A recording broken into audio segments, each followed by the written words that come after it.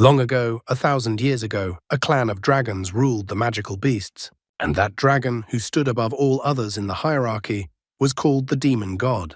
No one dared to oppose him, and all the magical races were forced to only kneel before the strongest. The demon god had exorbitant ambitions and wreaked havoc everywhere. He himself led his own army of magical beasts, which easily took over the human world. The demon god's greed knew no limit. He sought to plunge every part of the universe into endless darkness, sparing absolutely no one. It was at this moment, right in the face of death, humanity has fully revealed its potential. At the dawn of the awakening of spiritual power, a select few gained the ability to control magical beasts. These chosen ones, capable of controlling magical beasts, were later called beast tamers. Beast tamers used magical beasts as riders as well. Not only could they be riders, but they could also use the power of the magical beasts. After one of the beast tamers attacked a magical beast, a message came in. A magical beast descended over the northern neighborhood of the city. In the same instant, the report was updated to say that a magical monster had fallen into a residential neighborhood and emergency assistance was urgently needed. A magical beast couldn't leave one indifferent, especially when you first see a dragon in front of you, and even so close. Xiao Xingyu, a third grader at Xiangnan High School, didn't need to imagine what the dragon looked like as it fell right in front of him. Xiao Xingyu was so scared because who was he in front of such a gigantic magical beast? And at the same time, blood splatters were flying towards him. As he fell to the ground, he heard a voice from nowhere. The voice said that at the beginning of this catastrophe, when heaven and earth were not yet separated, he had made a pact. He sealed it with his blood and summoned the spirits of the void. He decided that blood would be his payment and words would be his bond, and then bade them listen to his command. And following that, an attack from the magical beast that was under the control of Beast Tamer followed again. After the attack, Beast Tamer confirms that the magical beast is dead. Also, noticing Xiao Xingyu rubbing his eyes from the bright light and sparks around him, Beast Tamer reported that there were survivors and that no one was injured. Opening his eyes, Xiao Xingyu noticed a giant lion in front of him, as well as a beautiful girl who was apologizing for the inconvenience. The girl's name was Su Ruyan, and she was the principal of Qinglong Academy. Su Ruyan held out a paper or check to him and informed him that Qinglong Academy would compensate for the damage caused to Xiao Xingyu's house, and that they would pay the compensation. Two more beast tamers flew up to Su Ruyan on their magical beasts. After that, Su Ruyan said goodbye to the guy. This was Xiao Xingyu's first encounter with the famous beast tamers. In this world, everyone dreams of becoming a beast tamer. Xiao Xingyu was no exception. He only needed one chance. However, not everything in this world can be obtained just because you want it. Xiao Xingyu didn't even have the money to buy a beast, and without one, he wouldn't be able to pass the National Beast Tamer exam. At this moment, while the guy was still in his dreams, a small dog appeared out of nowhere. The dog immediately started licking the guy, who was not particularly pleased with this action. Xiao Xingyu began to scold. Had the dog been following the dragon all this time? The guy didn't understand where the dog even came from in his apartment. However, the guy who has no money but has a dream immediately became curious if the dog could be tamed. After looking at the dog, he remembered something. As in the textbooks, mentioned a creature that was similar to a dog, and his name was Gale Hound. The Gale Hound had a weak bloodline and didn't require much spiritual power. Therefore, the guy thought that he could feed the dog. Xiao Xingyu was even happy that now he had a beast after all and could become a beast tamer. Despite all this, he was still sad because the national exam was only 3 days away, and he would hardly have time to prepare. Trying to push away all the anxious thoughts, he was still happy that he finally had a magical beast. The next day, the first thing Xiao Xingyu did was head to the Beast Tamer's store that was located in their city of Qingfeng. Looking at the store's signboard, Xiao Xingyu even thought that perhaps the best solution would be to give the magical beast to someone who could take care of it. The guy realized that the Gale Hound had no future with such a poor owner. Even such a small dog had eaten his week's worth of food in just one night. The shopkeeper finally peeked out of the store. He asked why the guy decided to come to him so early. Xiao Xingyu immediately asked the shopkeeper about buying his beast. However, the shopkeeper immediately refused. He didn't need a Gale Hound. After all, it was a beast with such a low pedigree and no evolutionary path. The man didn't understand the point of the offer at all, as no one would buy a Gale Hound. Therefore, the shopkeeper demanded that Xiao Xingyu should leave and not disturb his work. All this shouting from the man scared the dog. Xiao Xingyu only resented that there was no need to shout if the man didn't want to take the dog. Suddenly, a system window appeared in front of the guy. In front of him was a gale hound. The level was Initial Stage, Tier 1, Loyalty 59, Bloodline Inferior, Hidden Bloodline, Hell Bloodline, Epic Quality. No talents. Hidden Talent, Hellfire, deals true damage, bypassing enemy armor. No evolution paths. Hidden Evolution Path, Gale Hound, Hell Gale Wolf, Hell Nether Wolf, Divine Infernal Wolf. Xiao Xingyu thought that he must have been too tired, and he had dreamed up all sorts of things. He could see no other explanation as to why some system window had appeared in front of him. After carefully wiping his eyes with his hand, he opened his eyes and the system window was still in front of his eyes. From everything written, Xiao Xingyu was interested in the hidden path of evolution. However, the shopkeeper still yelled at Xiao Xingyu. He thought that Xiao Xingyu was mocking him since the Gale Hound did not have any path of evolution. Xiao Xingyu didn't understand if the shopkeeper couldn't see the system window that was in front of him, and if the system window was only accessible to Xiao Xingyu. An arrogant and rich upstart is bound to appear. Such a person appeared in front of Xiao Xingyu. His name was Sujie. He was also in the 3rd grade of Jiangnan High School. He was the son of the richest man in Qingfeng City. He had a haughty expression on his face, immediately noticed Xiao Xingyu. He recalled that Xiao Xingyu never dared to take the exam because he didn't have a magic beast. Looking at the Gale Hound, he noticed that Xiao Xingyu seemed to be able to accumulate a few coins to acquire it. However, Xiao Xingyu immediately removes the dog from Sujie's gaze. The guy makes fun of Xiao Xingyu. He even remarks that it looks like Lina was right, and Xiao Xingyu doesn't want to take the Beast Tamer exam at all. Suji continues to taunt the guy that he still wouldn't pass the exam, even if he wanted to so badly. Xiao Xingyu flinched at the mention of Lina, then Suja continued to mock him. After all, Xiao Xingyu's girlfriend had now become his ex-girlfriend. Jiang Lina is now dating Suja. As if confirming these words, Lina appears and grabs the guy's hand and wonders where he disappeared to. She could barely find him. Suja says that he just noticed an old acquaintance of the girl and decided to greet him. Lina asks Suja not to joke around. After all, she broke off her relationship with Xiao Xingyu a long time ago. Lina doesn't understand at all why she should care about some loser's opinion when she's dating such a rich guy. Xiao Xingyu is also carrying around some mongrel dog. To Lina, he seems incredibly pathetic. However, Xiao Xingyu does not lose heart. He reminds her that he was the one who helped Jiang Lina when she was at the bottom, but he does not care and let the girl continue to waste her life with such a rich jerk. Unfortunately, many people take a good attitude towards them as weakness and take advantage of it. Xiao Xingyu asks that Jiang Lina should remember that he was the one who dumped her. Suja is furious when he hears these words. He is annoyed that Xiao Xingyu is talking to his girlfriend like that. Suja even swears that he will wipe Xiao Xingyu into powder. Jiang Lina, on the other hand, in her corrupt manner, asks that Suji ignore a loser like Xiao Xingyu and that she should have broken up with him earlier. Xiao Xingyu was tired of hearing that the Gale Hound was useless. He couldn't wait to find out what was in store for him next, because he had no hope before, and with the appearance of the dog, his life took on an interesting color. 3 days later, in Zilin Square, the National Beast Tamer exam was announced. The examination center in Qingfeng City welcomed the candidates and asked them to take their seats. The test was about to start, and Xiao Xingyu didn't want to be late and no longer tried to escape. The other candidates also noticed Xiao Xingyu, only they didn't understand why the guy showed up for the exam since the guy didn't have a magical beast. The other candidate also knew about it since Xiao Xingyu couldn't buy a magic beast. However, he heard that Xiao Xingyu had signed up for the exam 3 days ago, and that Xiao Xingyu had applied to Qinglong Academy. The guy was shocked to hear such a thing. After all, Qinglong Academy is the best of the 4 academies. The other candidate was also surprised. He didn't understand how a loser like Xiao Xingyu dared to take such a step. Approaching the table with the magic ball and the examiner who placed his feet on the table, Xiao Xingyu gathered his resolve and said hello to the examiner. He announced that he was here for the exam.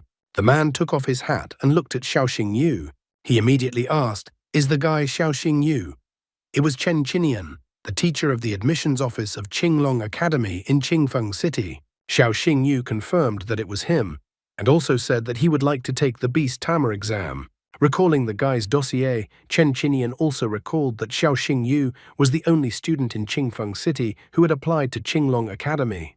The arrogant upstart Suje did not stand aside and came to properly ridicule the guy. Suje believes that Xiao Xingyu has become too brazen and sees no boundaries. Suji recalls that in the past 5 years, only 8 students from their city have applied to Qinglong Academy. But none of those students who applied could pass the exam.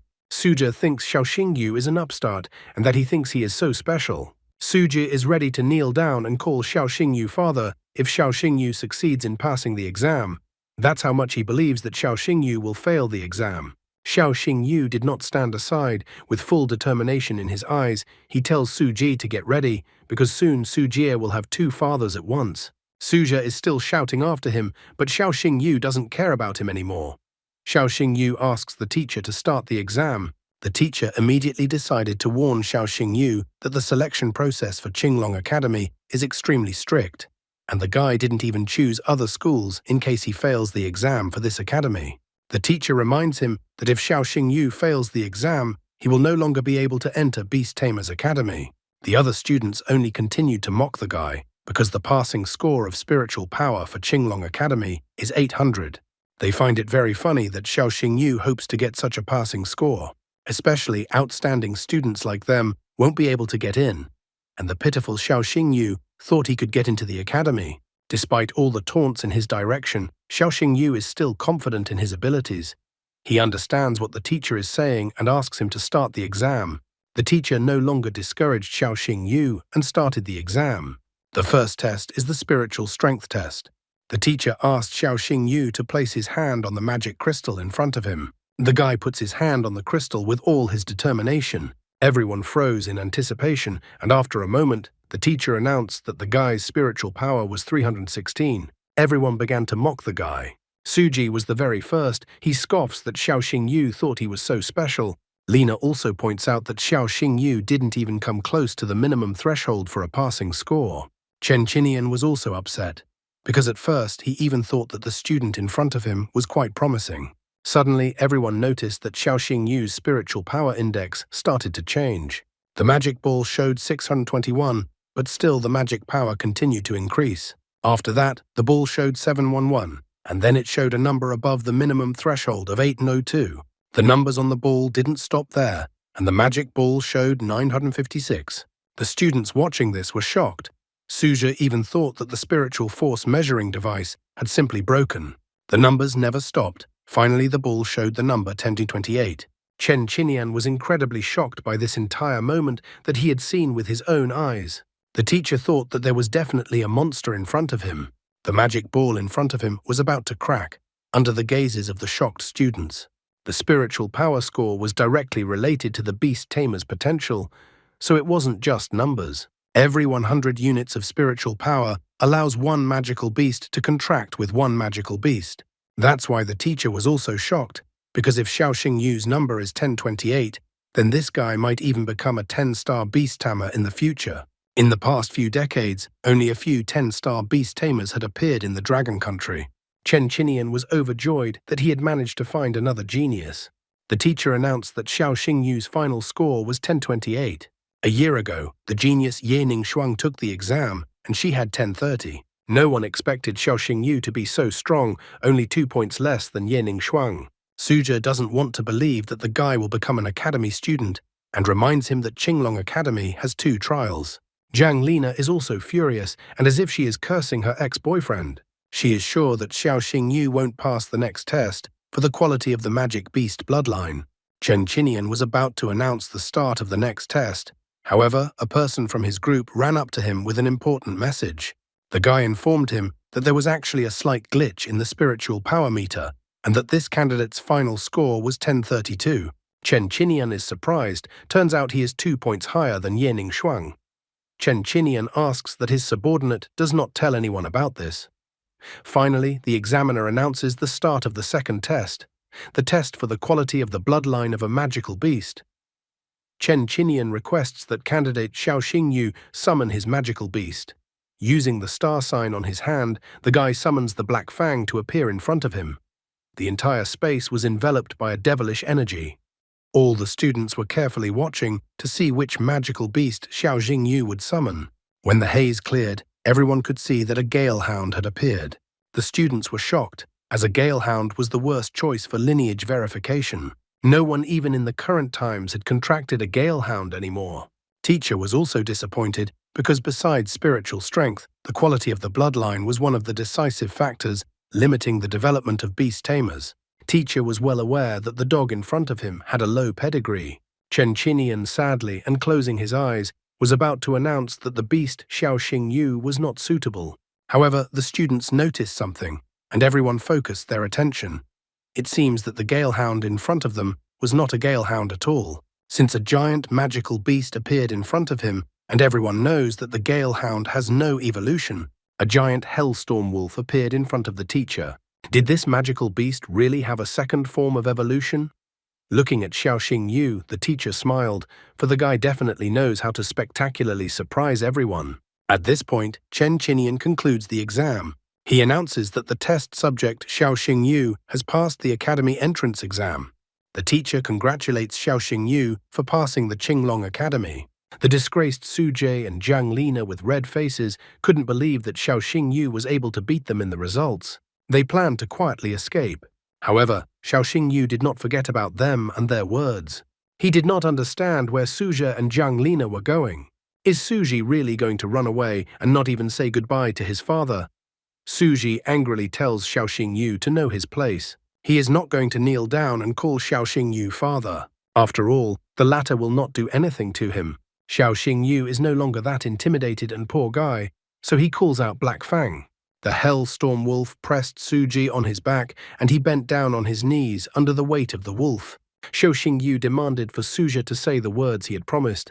Breathing heavily and barely holding on, under the weight of the wolf's paws, Suzhi still asks for forgiveness from his new father. However, Xiao Xingyu can't have such a worthless son, so he tells Suzhi to get out. Jiang Lina is not left out either. She declares with a smile that she has actually grown very fond of Xiao Xingyu in these 2.5 years. The girl proposes to start their relationship over again. Xiao Xingyu is already a cool guy, so he tells Jiang Lina that their entire relationship is in the past and walks off into the sunset. Jiang Lina dramatically falls to her knees and asks her ex-boyfriend to forgive her and that she was wrong. She quickly changes her mind.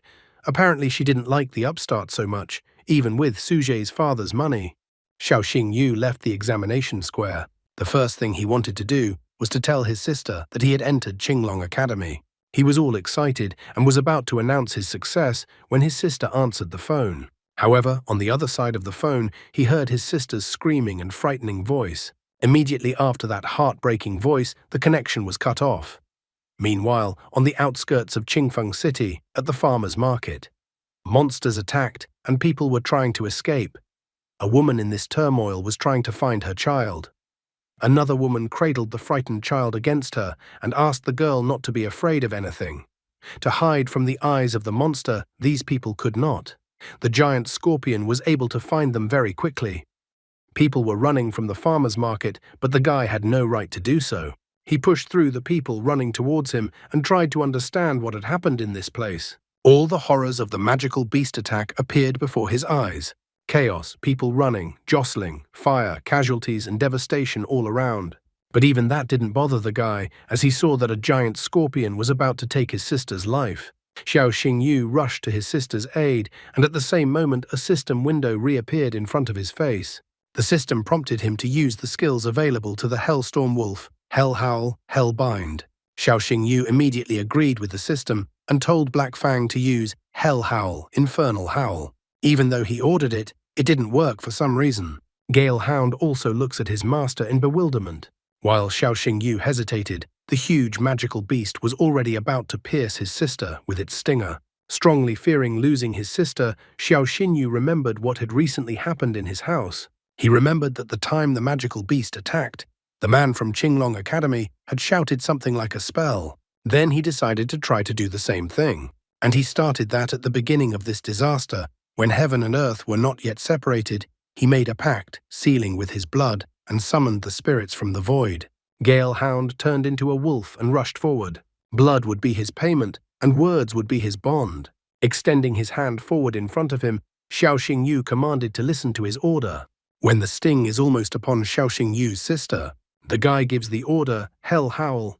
A powerful attack bursts out from his Hell Wolf and destroys the magical beast. Xiao Xingyu is still in shock, for this is the first time for him. He is surprised at how frightening Beast Tamer's strength actually is. After recovering from the shock a bit, he still remembered that his sister is still near the magical monster. He rushed to his sister, who did not let go of the little girl and continued to comfort her. Xiao Xingyu apologizes for coming so late, but he is glad that his sister is fine. His sister is worried about him. Then, without delay, he immediately brags to his sister that he has entered Qinglong Academy and that he is now also a Beast Tamer. Without waiting to be introduced, the Galehound informs himself that he is here too. When Galehound sat down on his lap to Xiao Xingyu, the latter finally introduced him as a contracted beast tamer. In front of the girl appeared a very cute-looking Hellstorm wolf, Black Fang. The residents stared at the magical monster in shock. The one who had caused so much commotion and taken so many lives was finally dead. The guy with a satisfied look confirms that the monster is gone. His sister for now and herself does not know what happened. Finally, the frightened woman found her child. She didn't run away. She kept looking for her daughter despite the danger. The woman thanks her brother and sister. The girl rushed to her mum in tears. She was so scared of that monster. And at that moment, her mum disappeared and she was even more scared. After returning the girl to her mum, the brother and sister decided to go see the defeated monster. In the remains of the monster, Xiao Xingyu found the core of the magical beast. Core level beginning. Condition for obtaining the core, killing the magical beast. Attribute poison. Effect +5 poison attack, experience +10. Taking the stone in his hands, Xiao Xingyu still didn't understand what kind of magical beast core was in front of him. Even though it was just an initial stage core with a poison attribute, but even the smallest core can help the Black Fang evolve, so he throws the magical core to his dog and it eats it. Xiao Xingyu then informs all the bystanders that the beast is dead, and the residents are now safe. The people surrounded Xiao Xingyu. They were happy that they were able to survive, and so they started to thank the guy. They even called him a hero. The little girl he saved also thanked him. She also wants to become a beast tamer, just like Xiao Xingyu. The guy stroked the girl's head and assured her that she will definitely succeed.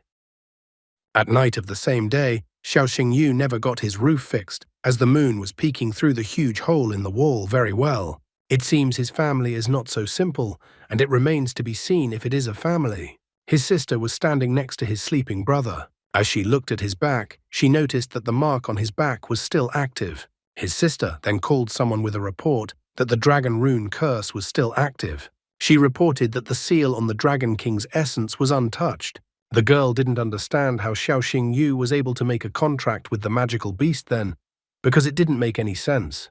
The voice on the other end of the phone concluded that perhaps this was fate. The caller ordered the girl to continue to keep an eye on Xiao Xingyu. The girl accepted the order and pledged to fulfill it with all the responsibility entrusted to her. The guy does not even realize that he is alone in this world, and he really does not have a single loved one. What will Xiao Xingyu do when he learns the truth about his sister and his life? In the near future, Xiao Xingyu was already standing at the train station of Qingfeng City and waiting for his departure. He and his sister, who had also decided to go with him, had many people come to see him off. The people were so kind. One man brought a basket of salted duck eggs for Xiao Xingyu, for he had loved them so much as a child. A kind woman also brought some red envelopes where many people had put money for Xiao Xingyu. The woman asked Xiao Xingyu to cherish their gift. The guy accepted all these gifts because the locals had worked so hard for him. He waved them good-naturedly and asked the locals not to see him off, because he would definitely come back here once the vacation came. His sister also had a very good-natured look, as if what happened during the night had never happened at all. Upon entering the train, the first thing Xiao Xingyu did was offer his sister a seat. That was how they traveled. A few hours later, a warning came over the loudspeakers that magical beasts had appeared on a section of the railroad, so the train might shake. There was no shaking, however, and a voice from the speakers in the car announced that the train had successfully passed the dangerous section and would proceed on schedule. Xiao Xingyu was relieved that nothing had happened. Also, they will soon arrive in the city of Lunyin. His sister reminds the guy that his studies will start soon, so he should not relax. Everything seemed to be going well, but the moment they were relieved, the train suddenly began to shake. No one realized what had happened. Suddenly, a message came from the car speakers for the passengers to get ready. Magical beasts appeared ahead of the train, a pack of three-eyed giant monkeys. A voice from the loudspeaker warned the passengers to be careful and to take care of their lives and property. The passengers began to panic. One passenger was shocked when the conversation mentioned magical beasts. Another passenger was also greatly surprised, for they had been told before that they were safely through the most dangerous section. Suddenly, powerful blows began to resound on the roof of the train car. Xiao Xingyu didn't understand what they had to do now. The other passengers waited for someone to deal with this attack. However, before anyone could come to the rescue, one of the monkeys tore through the roof lining. One of the passengers yells for everyone to run away. When the girl wanted to react already, Xiao Xingyu asked her to the contrary to sit here and not go anywhere. The sister doesn't understand what her brother is going to do. The sister falls on her knees and asks her brother to stop. However, Xiao Xingyu can't do that because an angry monkey has decided to attack him. Before Xiao Xingyu could react in any way, a magical beast appeared right in front of the monkey and hit the monkey with its tail. The mistress of the magical beast resented the fact that the guy was just standing there looking at the monkey. Therefore, the girl orders Xiao Xingyu to step aside if he doesn't want to die. This girl's name is Qin Yanran. Qin Yanran is the daughter of the head of the famous Sky Guild. The girl powerfully swung her spear, and then with a swing of her spear, the girl used Thunder Flash. With this attack, the fox once again rushed towards the monkey. Xiao Xingyu was shocked when he saw this girl in front of him, for he seemed to have realized who she was. Based on the system, the girl had a beast, the three-tailed Thunder Fox. Level, Extraordinary Tier 3. Attributes, Thunder Fox, Epic. Path of Evolution, Three-tailed Thunder Fox, Four-tailed Thunder Fox, Five-tailed Thunder Fox, Nine-tailed Thunder Fox. Hidden Path of Evolution, Three-tailed Thunder Fox, Shadow Red Lightning Fox, Scarlet Lightning Fox. Skills, Tail Strike. Simultaneously strikes an enemy with three tails, dealing an electric shock with the effects of paralysis and stun for 1 second. Thunder Flash, dodge an enemy's attack and deal lightning damage. Putting all the information together and seeing the three-tailed Thunder Fox, the guy analyzed the spear and the magical beast and realized that the person in front of him seemed to be Qin Yanran, the daughter of the head of the Sky Guild.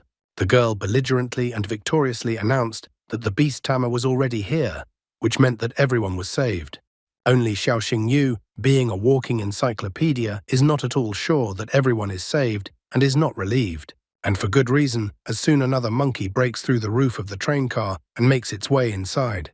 Xiao Xingyu also recommends that everyone leave the wagon as soon as possible. Xiao Xingyu knows very well that three-eyed giant monkeys live in a pack, so he couldn't believe that just one monkey could attack the train. There was no other choice, so Xiao Xingyu decides to summon his Black Fang to help Qin Yanran deal with the monkeys. Qin Yanran finally dealt with one of the monkeys and was very indignant that there were too many of them. It seems Qin Yanran got too caught up in her thoughts and didn't notice when she was attacked from behind by two giant monkeys. However, the glorious hero is already here. Xiao Xingyu uses the Black Fang and its ability, the Hell's Bond. Huge chains appeared from the dog's mouth and bound the monkeys. Xiao Xingyu even scoffs that they are not as frisky now. Qin Yanran absolutely did not expect that the guy she protected earlier would also turn out to be a beast tamer. Qin Yanran takes her fox in her arms and thanks the guy for his help. Xiao Xingyu remarks that there is no need for thanks, as any beast tamer would have done the same thing. But suddenly something caught Xiao Xingyu's attention and absolutely dumbfounded him. The system showed that the three-tailed fox was depressed, lethargic. The fox had post-traumatic stress disorder. To cure this ailment, the system suggested to crush anemone flower, pour boiling water, add thunder element catalyst, then add the magical core of the water element beast dissolved in water. Xiao Xingyu seems to be a naive fool, so he immediately tries to help the girl. He asks Qin Yanran if her fox has recently become too active during battles and then very lethargic afterward, and if it sometimes maims itself. Qin Yanran is shocked. She doesn't understand how the guy knows this. Xiao Xingyu immediately admits that the fox has post-traumatic stress disorder. He supposedly read about it in the Magical Beast Disease Handbook, and that three-tailed thunder foxes most often suffer from this very thing. Xiao Xingyu at least here decided to lie because he couldn't admit that he was actually just seeing all the information about the girl's beast. The girl is glad that she finally found out why her Xiao Xiao hasn't been smiling much lately. Upon her arrival, she wants to get busy treating the fox. And in a burst of joy, Qin Yanran slaps the guy's back. Qin Yanran embraces Xiao Xingyu and declares that he will be her little brother from now on. At this time, Xiao Xingyu's sister is watching all these events and seems to be extremely unhappy. It looks like the sister will reprimand Xiao Xingyu when they arrive. Xiao Xingyu forgot about his sister when he met his new sister. Long live the battle of who will be the best sister. Since Xiao Xingyu's sister didn't stand silently watching, she decided to intervene. The girl put her arm around Xiao Xingyu and declared that she was his sister. Qin Yanran is also not a timid girl, so without feeling awkward at all, she hugged Xiao Xingyu from the other side.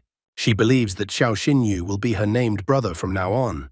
Xiao Xingyu himself seemed to let the situation go. Each of the girls was unwilling to give in to the other and pulled Xiao Xingyu in their direction. Xiao Xingyu felt that the girls could tear him in two. This was how they arrived at the academy.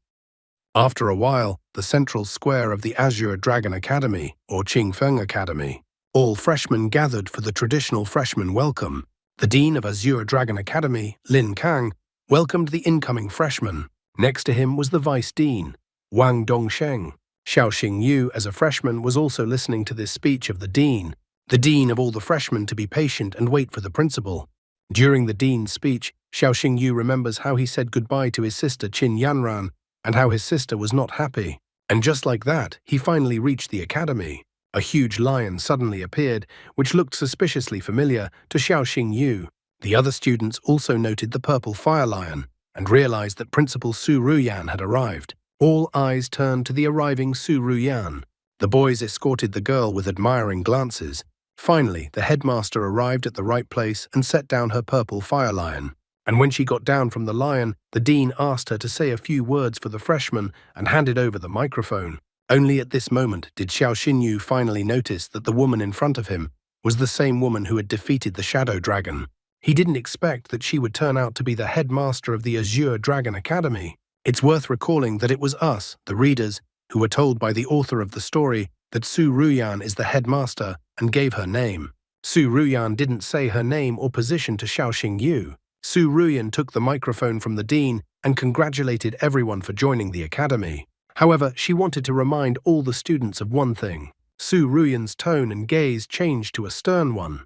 It didn't matter to her whether a student was from a noble family or a poor one. The most important thing for Su Ruyan was that in Azure Dragon Academy, everyone must obey her rules, and especially the 8th rule. The freshmen were in a hurry to understand and asked others what this rule was, but no one knew it. Then Su Ruyan herself delivered the 8th rule to the students. If there is a conflict between students, it should be resolved through a duel in the arena, regardless of who is right or wrong. The loser must apologize to the winner. Xiao Xingyu immediately realized that the 8th rule may seem harsh, but it actually prevents the scions of noble families from using their power and oppressing the weak. After all, thanks to the 8th rule, even ordinary students can defend their honor with their own strength. After 2 hours, Xiao Xingyu seems to have already had his first conflict, but he had just entered the academy, and it had only been 2 hours since the admission ceremony. One student seemed to recognize the guy, and that he was the same Xiao Xingyu. He couldn't believe that they were in the same class. It turned out that Xiao Xingyu had already gained fame amongst the students as a monster with spiritual power, almost the same as senior disciple Ye Ningxuang. However, the further development of this moment was interrupted as Chen Qinian entered the classroom and told all the students to take their seats as class was starting. The guy didn't seem to be looking for trouble after all, as he greeted Xiao Xingyu, calling him his brother, and said that he would follow him. Chen Qinian didn't let this go unnoticed and asked for the audience to be quiet. Chen Qinian greeted the students and said that he would be their mentor from now on.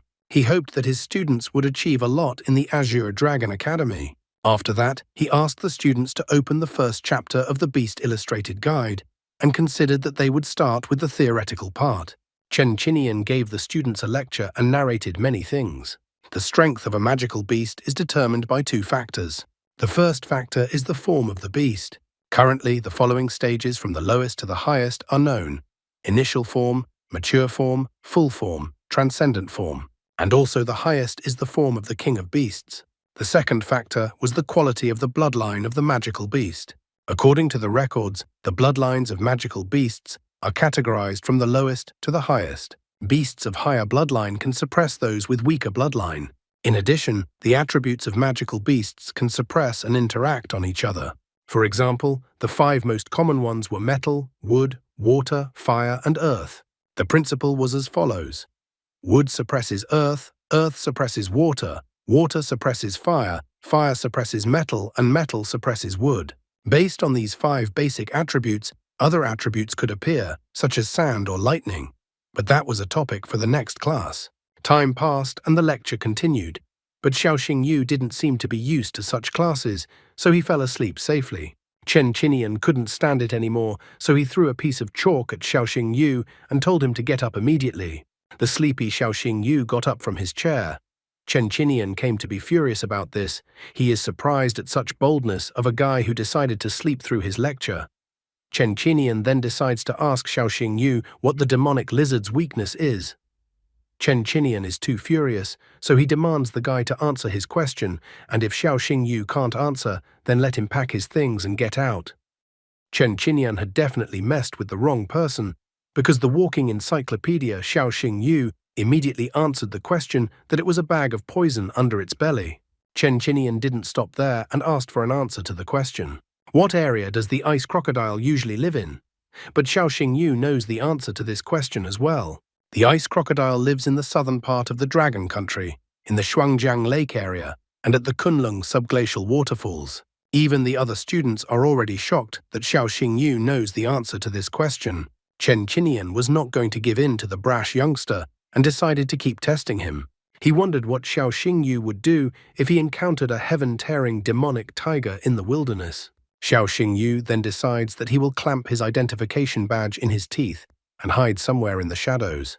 Here, not only the other students anymore, even the teacher himself didn't understand why Xiaoxing Yu would do that. Then Xiaoxing Yu decided to explain that he would do so because the heaven-tearing demonic tiger was a magical creature at the Beast King stage, a mutated species that only a beast tamer of at least 6-star level could fight against.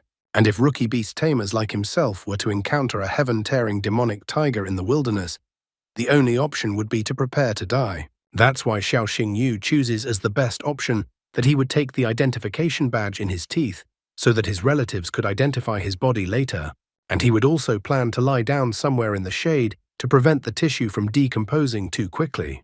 Chen Qinian accepts this answer. He is thrilled that a newly enrolled student is already aware of this knowledge.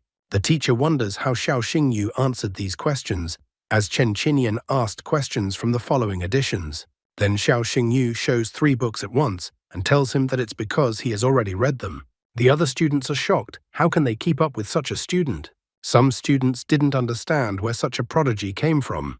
Chen Qinian told the class to engage in self-study, and he himself asked Xiaoxing Yu to go along with him. As soon as Xiaoxing Yu walked out of the classroom with the teacher, he immediately began to apologize to the teacher. Xiaoxing Yu promised the teacher that he would not sleep in class anymore.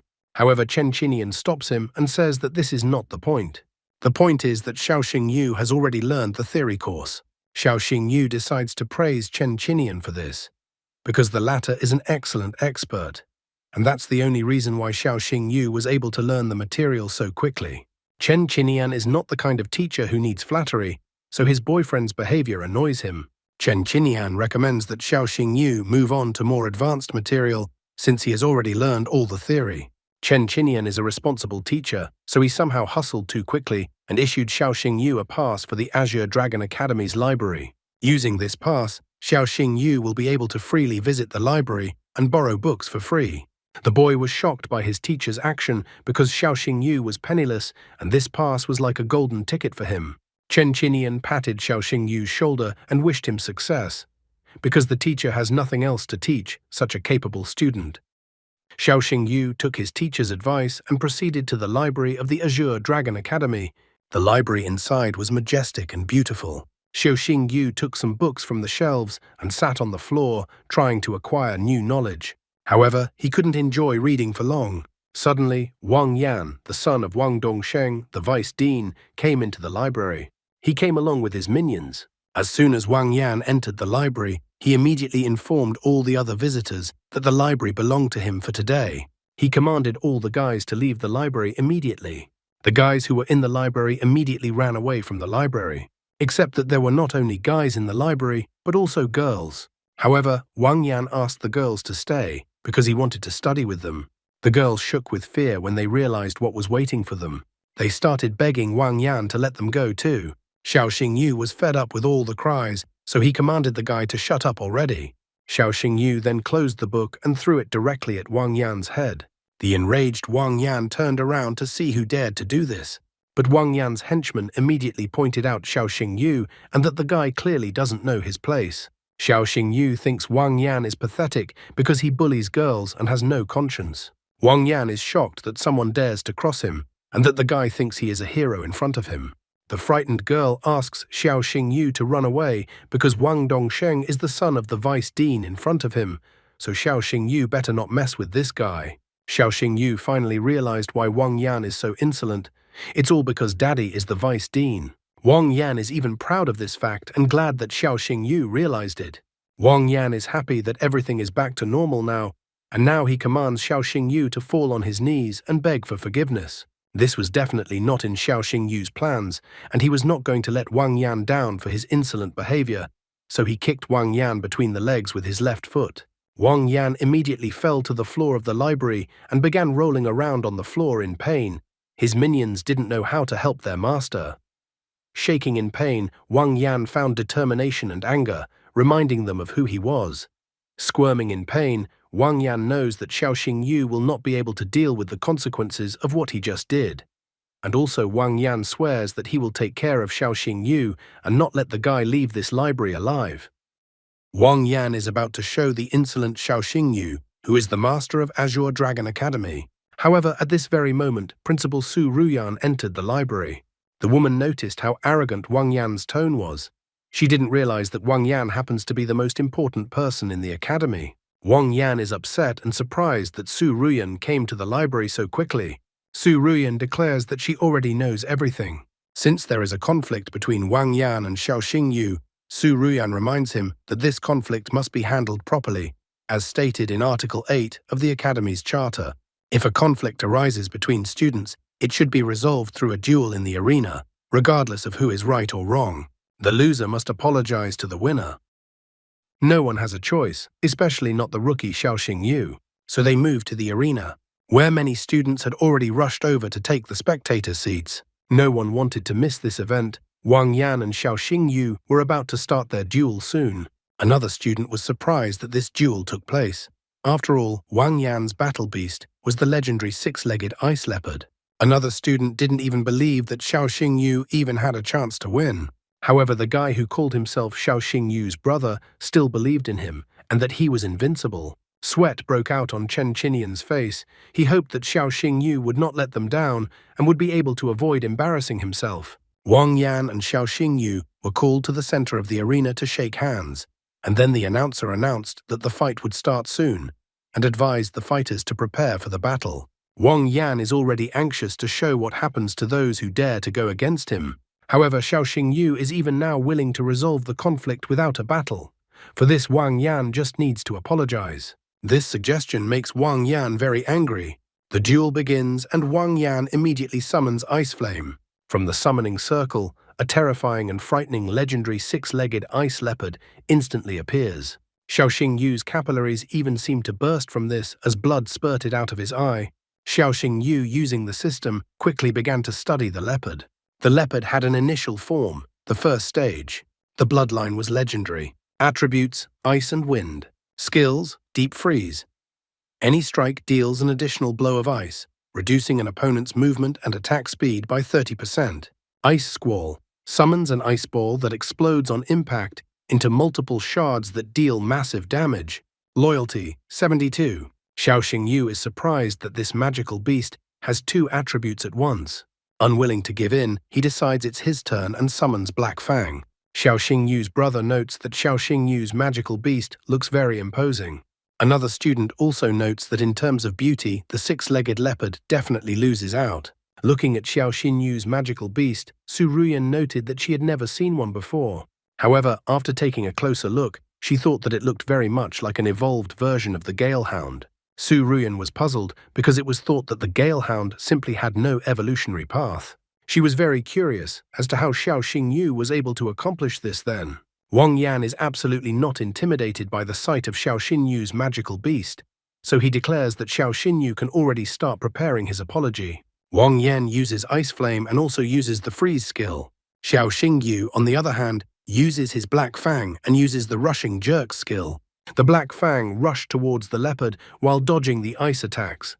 The magical beasts clashed, and the leopard began to crowd Black Fang rather quickly. Chen Qinian recalled that the Hellstorm Wolf was a magical beast, with the attributes of fire and wind, while the six-legged leopard had the attributes of wind and ice. Looking at the duel, Chen Qinian felt that from the looks of it, Wolf would not be able to overcome the advantage of the elements. The enraged Wang Yan vows to destroy the magical beast Xiao Xingyu. He orders Ice Flame to activate the ability Ice Barrage. Black Fang is covered in ice, and everything around him turns into a block of ice. It's like he's in an ice prison. Poor Black Fang seems to be on the verge of life and death. Wang Yan was beginning to scoff at Xiao Xinyu. He announces that Xiao Xingyu's magical beast will freeze to death very soon. The teachers who were fed up with Wang Yan's antics, as well as Principal Su Ruyan, were waiting to see what Xiao Xingyu would do at such a moment. In response, Xiao Xingyu himself is already mocking Wang Yan, who is so confident in his plan.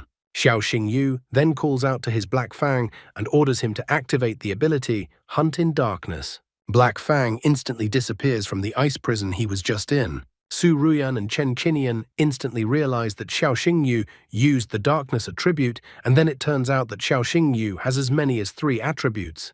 Wang Yan was still in a panic, trying to find where Xiao Xingyu's magical beast had gone. As it turned out, Black Fang turned into a shadow, and thus was able to avoid imprisonment in the ice prison. Black Fang attacked Wang Yang from the back, but he was prevented by the 6-legged leopard, who counterattacked Black Fang. Xiao Xingyu then summoned Black Fang and decided to see what Wang Yan would show against him. Xiao Xingyu used Black Fang's ability, the Oblivion Claw. As soon as the attacks plucked from the shadows touched the leopard, it froze in place and couldn't move. Wang Yan asked Ice Flame to fight back and do something, rather than just standing there. The headmaster immediately recognized this attack, for this Oblivion Claw was a darkness attribute skill. When it hits the target, it causes paralysis for 3 seconds. Xiao Xingyu decides that it is time to end this fight. He then uses Black Fang's ability, Infernal Howl, and pierces the 6-legged leopard with this attack. The host announces that the duel is over, and also announces that Xiao Xingyu has won. Many students, especially the newcomers, are happy that Xiao Xingyu defended their honor and punished the insolent Wang Yan. Wang Yan fell to his knees and couldn't believe what had just happened. He thought he was invincible. Xiao Xingyu approached Wang Yan and also reminded him that he had lost. Since Wang Yan lost, Su Ruyan requires him to apologize to Xiao Xingyu, as written in the academy rules. Su Ruyan is serious, so there's no way to get away. He intends to stop this whole farce. Gritting his teeth and clearly not sincere, Wang Yan bowed properly and also apologized to Xiao Xingyu. Afterwards, he left the arena with great hatred, swearing that Xiao Xingyu would pay for it. Su Ruyan, meanwhile, notes that it was a great fight. She also notes that Xiao Xingyu is already the 2nd disciple who has made a good impression on her. Su Ruyan is looking forward to Xiao Xingyu's next performance, because his next performance will be at the freshman ranking tournament, and this event will be held in 3 days. All red with embarrassment, Xiao Xingyu thanks Madam Principal for the praise, but he wonders who the first student was. Then Su Ruyan confesses that it was a brilliant girl with a spiritual power level above 1,000, Ye Ning Shuang. Once again, this name popped up in a guy's life.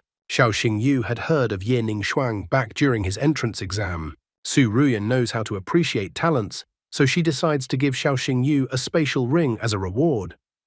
The guy is shocked, because it's incredibly expensive and also awesome, and here he gets it so easily. You can store anything in it. The system reported that in front of Xiao Xingyu was a spatial ring, a high-tech equipment designed to store various things, including food and supplements for summoned beasts, as well as magical monster cores.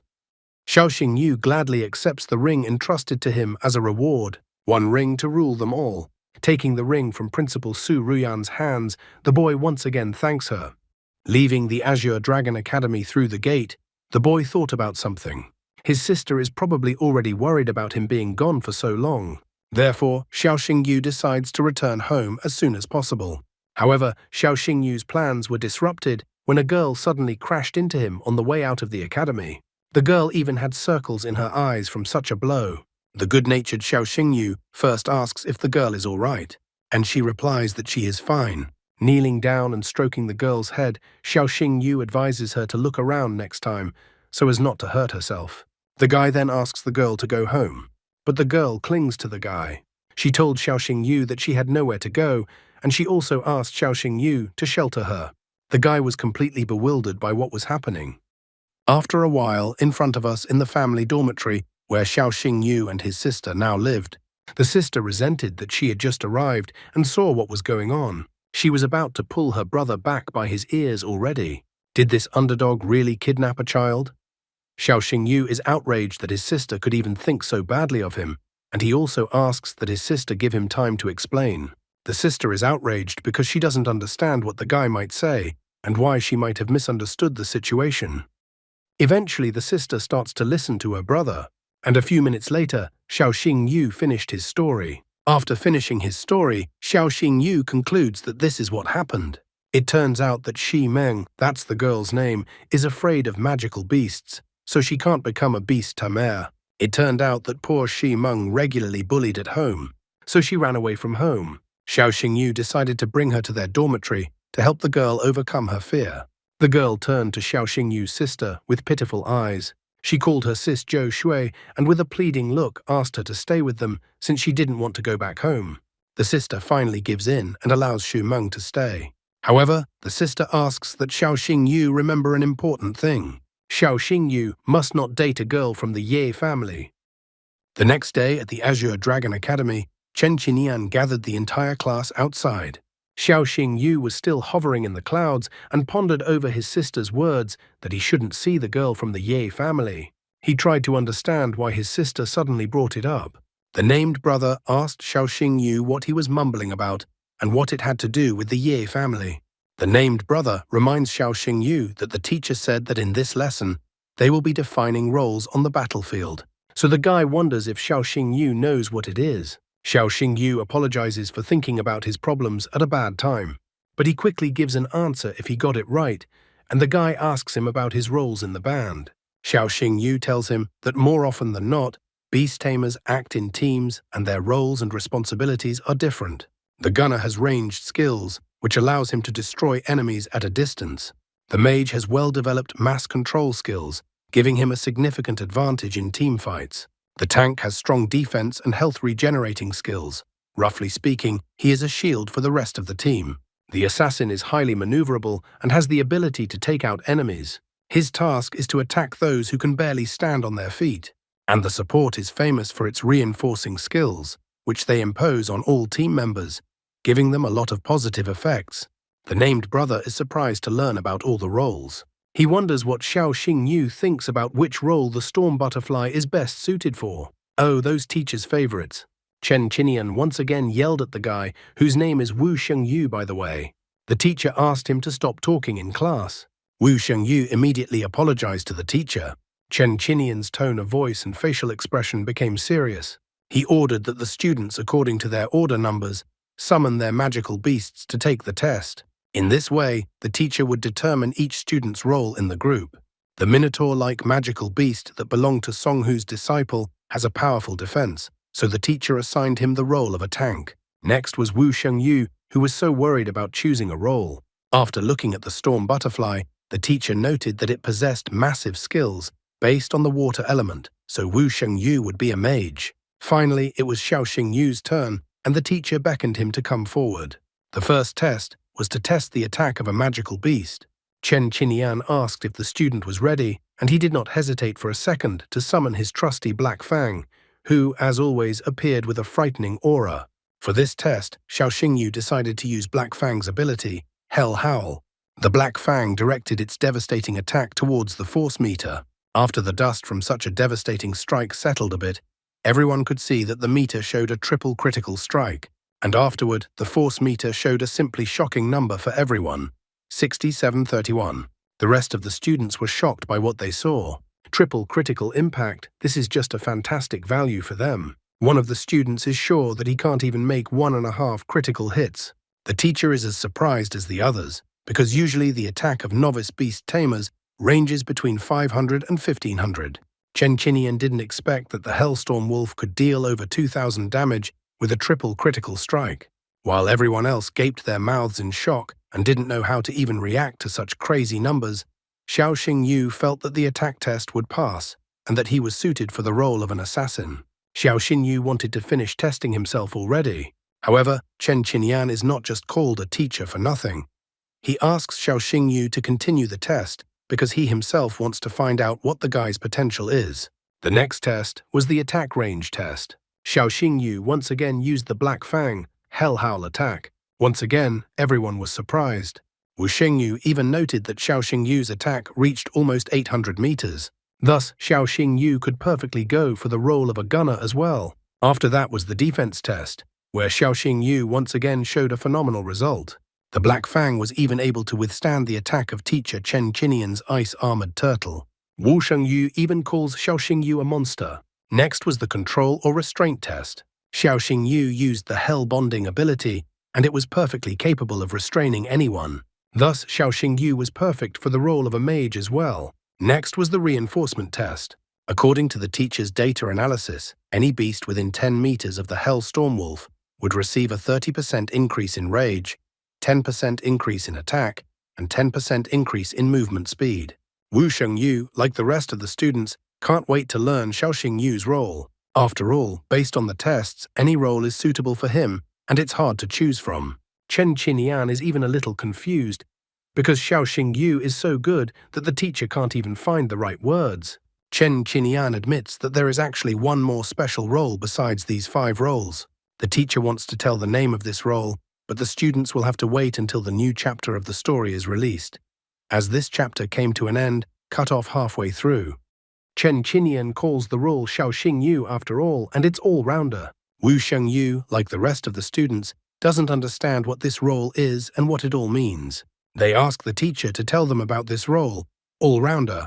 Then the teacher explains to the students that all-rounder is called Beast Tamers, whose summoned creature is equally suited for all roles. It is then that the Beast Tamers are given this role. So Chen Qinian brings up the point that Xiao Xingyu is obviously the only all-rounder in their group. All the students in his group think he's cool. They are wondering how Xiao Xingyu became so cool. Wu Shengyu is also curious. Xiao Xingyu, under all the admiring gazes of the students, only seems like a good-natured guy. Chen Qinian tried to cool the young man's ardor. He informs him that there is no need to rejoice prematurely. All-rounder are rare, but they still exist. The data of the first-year students has not been fully explored yet. But at this moment, the academy knows that Xiao Xingyu is not the only all-rounder in the academy. The teacher tells us that in the second year, there are students like Ye Ningshuang and Han Tianjun. In the third year, there are Murong Qingyang and Li Xuancheng. Having thus summarized the lesson, the teacher recommends that all the students continue to try hard. Soon, the lessons were over, and Xiao Xingyu left the academy building. He was glad that the classes were finally over. For starters, he wanted to buy some nutrient boosters for Black Fang to prepare for the rookie ranking competition. However, the guy was in for an unpleasant surprise, because his plans were disrupted by the appearance of hooligans. Xiao Xingyu inquired what the bullies wanted from him. This question to the leader of the bullies seemed strange. Had the guy not heard of the Black Tiger Guild? He and the other hooligans were already itching to beat up Xiao Xingyu. Of course, the bullies didn't choose Xiao Xingyu as their victim. They were directed to do so by Wang Yan, who couldn't bear to be defeated. He asks that the bullies not even have a conversation with Xiao Xingyu and just break the guy's nose. After all, Wang Yan wonders if Xiao Xingyu will be as cocky after that. The leader of the bullies listened to Wang Yan. In his opinion, Xiao Xingyu had himself to blame, because he had crossed young Mr. Wang. Xiao Xingyu notices that all the bullies have 3 or 4 stars on their clothes. Xiao Xingyu is angry at this injustice, because these bullies are not even ashamed to attack someone who has only 1 star. Wang Yan declares that if Xiao Xingyu doesn't like this kind of thing, he might cry. The bully leader asks Wang Yan not to worry, as he will deal with Xiao Xingyu himself. The leader of the hooligans summons the majestic Thunder Tiger, which appears as if with the sound of thunder. He sends his glowing lightning Thunder Tiger towards Xiao Xingyu. But Xiao Xingyu didn't wait and also summoned his Black Fang, who immediately attacked the Thunder Tiger. Black Fang immediately began to crowd Thunder Tiger and pinned him to the ground. The bully leader didn't expect this, as Wang Yan didn't seem to have warned him that Xiao Xingyu's beast was so strong. The bully leader is shocked, for from the looks of it, Black Fang only has a mature form. Therefore, the bully leader doesn't understand how Black Fang can resist his Thunder Tiger, which is at the full stage. The bully leader is an experienced fighter after all, so he decides to test who is the stronger of the two. Some weakling with 1 star, or the Black Tiger Guild elite with 3 and 4 stars. Just like that, the bully leader immediately discarded his words that he would deal with him himself and called on the rest of the bullies to help him. However, these were troubling times for the Black Tiger Guild, and they were shocked when someone else showed up. It turned out to be Qin Yanran, who had always wondered who would win, the Black Tiger Guild or her guild Celestial. Qin Yanran appears like a hero in shining armor and saves the guy from the bullies. Xiao Xingyu abruptly turned around and saw Qin Yanran. He remembered to call her his sister, as the girl had asked to call herself. The bully leader and his guild Black Tiger were surrounded. The Celestial Guild members surrounded them from all sides. The tone of his voice changed drastically. He was frightened. Celestial is the second guild in the ranking of beast tamers of Lunyin City. Even the Hurricane Guild, which is in first place, doesn't dare to clash with them. The leader of the bullies immediately adopted an apologetic pose. Under the questioning gazes of his supporters, he inquired what brought Miss Qin Yanran to this place. The girl is hugging the innocent Xiao Xingyu. If she hadn't been passing by, she never would have known what the much-revered Lei was going to do to her dear brother. The bully leader is surprised, for Qin Yanran is the only daughter of the head of the Qin family, and they have no other children. Then Qin Yanran explains that Xiao Xingyu is her named brother, whom she recognized. Therefore, if someone decides to offend her brother, that offender will have to deal with her first. Lei already regretted that he had gotten involved in this whole adventure without understanding. A cold sweat broke out on his face. Qin Yanran did not stop there and decided to finish the already pathetic leader of the hooligans with his words. After all, if someone offended Xiao Xingyu, he would have to deal with the entire Celestial Guild. Lei fearfully tried to find some way to escape punishment. He claimed that there was a misunderstanding. He also immediately decided to take all the attention away from himself. He pointed his finger at Wang Yan and claimed that it was all because of him. Wang Yan had hired them to cause trouble for Xiao Xingyu. Even Xiao Xingyu was surprised by the events that were happening. Wang Yan was greatly startled. He started apologizing and said that he didn't know that Xiao Xingyu was Qin Yanran's brother. Apparently at this point, Wang Yan was too scared as he peed right into his pants. Qin Yanran points out to Lei that he needs to understand what he needs to do. Smiling forcefully, Lei confirms that he understood what he had to do. After that, the Thunder Tiger Guild started beating up Wang Yan. Wang Yan was surprised that they dared to do this to him. After all, he was the one who hired them. After that, Qin Yanran took Xiao Xingyu to the Celestial Guild building. Qin Yanran asks the guy how he encountered the bullies. Xiao Xingyu confesses that he actually wanted to buy nutrient boosters for Black Fang, but Xiao Xingyu didn't expect to be so unlucky. Qin Yanran realized what he needed. She stated that if Xiao Xingyu needed such a thing, he could ask her, especially her guild, Celestial, just specializes in nutrient boosters. Qin Yanran states that if Xiao Xingyu ever needed nutrient boosters, the guy could just ask her and she would give them to him for free. Xiao Xingyu is shocked. He didn't expect his new sister to be so generous. It immediately becomes apparent to him that she is the guild leader's only and favorite daughter. After that, Qin Yanran decided to give her brother a tour of their guild. First, she showed Xiao Xingyu the training hall. The hall was equipped with the most advanced training equipment to help the beasts learn various skills as quickly as possible. Then, the sister showed her brother the relaxation area. There, beast tamers could relax after a task. There was even golf, sauna, and many other activities. The guild also had a conference room where they held meetings on important matters and made plans for future development. After that, the sister showed the medical area with the most advanced equipment and a wide range of medicines. The most important thing the guild had was that their beast tamers' doctors had the highest qualifications, providing the best services to treat injured beasts.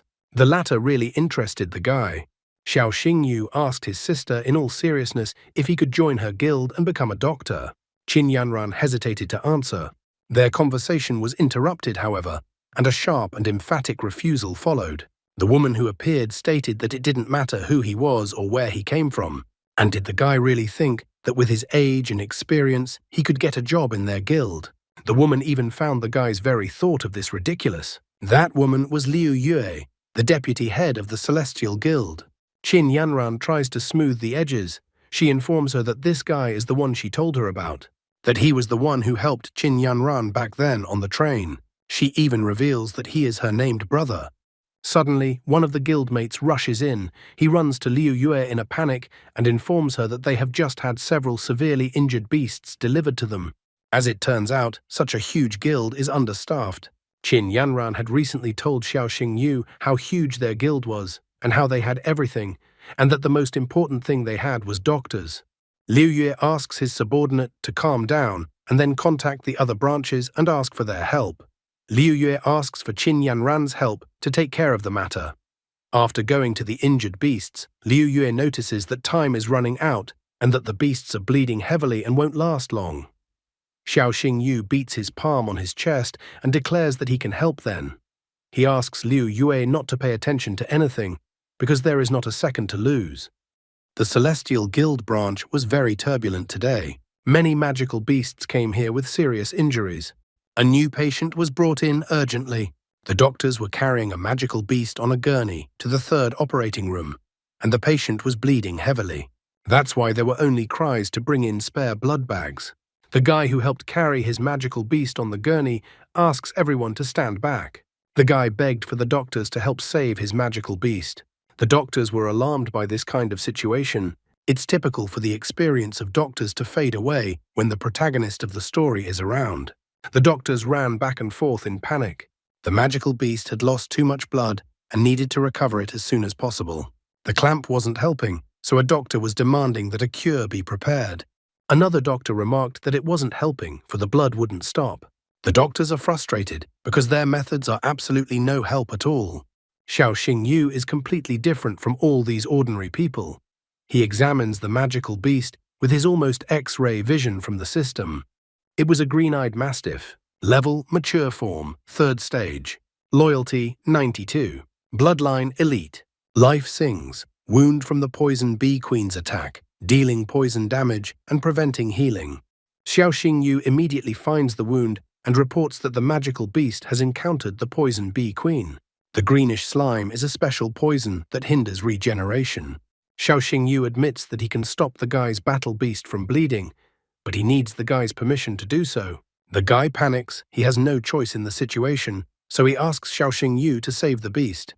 Xiao Xingyu recommends mixing 1 stalk of heavenly grass with a purple crystal flower to get 20 grams of medicinal mixture.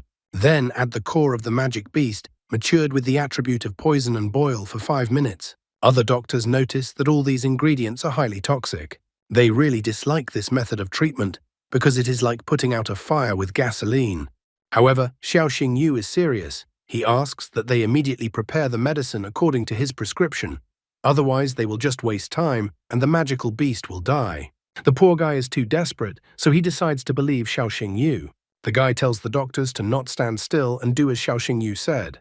The doctors finally stopped standing still and rushed to prepare what he said. 5 minutes later, a panting doctor came running in with a bottle of medicine and announced that everything was ready. Xiao Xingyu put on gloves and opened the cap and the bottles. Then he carefully began to lubricate the magical beast's wound. Suddenly, the magical beast roared, surprising everyone there. At the same time, the wound seemed to glow, the bleeding stopped, and the healing process began. The guy who had almost lost his beast a while ago hugged it in tears. Xiao Xingyu, on the other hand, walked over to Qin Yanran and Liu Yue. He asked Liu Yue if she was satisfied with the work he had done. Liu Yue is not stupid and not too arrogant. It's not every day that genius protagonists come to her. They are mostly mediocre guys who lack experience. Liu Yak declares that the guy has demonstrated an amazing result. Liu Yue was forced to admit that she jumped to conclusions about Xiao Xingyu. Only now does Liu Yue officially invite the guy to join the guild as a special pharmacist. Xiao Xingyu gladly accepts this invitation. After all, this is what he wanted from the beginning. At the dormitory, his sister reprimands him. That is, her brother wants to say that he only stayed late because he was signing a labor contract with the Celestial Guild. Her sister couldn't believe it, but her brother said that was the case. The sister even pouted because it seemed like someone had completely forgotten about their own sister after finding some rich sister. Xiao Xingyu tries to justify himself. After all, he would never do that to his sister. Shi Meng, on the other hand, wonders what a pharmacist is. If it's something edible, Xiao Xingyu corrects her and says that it's not really about food.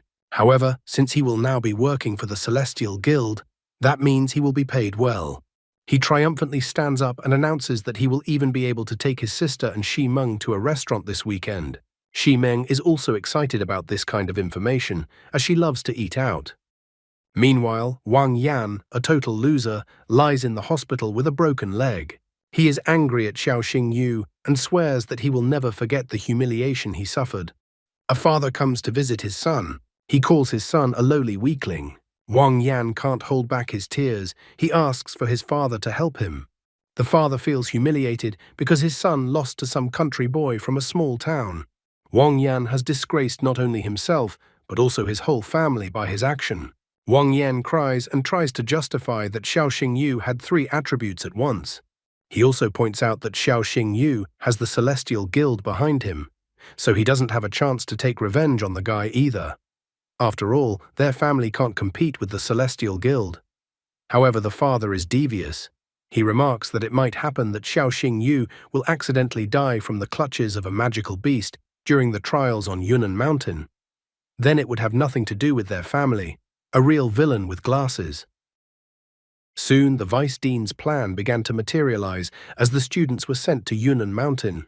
Teacher Chen Qinian, Principal Su Ruyan, and Vice Dean Wang Dongsheng were with the students. Wang Dongsheng announced that all the newly arrived students would be given another test.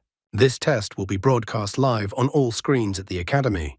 The bracelets worn by the students will record the number of magical beasts killed by each student. The bracelets will also keep a combat log. A grade of C will be given for killing 1 to 10 magical beasts. If 11 to 30 magical beasts are killed, a grade of B will be given. If someone kills between 31 and 50 magical beasts, they will receive an A grade. The luckiest and strongest, who defeat 51 to 80 magical beasts, will receive a grade of S. And finally, the strongest students who will defeat more than 80 magical beasts. Grade S+. Principal Su Ruyan also requires Vice Dean Wang Dongsheng to announce the especially gifted participants among this year's recruits before the trial begins. One of the students heard that Yening Shuang won the first place in the Yunnan Mountain trial last year. Wang Dongshen informed all the students that according to the entrance test results, there were 3 especially gifted students among the freshmen at once. The one in the first class was Mu Rongyang Shou. Mu Rongyang Shou is the eldest son of the Mu Rong family. Also noted in the first grade was Mu Rong Xinshin. Mu Rong Xinshin is the youngest daughter of the Mu Rong family. The other students were greatly surprised that there were 2 all-round gifted students in the first grade at once. And the third student was the third grade student, Xiao Xingyu. Xiao Xingyu wondered about the Mu Rong family. As far as Xiao Xingyu remembered, there were 4 great dynasties of beast tamers in their country: the Ye family, the Li family, the Mu Rong family, and the Shangguan family. Therefore, when he heard the Mu Rong family, he was surprised, because he had never met anyone from the 4 great dynasties before. After that, teacher Chen Qinian, Principal Su Ruyan, and Vice Dean Wang Dongsheng gathered in the broadcasting studio of the Azure Dragon Academy. A man with a mustache took the microphone and welcomed all the viewers. He was the host and commentator of this trial. His name was Yang Shu. Su Ruyan asks Wang Dongsheng his opinion about Xiao Xingyu and how much the guy can defeat the magical beasts. Wang Dongsheng is quite arrogant, and he thinks that Xiao Xingyu will defeat no more than 50 magical beasts. He even thinks that he has given an exaggerated prediction. Chen Qinian strongly disagrees with the Vice Dean's opinion and making allowance for Xiao Xingyu's talent. He thinks that the guy will defeat at least 80. Su Ruyan also disagrees with the teacher. In her opinion, Xiao Xingyu will perform a real miracle and break Yening Shuang's record. Meanwhile, the newcomers had already begun to enter the trial area, and the trial had officially begun. Not even half an hour later, Wang Lin, a student from the second grade, had defeated a short-tailed bear. The total number of magical beasts killed exceeded 10. Sun Tianhao from 5th grade was able to deal with 20 magical beasts already. The host was surprised that just an hour after the trial started, Mu Rongyang Shou from 1st grade had already killed 43 magical beasts. People watching the trial left comments. Someone remarked that Mu Rong's family could be proud of him. Some even wanted to marry the guy. Some wondered how strong the Mu Rong family was. The host said with unconcealed admiration that the white griffin was the only beast in this trial that had reached its full form. This beast's ability, space penetration, not only instantly shortens the distance to the target, but also enhances any attack by adding a piercing effect. Though the silver-fanged snake has exceptional regeneration abilities, it is unlucky to encounter the white griffin. After all, it would completely nullify the silver-fanged snake's regeneration. So the snake's fate was already sealed. Mu Rongyang Shou asked his white griffin to stop torturing the snake. Approaching the snake, the guy just wanted to extract the magic core and go on his way. The test statistics showed that all 3 gifted students greatly outperformed the results of the other students. However, all 3 gifted students were going toe-to-toe. Mu Rong Xinxin, 50, Mu Rongyang Shou, 49, Xiao Xingyu, 48. The host decided to leave the young master from the Mu Rong family for now and see how his sister was doing in the trial. The Mu Rong Xinxin magical beast was a bone-winged bat with a legendary bloodline. It was also the only undead beast in this trial. Her opponent was Bloodthirsty Lion, a second-stage mature magical beast with an epic bloodline. The Bloodthirsty Lion's attacks dealt 5 times the damage. It was a very strong opponent. However, after facing the bone-winged bat, even such a formidable opponent only had to accept his fate. The host knows how to get the audience excited. He states that if Mu Rong Xinxin manages to kill the Bloodthirsty Lion, the total number of defeated magical beasts will be 51. The viewers on the broadcast cheered the girl on. Some viewers even thought that she was possibly more talented than her brother. Looking at the statistics of the trial, Mu Rongyang Shou was a little surprised that his sister would still take 1st place in this trial. However, he was even more surprised when the statistics changed and someone overtook his sister. The events that happened a moment ago. Mu Rong Xinxin cornered the Bloodthirsty Lion and it could no longer dodge. Then she used her magic beast Bone-Winged Bat and made one last attack. She even rejoiced at the moment of the attack that she had almost managed to handle the lion. However, in the last instant, Xiao Xingyu appeared with his Black Fang. Black Fang dealt a decisive blow to the Bloodthirsty Lion using the claws of the underworld. Bone-Winged Bat's attack missed its target. Xiao Xingyu had brazenly stolen Mu Rong Xinxin's prey. That seems to be the guy's way of getting all the hate from the audience. Xiao Xingyu is so brazen that he even thanks Xinxin for distracting Bloodthirsty Lion and setting the stage for Xiao Xingyu to appear. Mu Rong Xinxin, deep down, was simply furious at such a guy's antics. However, she managed to keep a cool face. The host immediately notes that there was a rather unexpected turn of events. He notes that Xiao Xingyu's cunning is clearly not lacking. The host even calls Xiao Xingyu a genius of stealthy attacks, and that no matter how you hide, you still can't escape Xiao Xingyu. The host was intrigued, for Xiao Xingyu had stolen a beast from Xinxin and topped the table. However, it was too early to relax, because suddenly a 3-eyed magical ant entered the battlefield. The host could even sense the danger emanating from the ant through the screen. He wondered which of these two would dare to challenge a ferocious creature like the ant. Xiao Xingyu decided to use Black Fang's ability, the Infernal Bond, to begin with. The host immediately comments that Xiao Xingyu is the first to go into battle. He notes that the 3-eyed ant is known for its tough shell. However, the Hell Wolf's fire ignores the armor and still deals damage to this formidable monster. Xiao Xingyu orders Black Fang to finish off the ant and uses the Hell Howl ability. Xinxin decided to join the fight as well. The Bone-Winged Bat used sound waves and prevented Hell Wolf from finishing off her opponent. The girl immediately used necrotic flames and finished off the 3-eyed ant herself. When the girl took away the magic core, Xiao Xingyu admitted that he didn't think the girl was so vindictive. The host warms up the audience because the situation is getting even more heated, as Xiao Xingyu and Xinxin are currently tied on points and sharing the first place. At the same time, there is less than an hour left until the end of the challenge. The host wonders who will win in the end. Like a good host at the end, he suggests that the audience wait for the denouement of the exam. After finding the next monster, Xiao Xingyu orders Black Fang to prepare to enter the battle. However, Xin once again destroys the monster with his bone-winged bat, and thus takes the point out from under the guy's nose. What else did he expect everyone to put up with his antics? Even the host notices that wherever Xiao Xingyu goes, his vengeful rival immediately appears nearby and snatches away his prey.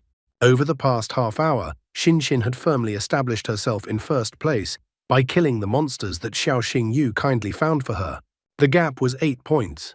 Xiao Xingyu pointed out that although he had stolen one beast from the girl, it did not justify her subsequent behavior.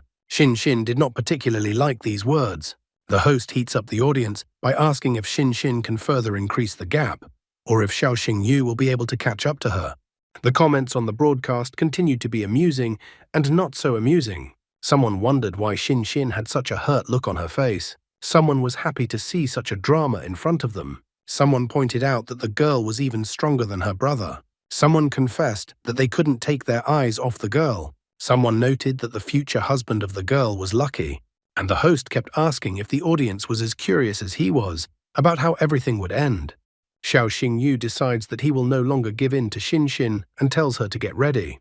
The commentators exploded here too. Some pointed out that the guy is a real man. Some said that Mom always said not to hang out with braggarts. And someone expected the girl's reaction and how she would get mad. The presenter also made a shocked face. He wondered if he was the only one who heard it, or if the others had heard it too. Xiao Xingyu admitted that he had been holding back the whole time. With less than half an hour left, the presenter wondered if Xiao Xingyu would have time to return to the top spot. Xiao Xingyu chased after the next monsters. Xin kept up with him. Minutes passed, and the number of monsters killed by these two had already broken all records. The Hell Wolf once again jumped into another of his victims, and Xin couldn't outrun the guy this time. Xin finds another magical beast and notes that in the air, Xiao Xingyu definitely can't beat her. However, even here, Black Fang's attack easily catches up with the magical monster that Xin was chasing. The girl can't even stand it all and calls the guy a scoundrel. Xiao Xingyu notes that there is less than a minute left and that there is no way Xin can defeat him anymore. The girl just calls the guy a real scoundrel. Even the host notes that the outcome is a foregone conclusion, and unless something unexpected happens, Xiao Xingyu will take the first place. Xin called the guy a scoundrel over and over again. Xiao Xingyu even wondered if the girl only knew this word. Suddenly, a monster appeared behind Xiao Xingyu and Xin, which was speeding towards Xiao Xingyu.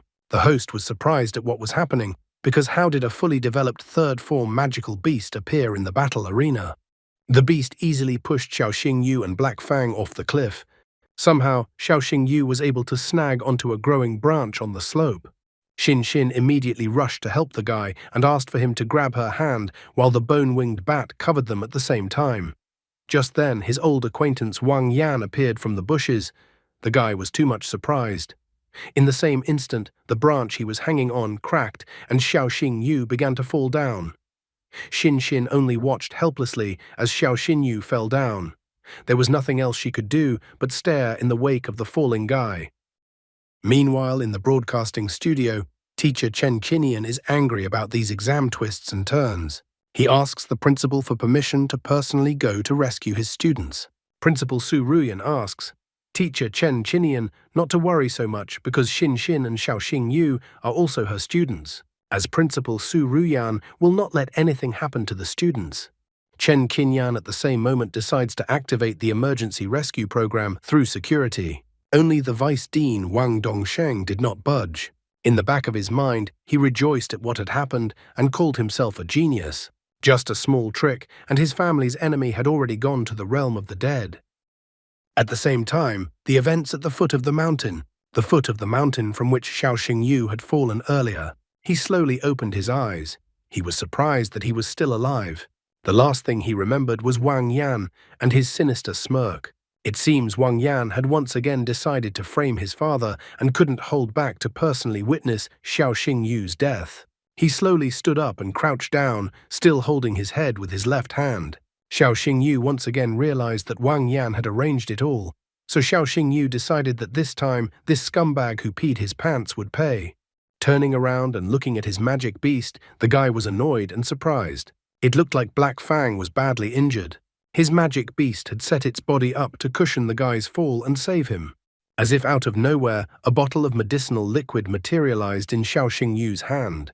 He opened the bottle and handed it to Black Fang, asking him to drink it, as it would immediately make him feel better. Like all sad stories, it rained at the same second. Xiao Xingyu hid Black Fang back into the seal and thought about the fact that they needed to find a place to shelter from the rain. After a while, Xiao Xingyu manages to find a cave where he can take shelter from the rain. Looking out of the cave, Xiao Xingyu wondered when the rain would stop so he could return. Besides, he didn't want to upset his sister, who was probably worried about him. He also wondered how Xin, who was trying to help him, was doing since she was left alone with that powerful magical beast. Suddenly, he came out of his thoughts as he heard the crunching of a branch. Xiao Xingyu immediately realized that there was someone else in the cave besides him. Before the guy could react in any way, he was already grabbed with a hand around his throat. The girl said that the guy had seen the Empress's face, which meant that he would have to be killed. Xiao Xingyu involuntarily used his pseudo-X-ray vision. The system showed that there was a 9-tailed fox in front of him. It had the form of a beast king, first stage. Bloodline, mythical. Eye of the Storm skill, makes any opponent below her level petrified. Skill fire of 9 tails. Burns the soul of an enemy with a powerful mental attack. Attributes, Beastman super strength, fire. Loyalty, 0.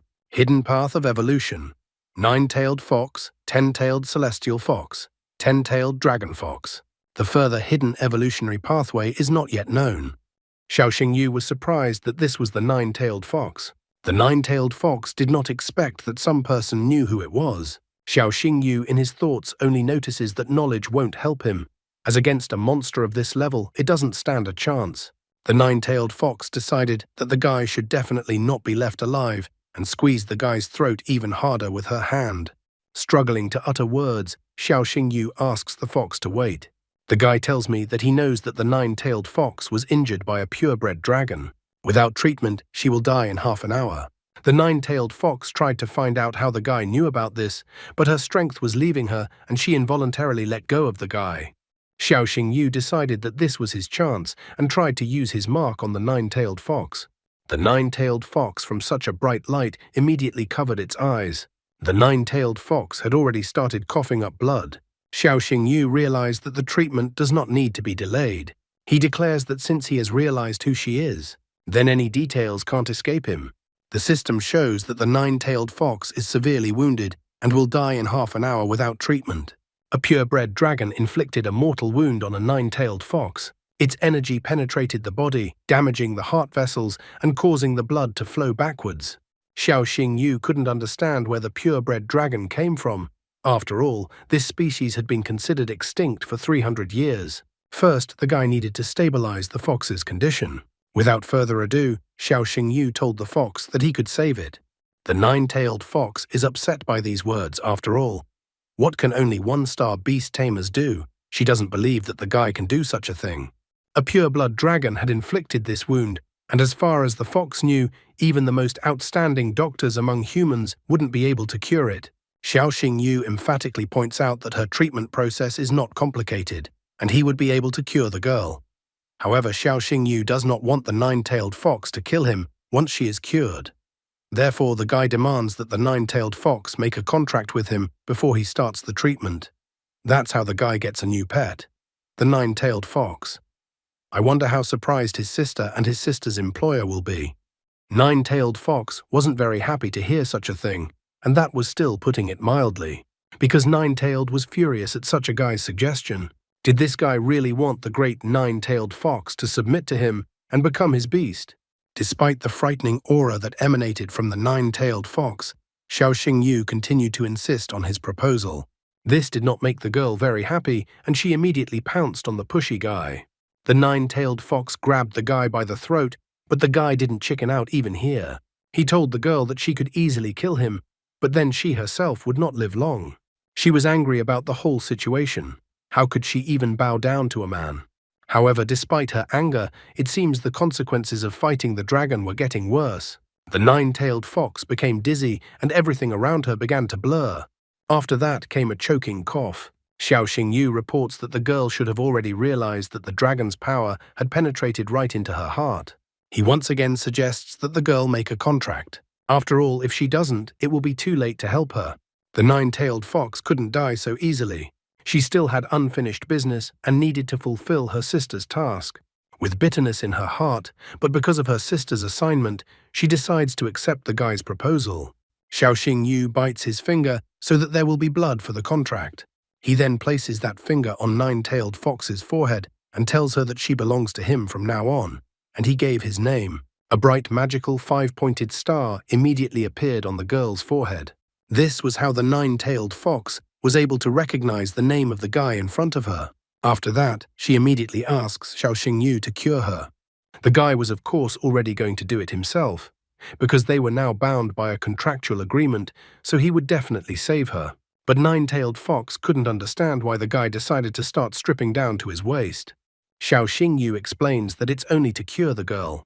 Even though the girl asked him to get dressed, he still extracted his blood. After that, the guy pointed at his wound and asked the girl to drink his blood. The Nine-Tailed Fox was shocked, her face turning completely red.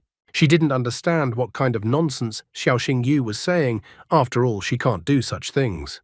However, the guy stands by his decision and already orders the Nine-Tailed Fox to drink his blood, as the blood will protect the girl's heart.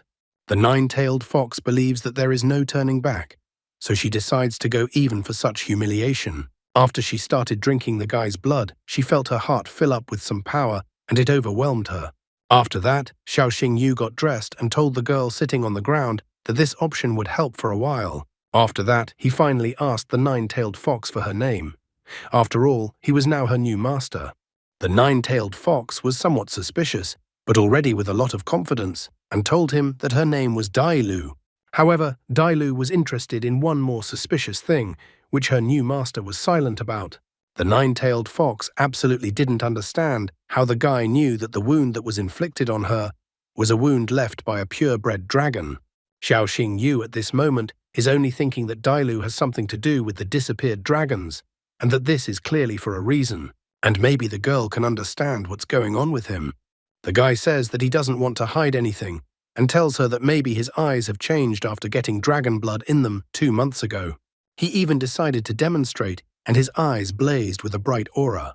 He tells that after that incident, when he concentrates, he sees a panel of information as if it were some kind of system. That's what made him know about the girl's injury. Dailu, in her thoughts, thought that the guy's eyes are similar to the legendary eyes of a demon god. She had heard that those eyes could see all the information about any beast. However, it was not clear to her why a mere human could have such eyes. This made the girl curious about who her new master really was. Xiao Yu didn't understand why the girl had been silent all this time. Dailu, on the other hand, was still in her musings. She realized that it didn't matter now that he had become her master. If everything was as she thought, and the guy really had the eyes of a demon god, then it seemed perfect. In the end, the girl sat down on a rock and said that the guy was incredibly lucky. Xiao Yu obediently sat down next to her and started listening. Dailu reported that the guy's eyes had most likely changed under the influence of the dragon blood and became the eyes of a demon god. This was the first time Xiao Yu heard of this. He thought it was just a system. However, Nine-Tailed Fox corrects him and tells him not to make up any system. He's not a hero of books. She advises the guy to stop reading so much fantasy. In her opinion, what the guy sees is just a visualization of the abilities of the demon god's eyes. He carefully began to ponder her words. Even though she was talking about visualization, at that time he didn't understand why he was hearing that voice. One day he heard a voice telling him to pick up a brightly colored stone that lay before him. This stone would awaken the blood of the beast and allow the dog to be reborn. The first time this happened was after the shadow dragon attack. This voice pointed to a crystal that he said would awaken the bloodline of the Galehound. Later in the Azure Dragon Academy exam, the guy also gave the crystal to his dog. And after that, the Galehound was also able to successfully evolve into a Hellstorm wolf. He wondered when he would be able to hear that voice again. And while Xiao Yu was pondering over the information he received, another magical beast approached the cave. It did not make any welcoming speeches and immediately attacked Xiao Yu and Dailu. The Nine-Tailed Fox grabbed the guy by his collar and tried to pull him out of his thoughts. This magical beast was the lava lion tiger. It was because of him that Xiao Yu fell off the cliff. Xiao Xingyu didn't expect that the lava lion tiger would find him even here. At the same instant, the lava lion tiger rushed into the cave, from which Dailu and Xiao Xingyu could barely jump out. The magical beast once again turned around and was about to tear the guy apart. Xiao Xingyu realized that his affairs were bad, and he wasn't capable of much at the moment. However, the moment the guy was about to be torn apart by the magical beast, the lava lion tiger was attacked by someone. The guy was surprised, not realizing who was attacking the monster, but he quickly realized that it was Dailu. The nine-tailed fox was badly injured, but it still couldn't let some pathetic magical beast growl at it. The lava lion tiger was not afraid of the girl and attacked her with its paw, trying to pierce her with its claws. As a result of this, he managed to plow Dailu to the ground. This only infuriated Nine-Tailed Fox even more. She didn't understand how such a pathetic beast dared to attack the Empress. Dailu reports that for such insolence, it was as if the monster had asked for her to destroy it. Therefore, she does not hesitate to use the true eye of heaven without any hesitation. Not long ago, he was a majestic lava lion tiger magical beast, but now he was just a stone statue. This was what he had turned into after the nine-tailed fox attacked. After that, the lava lion tiger collapsed and all that was left of it was a pile of stones. Xiao Xingyu breathed a sigh of relief because they were now safe. However, he suddenly felt unwell. He felt dizzy and his eyes began to close. Dailu could not do anything and only called his name. At the same moment, Xiao Xingyu woke up in his subconscious. The huge dragon in his subconscious greeted him. The dragon had been waiting for a long time for the eye of the demon god to appear in front of him. Xiao Xingyu didn't understand who was saying this. The guy asked the dragon who the person in front of him was and why he was in this place. The dragon doesn't understand how the guy could forget him, since he was the one who helped the guy's beasts evolve. Xiao Xingyu only made progress because he only followed his instructions when he found that blood-awakening crystal himself. Xiao Xingyu has finally found one of the answers to his questions because the very voice that led him to the crystal is in front of him. The guy wonders who is in front of him. The dragon informs him that that shadow dragon blood that got on the guy has awakened him, and the dragon himself doesn't know who he is. Guy is surprised that everything happened exactly as he thought it would. Even though the dragon didn't know who he was, he said that he could help the guy achieve greatness. Even Xiao Xingyu is amused by these words, as the dragon himself doesn't know who he is, so how can he help the guy? However, the dragon doesn't stop and informs the guy that the guy has already seen his abilities. Xiao Xingyu had assumed this before, but it looks like all those system panels were the dragon's doing. The dragon tells him that he can see all the information about magical beasts. The guy just needs to concentrate to summon the dragon, and it will appear. If the guy follows the dragon's instructions, the dragon promises that the guy will climb to the top of the world. Xiao Xingyu thought all these words were just sweet talk, because there should obviously be a high fee for such an obvious thing. Therefore, he immediately asks the dragon what he wants to achieve. The dragon did not lie. He decided to admit that he does not know. Maybe he could get his memories back this way. Xiao Xingyu does not understand why the dragon decided to appear at this moment. Before this, he thought that all of this was some kind of system. The dragon calms the guy's vigilance and informs him that all of this was only possible because the guy became stronger. Only then was the dragon able to make a connection with him. When the guy made a contract with the two magical beasts, the dragon decided that the time had come. Xiao Xingyu was still curious about where he was and how he ended up in this place. The dragon informs him that it is the guy's subconscious mind, and he himself decided to meet the guy while he is fainting. Only now does Xiao Xingyu realize that he has fainted, and the dragon after that decides that the guy already needs to wake up. His body was enveloped by a red aura, but lastly he asked the dragon when they can see each other again. The dragon, on the other hand, reassures the guy with his last words that he is always there for him. At the same moment, the guy came to his senses. Xiao Xingyu ended up in the hospital, but he didn't know how he did it, because he was in a cave. Chen Qinian and Su Ruyan, standing nearby, immediately noticed that the student had finally woken up. Xiao Xingyu apologized for making them worry. He sat down on the hospital bed and reported that the last thing he remembered was the cave next to the cliff. Su Ruyan calmed him down and informed him that the rescue team had found him unconscious near the cliff. However, Su Ruyan was interested in another oddity, that they found the corpse of Lava Lion Tiger near the cave. It was only 100 meters away from where the guy was rescued. Therefore, she was very curious if he knew anything about it. Covered in cold sweat, Xiao Xingyu reminds the principal that he was found unconscious, so he can't know what happened there.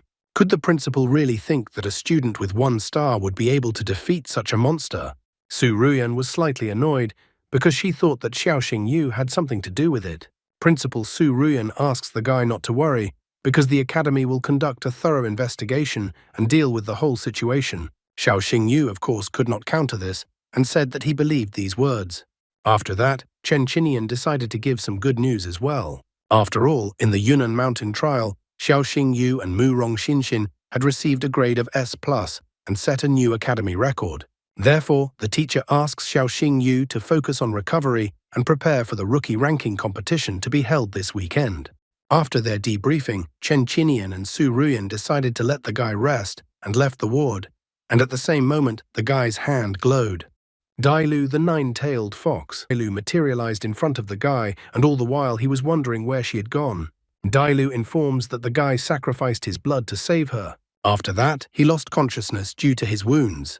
Almost immediately, she heard voices that someone had found the cave and wanted to check it out. The rescue team arrived just in time. Dailu didn't want them to see her, and so she hid. The 9-tailed fox remembered the guy's words about falling off the cliff being an accident. However, remembering his gorgeous friend who peed in his pants, Wang Yan, Xiao Xingyu reports that it was no accident. Moreover, the guy knew exactly who was behind it. Xiao Xingyu decided that this time, this fool Wang Yan would definitely not get off so easily. It was after all an attempt on his life. Meanwhile, Wang Dongsheng, the vice dean, was sitting on the sofa in the Wang family's office. A frightened Wang Yan ran into his father's office with a phone in hand and informed his father that something terrible had happened. Wang Dongsheng is not pleased with his son's panicked behavior and tells him to pull himself together and tell him what happened. Wang Yan once again reports that things are not good. Holding out his phone to his father, he reports that Xiao Xingyu has survived. The news reported that a true miracle had happened. The young man who went missing on Yunnan Mountain has finally been found. Not long ago, the Azure Dragon Academy was holding a test in honor of new students, in which one of the participants fell off a cliff, but luckily he was found safe and sound. Wang Yan reports that Xiao Xingyu will not let it go and will definitely take revenge on them. After all, he is even supported by the Celestial Guild. Wang Dongsheng doesn't understand why he should take revenge on them, since they had absolutely nothing to do with the incident. The son still has questions and misunderstandings. However, the father informs him that even if Xiao Xingyu suspects them, he has no proof. The father comes to the table, and at this time the son wonders what they should do in this situation. But the father stops him and informs him that they don't need to do anything for now. He then pulls out of the table some kind of creepy box with a red skull drawn on it. He tells his son that if they are going to do anything, then they will have to kill Xiao Xingyu. After that, the father hands this box with a red skull to his son. Meanwhile, in the dormitory where Xiao Xingyu was staying with his sister and Shi Meng, while Xiao Xingyu was relaxing sitting on the couch, someone called his phone. The caller turned out to be Wu Shengyu. He immediately shouted and said that he was glad that Xiao Xingyu was alive. Wu Shengyu was also incredibly happy that Xiao Xingyu had won first place in the trial. He sincerely admired Xiao Xingyu and informed him that if he needed anything, he would let him speak up. Xiao Xingyu was glad that they were truly concerned about him. While he was in the hospital, his sister sat next to his hospital bed. Shi Meng also cried when she saw him in the hospital. Wu Shengyu also reports that the freshman tournament has been postponed, but he believes that Xiao Xingyu will still beat everyone and take first place. Xiao Xingyu asked his friend to calm down. He was surprised that the freshman tournament was postponed just because of him. Then Wu Shengyu reports that Xiao Xingyu probably doesn't know, but his disappearance is the most talked about topic right now. Due to his disappearance, the academy even declared a state of emergency and organized large-scale. They even postponed classes because of this. The freshman tournament is the main event of the Azure Dragon Academy, which is held every year. All participants are divided into groups, and the order of matches is determined randomly. And after the 8 finalists are determined, then the fight for the 3 prizes begins. It is a tense and exciting competition where the future of each participant is at stake. Wu Shengyu was incredibly excited and happy when he talked about it. He asks that Xiao Xingyu not to be late. Xiao Xingyu understood everything and wished the guy a good night. Looking at his reflection on his phone, he thought about the freshman tournament. After all, a good result in the tournament would attract the attention of the academy and its financial support. And since the guy came from a poor family, it was necessary for him to get it, even though he already had a job. The skills of magical beasts depended on the energy level of their master. Right now, he had 2 magic beasts. The stronger the magic beast, the more spiritual energy needed. With the resources of the academy, he could greatly accelerate his development. This would allow him to avoid repeating the situation where Dailu's skills had completely drained his spiritual energy. He needed Dailu's help to get revenge, to finally get rid of the Wang family. This family had been annoying him too much lately. However, in order to utilize Dailu's skills, there was no way he could stand still. He had to continue his development. He was tormented by questions about how he could increase his spiritual energy before the freshman tournament. Looking for different answers, he decided to try asking the dragon inside him about it. This time, he managed to enter his subconscious mind on the first try. As the guy stood at the dragon's huge eye, the dragon inquired if the guy was looking for easy ways. Xiao Xingyu didn't shy away from answering and immediately said that since he now had a connection with the dragon, why couldn't he take advantage of this opportunity? The dragon agreed, but in exchange, Xiao Xingyu must give him back his memories, and then the dragon would do everything in its power to help the guy. Xiao Xingyu agrees to this offer because he doesn't throw empty promises. Besides, he and the dragon are now in the same boat. Dragon reports that only deep meditation will allow the guy to penetrate the subconscious space and communicate with it. Since this involves risks, the dragon has modernized the data panel based on the game systems from the human world. On the system panel, options appeared with beast information, disease diagnosis, and shop. The dragon reported that the guy would now be able to buy necessary items through the shop. However, in order for the guy not to relax and not forget about returning memories to the dragon will periodically give the guy tasks through the system. For completing these tasks, the guy will receive points and other rewards. Xiao Xingyu was surprised that the shop had so many varied and necessary materials. The guy chose Dragon Spirit Pill. Dragon Spirit Pill instantly increases spiritual energy by 10 times, but after 5 minutes, it drains all the strength and causes weakness. The dragon accepts the guy's choice and informs him that this is exactly what the guy needs. However, Dragon Spirit Pill has very strong side effects, so he advises the guy to use it with caution. The dragon decides it's a gift for the guy, but in the future, the guy will have to earn points himself for what he wants to buy. Dragon also informs him that all he has to do is mentally say, "Beastmaster breaks through the void, Holy Shield obeys," to activate the system. And now the dragon needed to recover, so he asks that the guy try not to disturb him unless absolutely necessary. Xiao Xingyu understood and wished the dragon a good rest, to which the dragon thanked the guy. Looking at the guy leaving his subconscious, the dragon only hoped that the guy would not disappoint him. The next morning in the dormitory, Xiao Xingyu informed his sister that he had gone to study. The sister is worried and asks that her brother not to run like this, as he has only recovered. Ximeng also asks that he take care of his health. The guy wishes them a good day and leaves the dormitory. The long-awaited event for all freshmen, the freshman tournament, is already going to be held today. He even wonders if Wu Sheng missed him while he was away. While walking to the academy, he suddenly noticed a wanted flyer on a pole, and the guy was really surprised by it. On the flyer was a picture of Dailu, a 9-tailed fox was wanted, a reward of 3 billion. She was accused of theft. To get the reward, the 9-tailed fox had to be delivered to Lan Palace in Imperial City. Finding a street with no one on it, the guy pinned Dailu against the fence and demanded answers. He didn't understand why the 9-tailed fox had tricked him. Xiao Xingyu pokes the girl's face with the wanted poster and wonders why she didn't tell him that she was wanted by the imperial family. Dailu lazily replies that she didn't hide it. It's just that the guy didn't ask her about it. Xiao Xingyu got really angry because this is no longer a joke. The 9-tailed fox was wanted by the Empress's personal decree. Therefore, he does not understand how Dailu has not told him about it until now. She doesn't understand what would have changed if she had said it. And does the guy regret making a pact with her and not being able to turn her in to collect the reward? Xiao Xingyu was wary. He is after all Dailu's master now, and he would really like Dailu to trust him and not hide anything from him anymore. The girl remembered the humiliation she had gone through when she signed the contract with Xiao Xingyu. She agreed to try her best not to hide anything from the guy. After that, she took out a purple crystal. Dailu felt that it seemed like Shangguan Lan had put such a bounty on her head just because of this thing. Xiao Xingyu was even upset because he didn't understand why such a stone would be the reason for such a reward. Dailu then confesses that it is the ultimate treasure of dragons, the dragon's tear. It is rumored that pure-blood dragons have three great treasures: the scaly sword, the dragon king's mustache, and the dragon's tear. The scaly sword and the dragon king's whiskers are artifacts with devastating attack power that can be used in battle. The dragon tear, on the other hand, had no combat use, but it is made up of the tears of 10,000 purebred giant dragons. If one utilized the full power of the dragon tear, one could even reverse time and go back in time. Xiao Xingyu couldn't believe it. How could anyone believe such a thing? The guy wanted to ask Dailu about this earlier, but there wasn't the right time. He was curious because dragons had been completely wiped out 300 years ago, so he didn't understand why dragons had recently reappeared.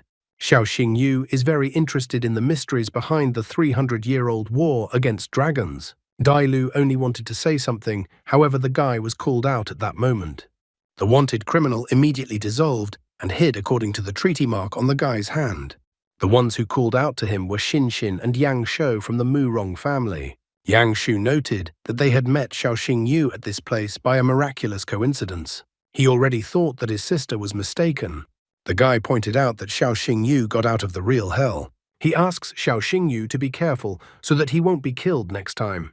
Xin looked at her brother and noticed that he was worried about Xiao Xingyu, but said such harsh words.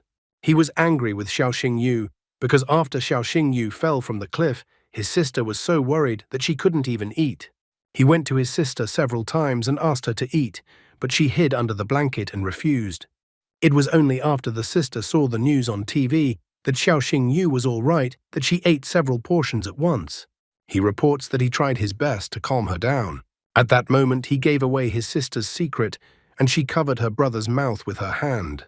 And he unintelligibly informed Xiao Xingyu to be careful next time so that his sister would not suffer. Xiao Xingyu must think of the consequences next time, or else his sister would lose her appetite again. Xiao Xingyu agrees. After all, he can't make such a girl worry. The freshman tournament should be starting soon, so he suggests that his brother and sister come inside the arena with him. However, this offer is met by Yang Shou with a distinct coldness in his heart, and informs him that they are not close enough to go together. Besides, Yang Shou has not yet forgotten how Xiao Xingyu stole his sister's monster-killing points in the Yunnan Mountain trial. Therefore, he states that they haven't forgiven him for that yet. After that, Yang Shou summoned his sister and informed them that they were leaving. Xiao Xingyu absolutely could not accept such behavior, for he had no way of understanding why Yang Shou had even spoken to him. Soon, all the students gathered in the arena at the Azure Dragon Academy. A celebratory fireworks display was even launched in honor of it. The host welcomed all the students and faculty gathered in the arena. He announced that the annual freshman tournament was about to begin. All freshmen should draw lots to determine the order of the fights. After that, the host asked everyone to line up to start pulling lots. Wang Yan couldn't take his eyes off his opponent, for Xiao Xingyu had indeed returned unharmed, even though he had so skillfully watched him fall from the cliff from the bushes. However, this time, Wang Yan planned even more treachery, or rather not he planned, but his father, who gave his son a box with a red skull drawn on it. This time, Wang Yan swears that he will definitely make sure that Xiao Xingyu will never rise again. Next, the host called out the next student for the draw, and Wang Yan headed towards the host. The other students were not happy with him. After all, he is the son of the vice dean. It was rumored that Wang Yan was taking advantage of his father's status to molest girls in the library. But in the arena, Xiao Xingyu beat him so badly that he lost all dignity. The other students considered Wang Yan the biggest disgrace of the Azure Dragon Academy. Wang Yan couldn't help but hear all these whispers from the students and the disgust directed towards him. It made him angry, and it was all because of the humiliation from Xiao Xingyu. He pulled out a piece of paper and joyfully thought that today he would pay back Xiao Xingyu 100 times what he had humiliated him with. The host announced the start of the 7th round, and it was Xiao Xingyu versus Wang Yan. After all, Wang Yan had drawn Xiao Xingyu's name in the draw, of course. I wonder how much the mysterious skull box will help him against Xiao Xingyu. or he will be humiliated again, and he will not get away with humiliation alone. Host was surprised. He even thought he was imagining things, because it was once again the Xiaoxing Yu versus Wang Yan confrontation. Host even thought that it was a miraculous coincidence. However, things did not happen by miraculous coincidence. Wang Dongsheng had prepared everything for his son to draw out a piece of paper with Xiaoxing Yu's name on it. The son only remarks that he will not disappoint his father this time. Clutching the name paper in his hands, Wang Yan pointed at Xiaoxing Yu and menacingly announced that they will see each other later in the arena. Wang Yan can't even hide his hatred towards Xiaoxing Yu. He even declares that he will cripple Xiaoxing Yu's magical beast. However, Xiaoxing Yu does not give in to this provocation and wants to wait and see the end of the fight. And so Xiaoxing Yu and Wang Yan meet in the arena, already their second confrontation in the arena. Sitting in the arena in the spectator seats with his sister, Yang Shou wonders to his sister why she is looking so intently at Xiaoxing Yu. The sister wonders from her brother if he feels what is happening. Yang Shou doesn't understand what his sister is talking about and what he should be feeling. Then Xin notices that since returning after the tragedy, Xiaoxing Yu's aura has become much stronger. Principal Su Ruyan is in such a position for a reason, as she too immediately notices that Xiaoxing Yu's aura has changed. She wondered what had happened to the guy in the past few days. The host raised the red flag and announced the start of the battle of Xiaoxing Yu versus Wang Yan. Xiaoxing Yu and Wang Yan immediately jumped off in different directions, away from the center of the arena. After that, Xiaoxing Yu summoned his Black Fang, and Wang Yan summoned his Ice Leopard.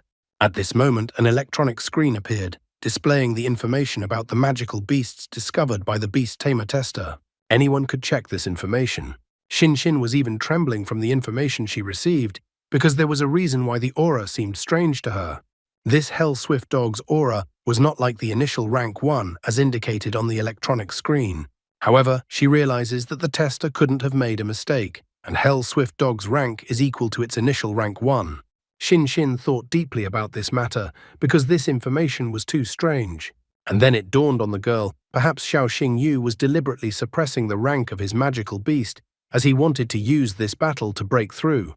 The battle started and six-legged Ice Leopard rushed towards Black Fang, attacking him with its paws. Six-legged Ice Leopard used its devastating Freeze Blast attack, and from its mouth an ice attack rushed towards Black Fang. However, Black Fang used Dark Shadow Stealth and successfully hid in the shadows, thus dodging the ice attack. The spectators in the stands became terribly cold, and they strangely pulled winter clothes out of nowhere. This can only be explained by magic. One guy seems to have even forgotten what event he came to, because it's time for him to get on his sleigh and deliver presents to the kids. Or maybe his Christmas started early. Six-legged Ice Leopard lost sight of Black Fang and tried to find him, but Black Fang, covered in shadows, appeared behind the leopard. After that, Black Fang used Hell Howl and dealt a devastating damage to Six-legged Ice Leopard. The feelings of the spectators from the grandstand were varied. Some were wiping the sweat off their faces after what they saw, while others were shivering from the cold. One guy decided it was a good time to eat ice cream. This guy, on the other hand, seems extremely unhappy that only the blonde guy got ice cream and didn't share. Host also managed to dress warmer with the help of magic and got a warm jacket. He couldn't stop commentating on the match that was unfolding right before his eyes. After all, this match was incredibly exciting, as it was a battle of ice and fire.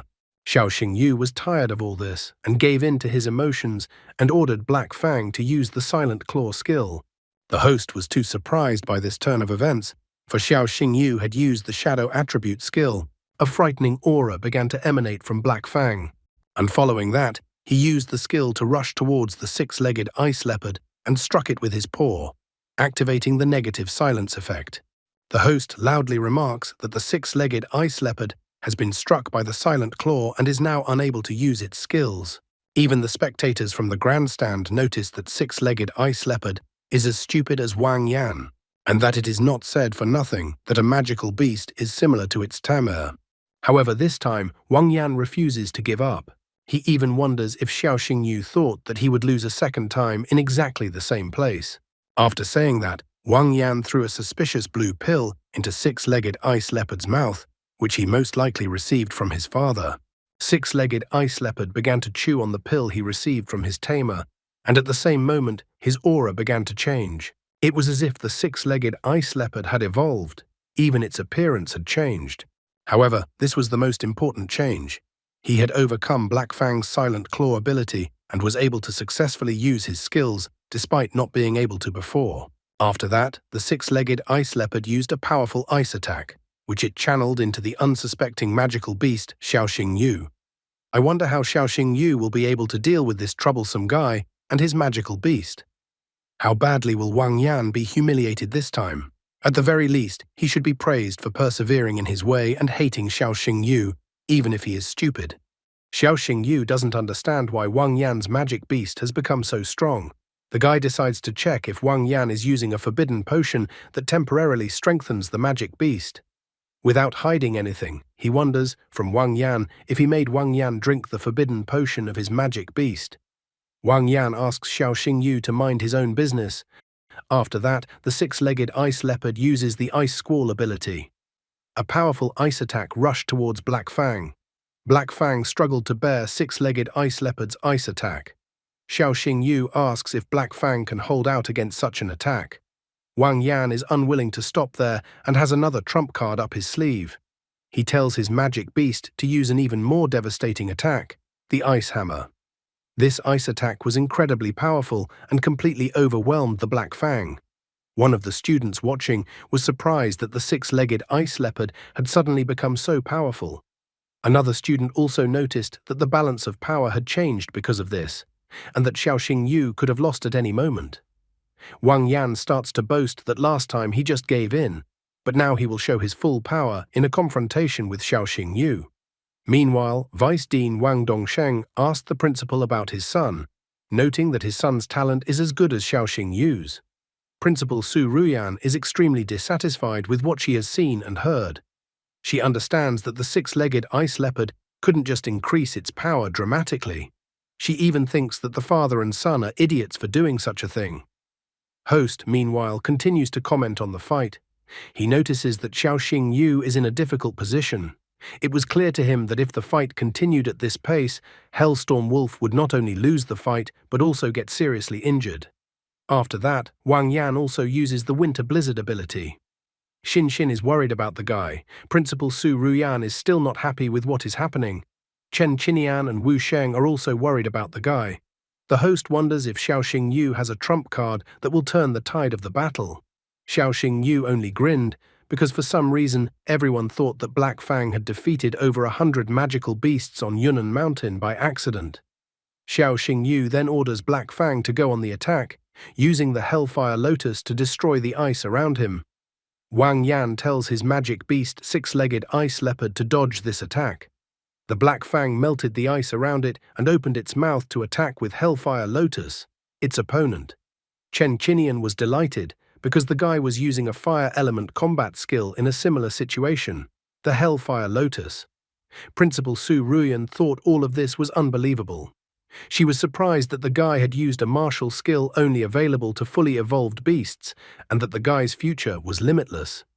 Vice Dean Wang Dongsheng was wary, for Xiaoxing Yu had become too rapid in his development. Now he in no way wanted to let the guy live. Host is delighted. He notices that the spectators didn't seem, and Xiaoxing Yu applied the fire element skill. The host is surprised that Hellstorm Wolf only has the initial form, but he managed to master such a skill. The host's opinion had changed, and now he already believed that if Xiaoxing Yu's development continued, Xiaoxing Yu would be able to surpass Ye Ningshuang. Xiaoxing Yu uses the Hellfire Lotus, and this swift attack powerfully swarms the six-legged ice leopard. Watching such a devastating attack, the host believes that Xiaoxing Yu will become the best in the entire Azure Dragon Academy. When the dust settled from such a devastating attack, the six-legged ice leopard could no longer fight. There was a sepulchral silence in the stands. Host looked at the battlefield, and seeing the end of the battle, he decided to announce the winner of the battle. Host announced that the winner of this confrontation was Xiaoxing Yu. Many students thought that the guy was a real monster. Some of the students marveled at what kind of destructive ability the Hellstorm Wolf had. After that, someone asked everyone to look at the electronic scoreboard because Hellstorm Wolf's data had changed. Originally, the Hell Storm Wolf was only at the first step of the initial form, but now it had reached the third step at once. The host announced that Xiaoxing Yu had set an unprecedented record. Wang Yan, on the other hand, was sitting on the ground at this moment, almost crying because he had once again suffered a humiliating defeat at the hands of Xiaoxing Yu. Even his father's help did not help Wang Yan defeat Xiaoxing Yu. At this time, the host was praising Xiaoxing Yu. He marveled that this was the first time since the Azure Dragon Academy started holding a freshman tournament that a magical beast was able to climb 2 steps right in the arena. The person who had shown such marvelous progress was Xiaoxing Yu. Wang Yan got up from his knees and looked at his magic beast, which no longer needed any help from his beast Tamer. Xiaoxing Yu stroked the Black Fang as it excelled on the battlefield. After Black Fang had defeated dozens of magical beasts on Yunnan Mountain, he had to face the lava lion tiger. After surviving many deadly trials, Black Fang was already at the threshold of evolution. Xiaoxing Yu used the 6-legged ice leopard's ice abilities to corner the Black Fang. This move was to encourage Black Fang to overcome the next obstacle. At this time, Vice Dean Wang Dongsheng's voice came from the teacher's podium. He asked for all accusations to be supported by evidence. Xiaoxing Yu wondered what Wang Dongsheng was up to, so he decided to go and see. Vice Dean Wang Dongsheng reminds everyone else that the rules of the competition state that the fight is fought until a winner is determined. He also remarks that the 6-legged ice leopard is already dead, so this proof should be enough. The other teachers support Wang Dongsheng, noting that Xiaoxing Yu is talented, but at the same time he is tough and ruthless, so they don't want to keep him in the academy. Another teacher supports this decision that the guy should be expelled. Another teacher asks Principal Su Ruyan not to protect the guy. However, Principal Su Ruyan is adamant and demands that they investigate everything first before passing judgment. She believes that until the truth is revealed, she will not spare anyone who tries to deceive her student. Su Ruyan then asks for the body of 6-legged ice leopard to be brought in, so that the doctor can perform an autopsy. The doctors began to examine the 6-legged ice leopard. Su Ruyan became curious if there were any results. One of the doctors notes that the internal organs of the magical beast were severely damaged, and it was probably due to the Hellfire Lotus. Wang Dongsheng, the vice dean, was glad that he was able to bribe one of the academy's doctors in advance, as he knew that Su Ruyan would resort to this method of verification. Wang Dongsheng continued to insist that the guy should be expelled since even the doctor had confirmed everything. However, Xiaoxing Yu suddenly came over and asked Wang Dongsheng how he thought that the killer would act so brazenly in front of so many people. Xiaoxing Yu recalls that the Hellfire Lotus only attacks the soul, but the 6-legged ice leopard died from internal bleeding. The teachers abruptly began to change their opinions. One teacher also remarked that there was no point in striking so openly. Another teacher also pointed out that a spiritual attack didn't leave any physical damage. Xiaoxing Yu pointed his finger at the doctor Wang Dongsheng had bribed and asked him if he was sure of his statement after the autopsy. Xiaoxing Yu leaned closer to the doctor and told him that he shouldn't risk his career over a small bribe. The poor doctor was immediately frightened. He didn't know what to do now. Xiaoxing Yu remarked that the matter was extremely serious, so he asked to have the 6-legged ice leopard's blood analyzed to check everything again. Principal Su Ruyan agrees with this request and decides to do it immediately as well. 10 minutes later, the doctor finally finished examining the 6-legged ice leopard.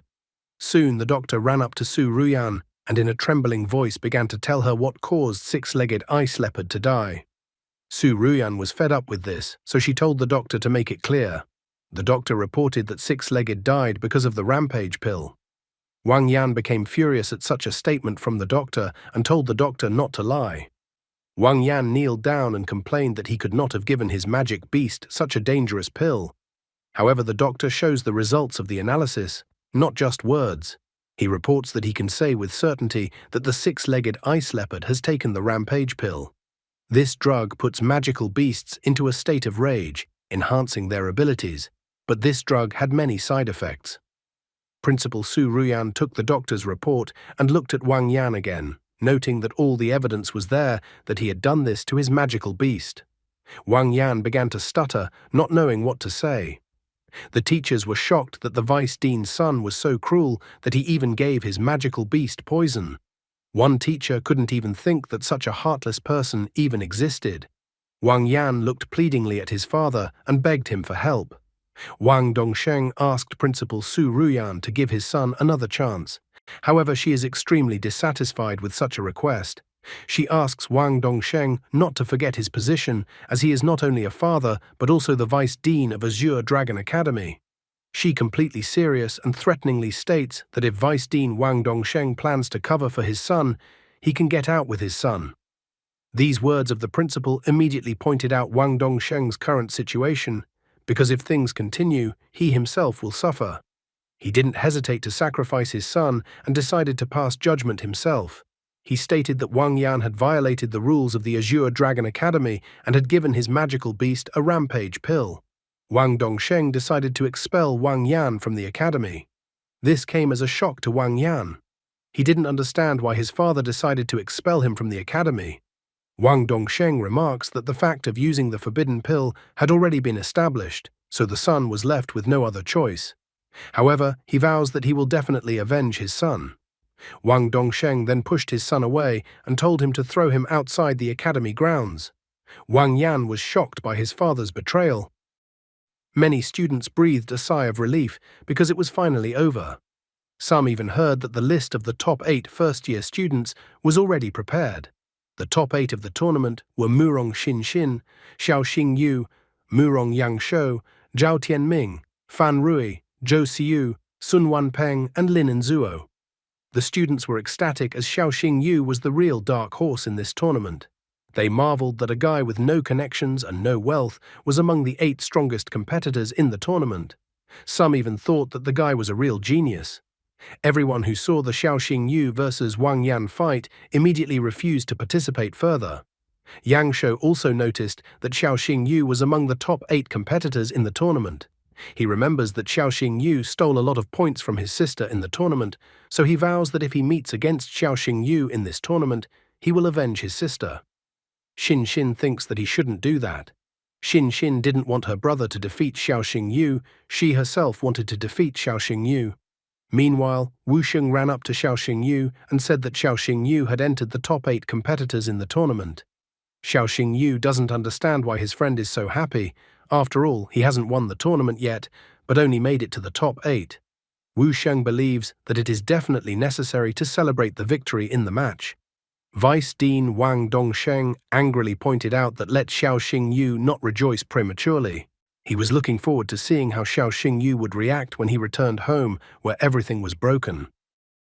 Late in the evening, Xiao Xingyu only managed to reach home. All evening, he had been celebrating his getting into the top 8 in the tournament. As soon as he entered the house, he immediately noticed that the door was broken. The guy fearfully ran into the house and called out to his sister and Shi Meng. In the house, he could only find Shi Meng sitting helplessly on the floor.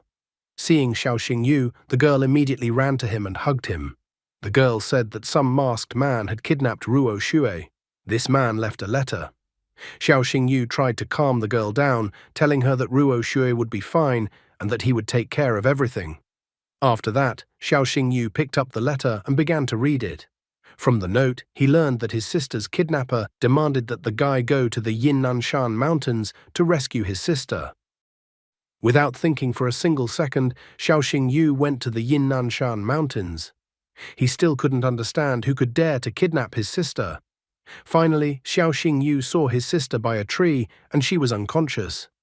Suddenly, a man with glasses appeared whom no one could immediately recognize. He asked the guy not to scream, as the girl was still alive. Xiao Xingyu told the man to let his sister go. The villain with glasses only began to speak in riddles, casting unnecessary mystery and wondering if the guy knew who the man was.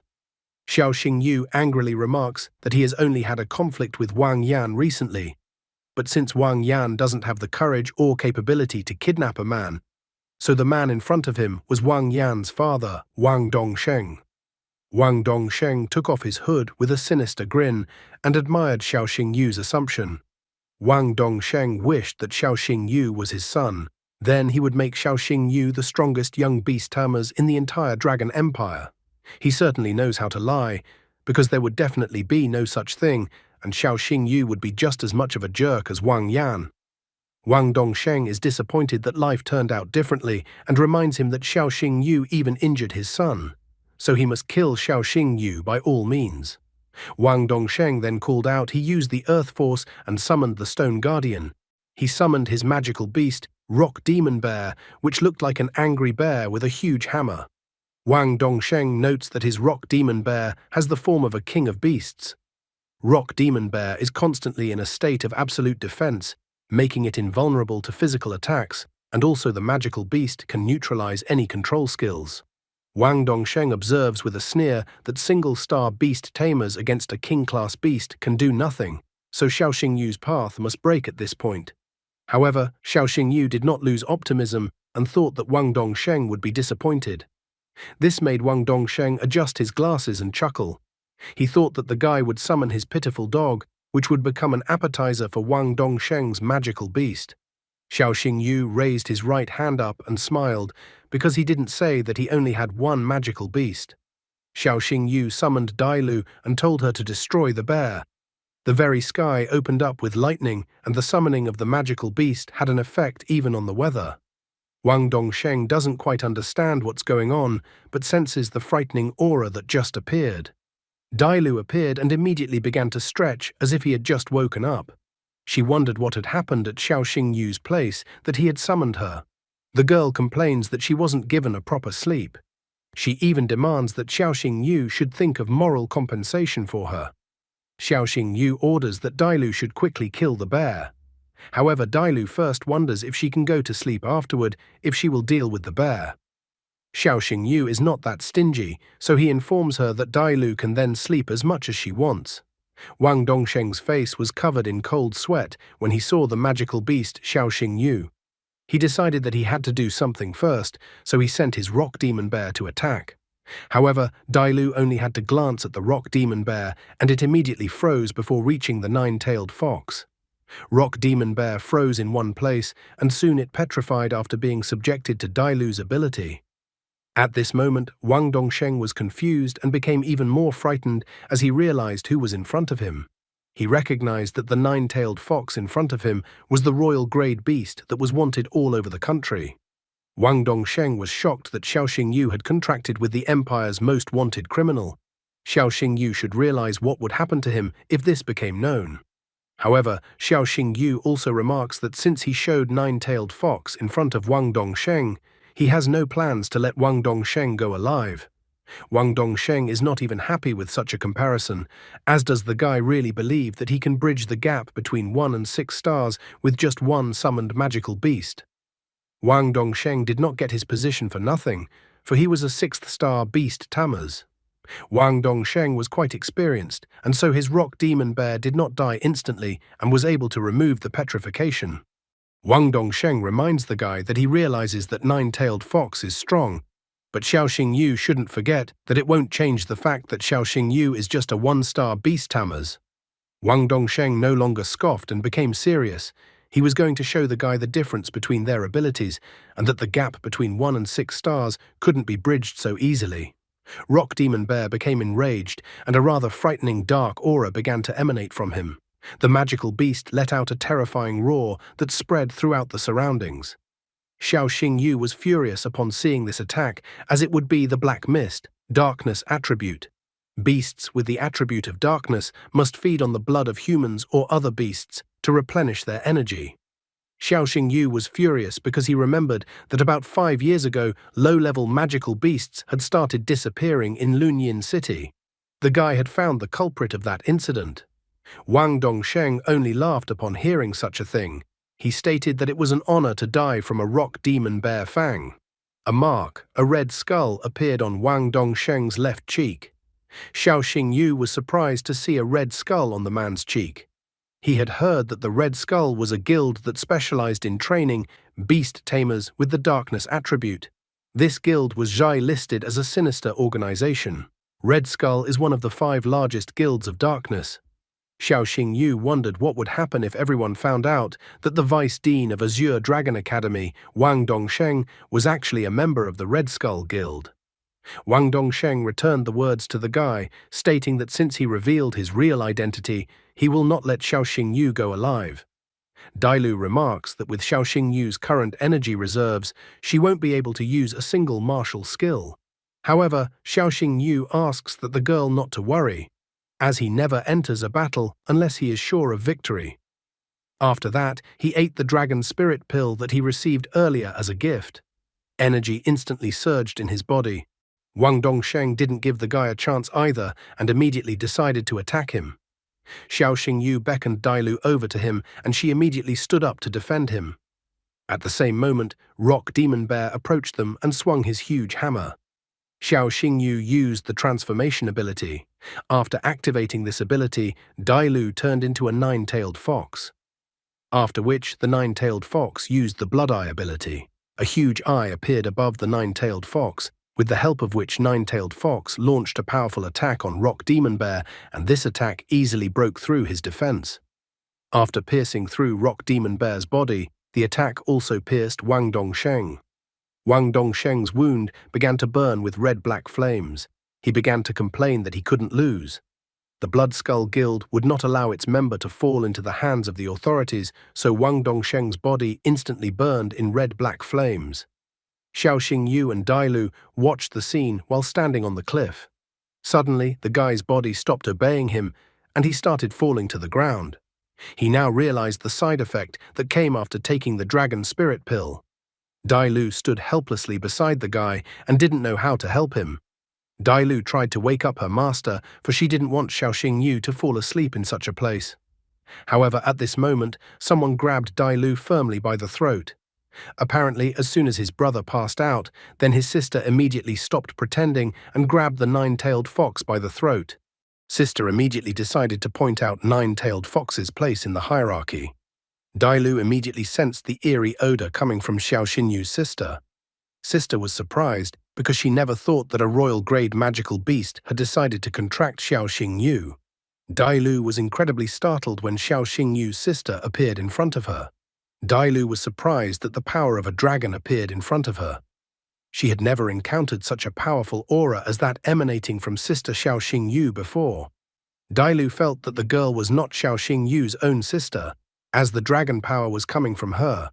The sister came closer to the girl and asked her to be quiet, which made Dailu blush.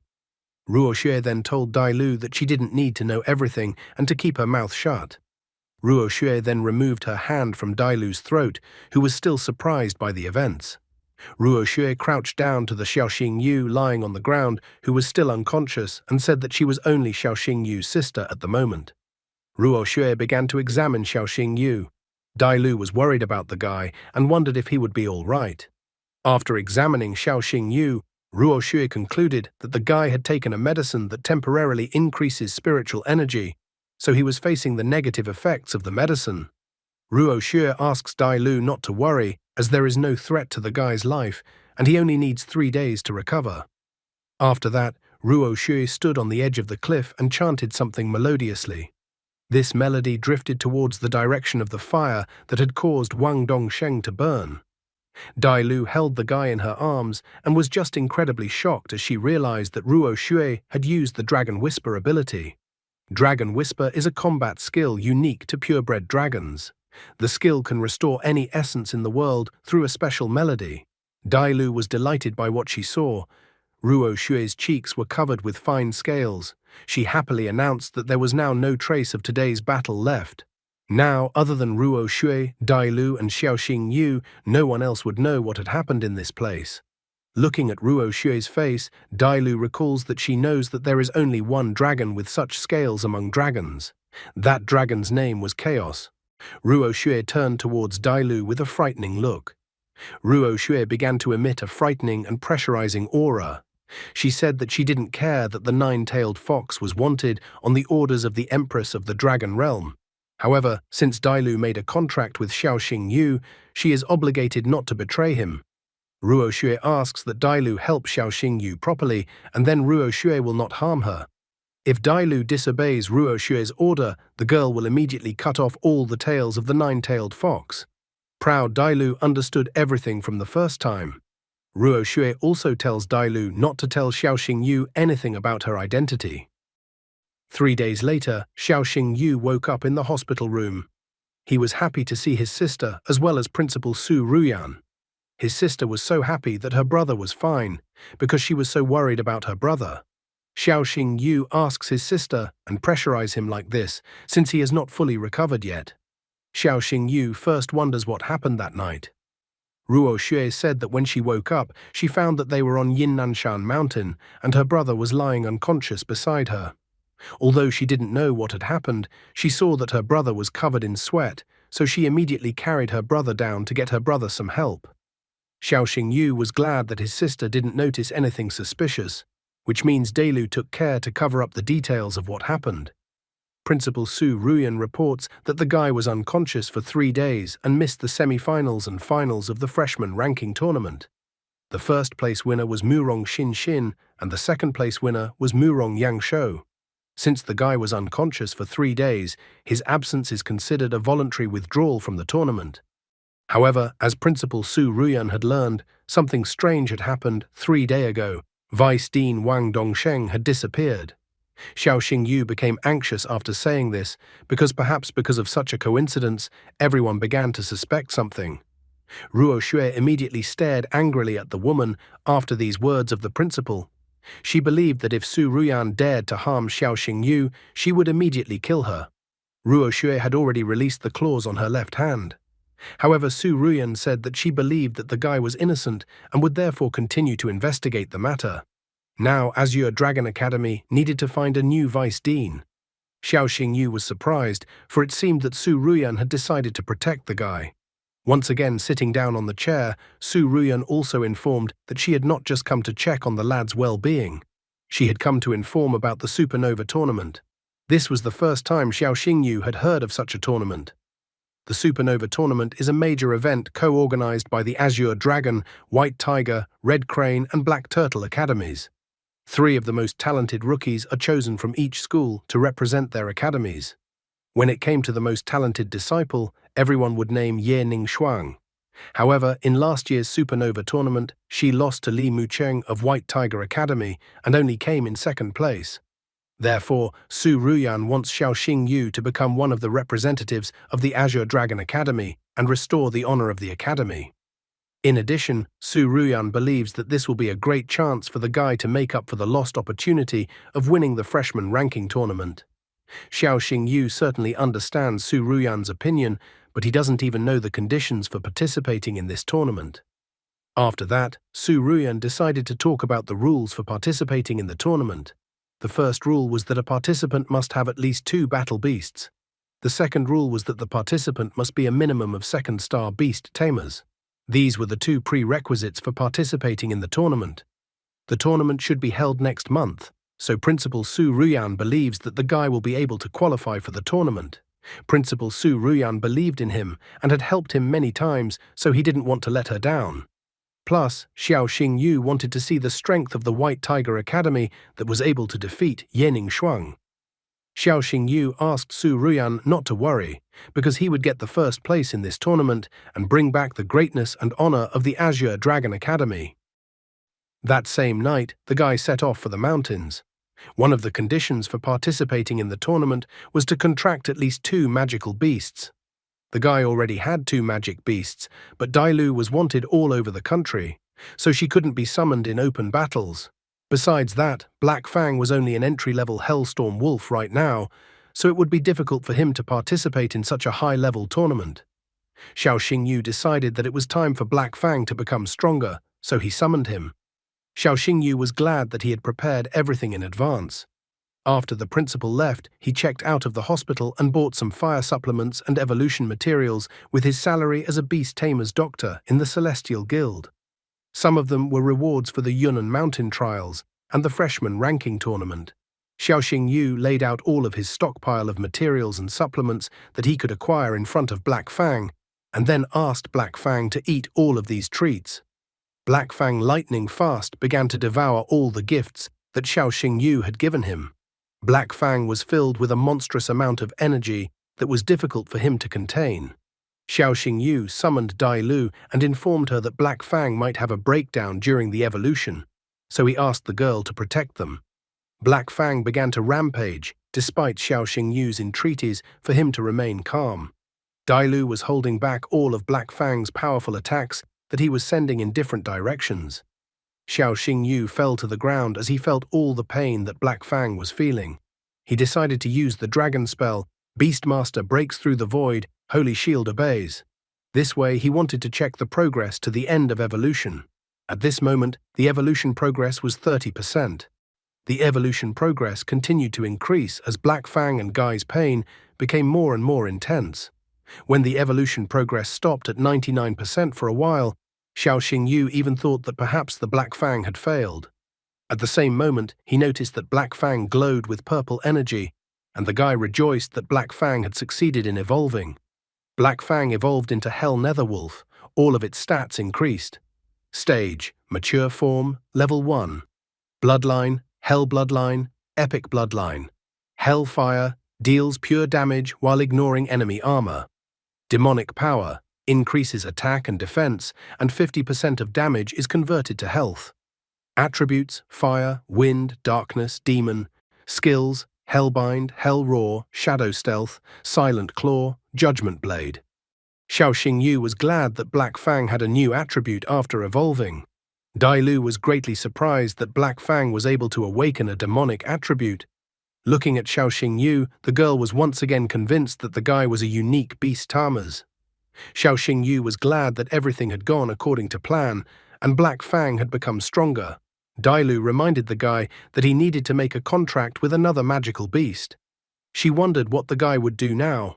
In this case, he already had one option. As it turned out, Qin Yunran had heard that the guy was going to participate in the Supernova tournament, so she thought that the guy couldn't do without another beast and was going to buy him everything he needed.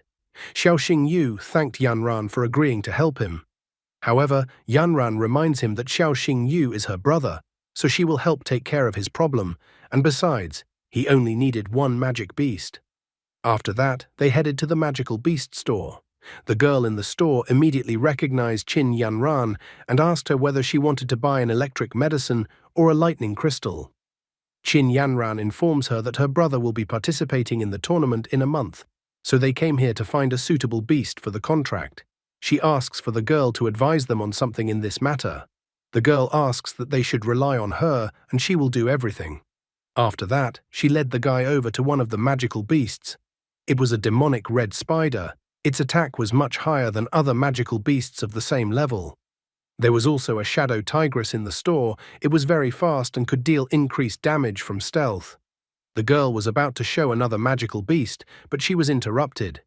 Qin Yunran informed that they didn't need cheap options, and she asked to show them high-end beasts and informed that she would pay for everything. Since Qin Yunran had asked, the girl didn't hide the best magical beasts they had at the moment. She led the customers to a closed section and introduced the best magical beasts that were in the store. While Xiao Xingyu was looking around, the girl asked if the guy had taken a fancy to any of the magical beasts. In the closed section of the store, there was an underground pangolin. The girl noted that the underground pangolin had very good characteristics. There was also a three-eyed fire snake in the store. The girl noted that the three-eyed fire snake was impressive with its poison and fire damage. The next magical beast was the icebone bird. The girl thought that the icebone bird was also a good choice. Xiao Xingyu was a little disappointed because none of the magical beasts presented had a hidden bloodline. Qin Yunran was surprised that her brother didn't like any of the magical beasts. The girl notices that they had many top-grade magical beasts in their store, but the guy still wasn't happy with them. Then she asks to tell what kind of magical beast the guy needs. She asked to voice the requirements, and then she will order a magical beast especially for him. Suddenly, the girl's speech was interrupted by a store employee and informed that a new product had been brought to the store. A man with huge muscles held the cage and informed the girl that these were some of the best magical beasts. This was the first time he had seen such top-notch magical beasts. The cage appeared to be filled with elven-type magical beasts. Xiao Xingyu knew that such magical beasts were considered useless, so he didn't understand why the store needed such magical beasts. Qin Yanran informs him that if one were to sell elven-type beasts as battle beasts, no one would take them, but if they were bought as pets, they would be bought up instantly. Xiao Xingyu decided to take a look at the magical beasts with his marvelous eyes. It was the water pixies. Stage, initial form, level 1. Bloodline, low. There were no abilities or skills. Attributes, water. Suddenly the guy was surprised to see the line of the system that said hidden bloodline, where angel's bloodline, mythical, was listed. The guy couldn't take his eyes off the pixie water. Qin Yanran wondered if the guy was okay because he froze and didn't move. Xiao Xingyu happily tells his sister that he wants to buy pixie water. The girl is surprised to see the guy's choice. Qin Yanran is also shocked at how her brother turned out to be. The guy is like a naive fool, absolutely doesn't realize what's wrong with his choice. He moved closer to the cage with the water pixie and revealed that he wants her to be his magical beast. He didn't reveal that he only wanted to take the water pixie to him because of her bloodline. After the purchase, Xiao Xingyu went to the mountains along with the cage with the pixie water he bought. He opened the cage and asked Pixie Water not to be afraid of him since he wasn't going to hurt her. He then took out a pill and asked Pixie Water to eat the pill so that her wounds would heal. After the water pixie ate the pill, then her wounds instantly healed. Xiao Xingyu then asked the water pixie if she wanted to make a contract with him and become his magical beast. The water pixie began to contemplate her actions, remembering how the guy immediately noticed her and bought her from the store, and then how he helped her recover with a pill and promised not to harm her. After thinking over her decision carefully, Pixie Water flew up to the index finger of the guy's right hand to make a contract. Xiao Xingyu was pleased that the girl had agreed to the contract and informed that they would be bound by the contract from now on. After that, the contract was successfully concluded. Xiao Xingyu wondered at the water pixie if she was willing to accept him as her master since she had agreed to a contract with him. The water pixie flew up to his hand. Xiao Xingyu was happy that the bond between the beast and beast tamers was much stronger after the contract was signed. After that, he took out a crystal awakening bloodline crystal and informed Pixie Water that he had shattered the crystal especially for her. If the girl ate the crystal, she would be able to evolve. The water pixie, still a little suspicious, flew up to the crystal and began to eat it little by little. After eating only a small portion of the crystal, the water pixie became incredibly painful. Xiao Xingyu asked the girl to be patient for a while because it was going to be over soon. The water pixie couldn't contain all that raging energy in her body and shot it into the sky. This energy was dangerous as Dailu appeared at the same second and asked if Xiao Xingyu was all right. Xiao Xingyu, who was under Dailu's protection, reported that he was fine. Pixie Water's body curled up into a cocoon at this moment, with golden energy emanating from the cocoon. Soon the evolution process came to an end and a militant angel girl emerged from the cocoon. Xiao Xingyu was happy that the hidden evolution had awakened. Examining the system window, he noticed that the girl had become a sacred angel of light. Stage, initial form, level 1. Bloodline, angel's blood, mythic. Shield of light ability. Dispels negative effects and creates a shield of holy light around allies. Attributes, angel, holy light. Sacred cross-strike skill. Creates a blade-shaped wave, dealing triple critical damage to enemies while increasing the number of layers of holy light shields on himself and allies. Sword swirl of light skill. Swings 2 wings of light, unleashing feather-shaped swords of holy light that deal massive damage. Evolution path. Sacred Angel of Light, 4-winged Angel of Light, 6-winged Archangel, Sacred Angel Priestess, 12-winged Seraphim. Xiao Xingyu, looking at the girl once again, clarified whether he had understood correctly that when he became a 9th star beast tamers, the girl would be able to evolve into a 12-winged Seraphim. Only now did Xiao Xingyu remember that he never gave his new magical beast a name. Before the awakening of the hidden bloodline, the girl was a water element spirit, so he decided to give the girl the name Freya. In Greek mythology, the name Freya is associated with the spirit of water. Freya immediately knelt down on one knee on the ground, as if welcoming the name given by her master. Xiao Xingyu said that from now on, he and Freya would fight side by side. Dailu noted that after he obtained another magical beast, he was one step closer to participating in the Supernova tournament. The next step is for beast tamers to become a 2nd star. Soon in the teacher's office, Chen Qinian was shocked to hear that Xiao Xingyu wanted to participate in the second Star Beast Tamer's exam. Xiao Xingyu notes that the Supernova tournament was about to start soon, so he needed to become a 2-star Beast Tamers as soon as possible. Chen Qinian couldn't understand why the young ones were so eager to grow up. The brother and sister from the Mu Rong clan had also passed the second star exam 3 days ago. Chen Qinian heard it said that Black Fang had already evolved to mature form, level 1. Chen Qinian thought that perhaps this would be enough for the requirements of the exam. Chen Qinian finally gave up and said that if Xiao Xingyu's spiritual power level was up to the standard, he would let the guy take the exam. Xiao Xingyu agreed to such conditions and wore a bracelet to measure spiritual strength. The other teachers were also interested in the test. One of the teachers noticed that many people were talking about Xiao Xingyu's outstanding spiritual power, so the teachers were curious to see what the guy could do. As soon as the guy put on the spiritual power bracelet, the numerical value immediately showed more than 1,000 and continued to rise. Finally, the numerical value stopped at 2,583. The teacher was shocked, because if she hadn't seen it with her own eyes, she would never have believed it.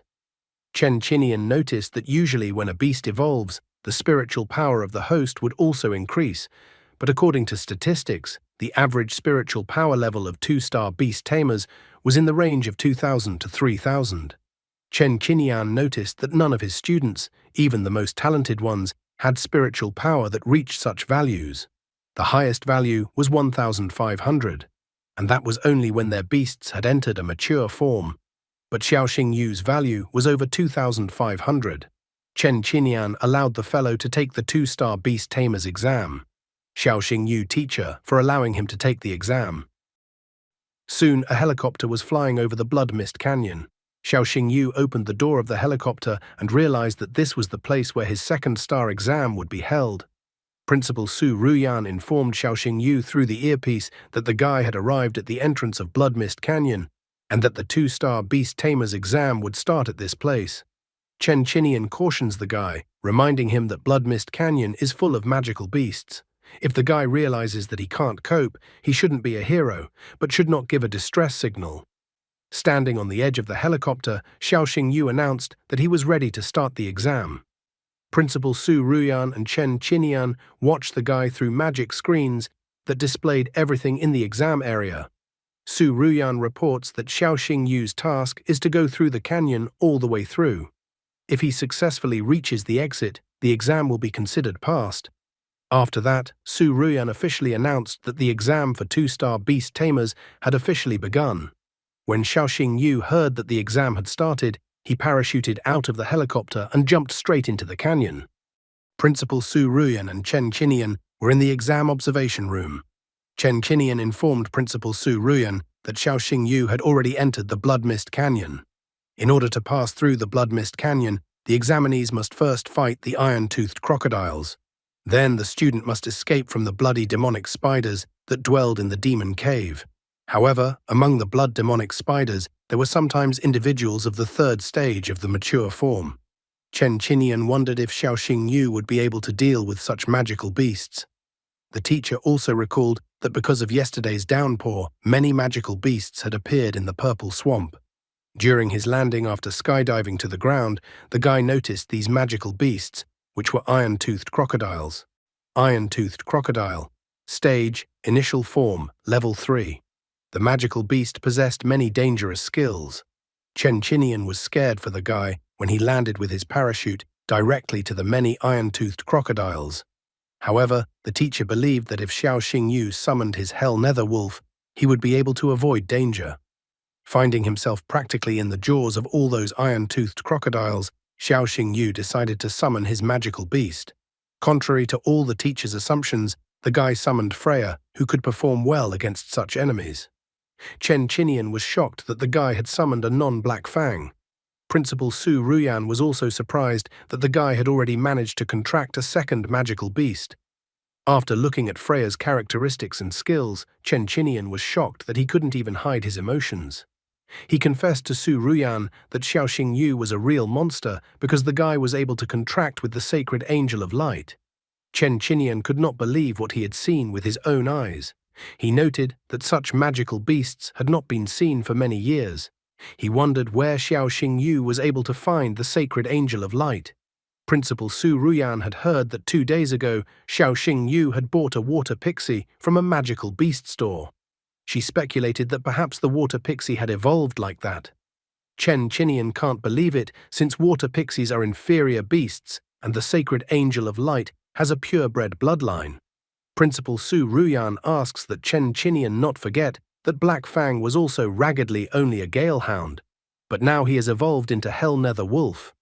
After accepting all the arguments, Chen Chinian could not deny this outcome. He remarked that Xiao Xingyu always made the impossible possible, and this was what true beast tamers should be like. As soon as Xiao Xingyu landed on the ground, he found himself surrounded by iron-toothed crocodiles. However, the guy was not confused and ordered Freya to attack the magical beasts that were in front of them. Freya dealt with the iron-toothed crocodiles with consummate ease. The poor teacher would soon be in trouble from a student like Xiao Xingyu. Chen Chinian couldn't help but be surprised as Freya defeated the iron-toothed crocodile in just one strike. He immediately realized that the real sacred angel of light was in front of him. Chen Chinian believed that his student's magical beast definitely had a mythical bloodline. Xiao Xingyu asks for Freya to guide him through the swamp. Freya is willing to fulfill Xiao Xingyu's task, but she decides otherwise and takes the guy in her arms. Xiao Xingyu clearly did not expect this outcome.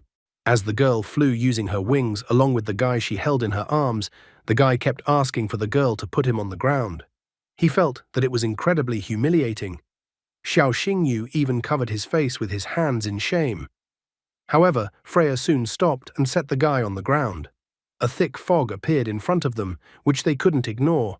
As if out of nowhere, a multitude of spiders appeared.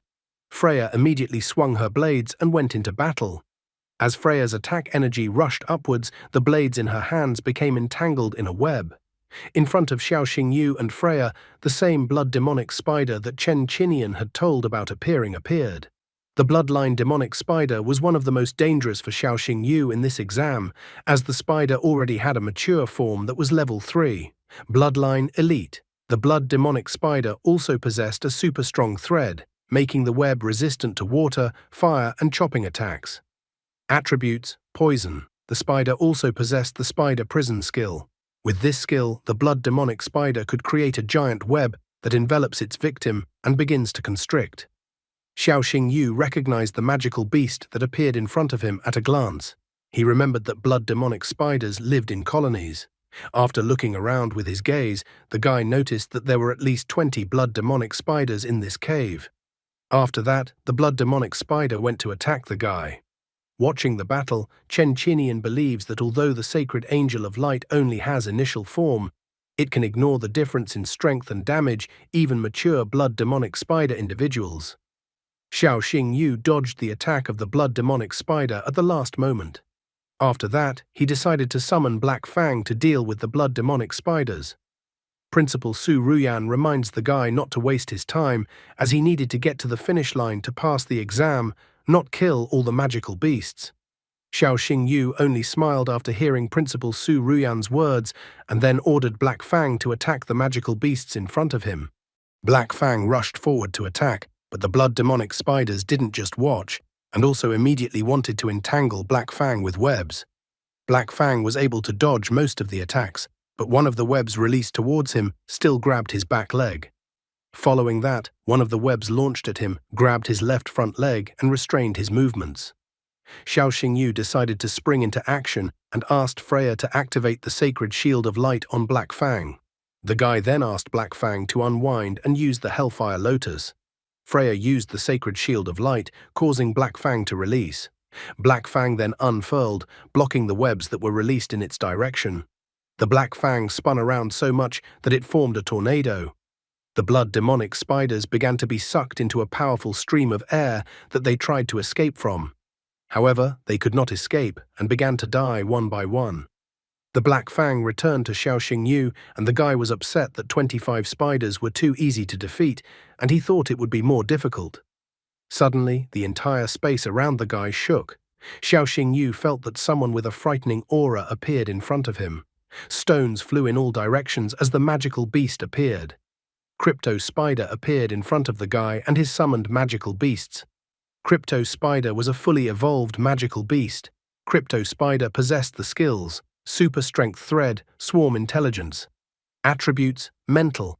Chen Qinian asks for Xiaoxing Yu to retreat, as yesterday's downpour attracted a Crypto Spider that Xiaoxing Yu won't be able to defeat. The guy wonders what will happen to the exam if he retreats. Chen Qinian thinks that the guy will be able to retake the exam next time. However, Xiaoxing Yu doesn't want to back out, because it's just wasted time and he doesn't want to retake it. Xiaoxing Yu believes that even if God himself comes between him and successfully passing the exam, he will die. He plans to destroy anyone who gets in his way. Black Fang and Freya attacked Crypto Spider. However, when the dust fell, the guy saw that Crypto Spider was unharmed and managed to defend himself from the attacks. The guy is not very happy with this development. Chen Qinian asks the guy to stop risking his life and retreat. He also stated that the teachers are sent to save the guy. Dailu also thinks that the guy should give up his scheme. She thinks that Chen Qinian is right and the guy should not go ahead with his plan. Dailu thinks that with Xiaoxing Yu's current strength, he won't be able to defeat Crypto Spider. However, Xiaoxing Yu is against the decision to run away. He reveals that he wants to pass the second Star Beast Tamer's exam and destroy the magical beast, but even more, he wanted to know his limit. Dailu thinks the guy is a real psycho since he decided to stay. Xiaoxing Yu asks Black Fang to stealthily approach Crypto Spider from behind and use the Oblivion Claw. Black Fang plunged into the darkness to stealthily get close to Crypto Spider. However, Crypto Spider wasn't going to just stand there and wait for an attack in his direction and attacked the guy himself. Realizing that things were not going well, Xiaoxing Yu asks for Freya to cover him and Black Fang launched his attack. Black Fang came out of the shadows behind Crypto Spider and used the Claw of Oblivion on Crypto Spider, scratching him in the process.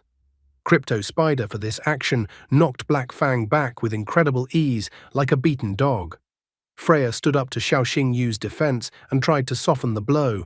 However, the Crypto Spider struck with an incredible force that Freya couldn't contain, and they all flew away. Xiaoxing Yu hit the rock with such force that he could use a course of rehabilitation at the very least. Despite his injuries, he was able to stand up. Freya and Black Fang are badly hurt after being attacked by a Crypto Spider. The Crypto Spider began to slowly approach them. The guy started taunting Crypto Spider, trying to make the magical beast mad. Crypto Spider didn't like the taunts from the guy and went on the attack again, using its web. Xiaoxing Yu climbed on top of Black Fang and they tried to dodge the attack.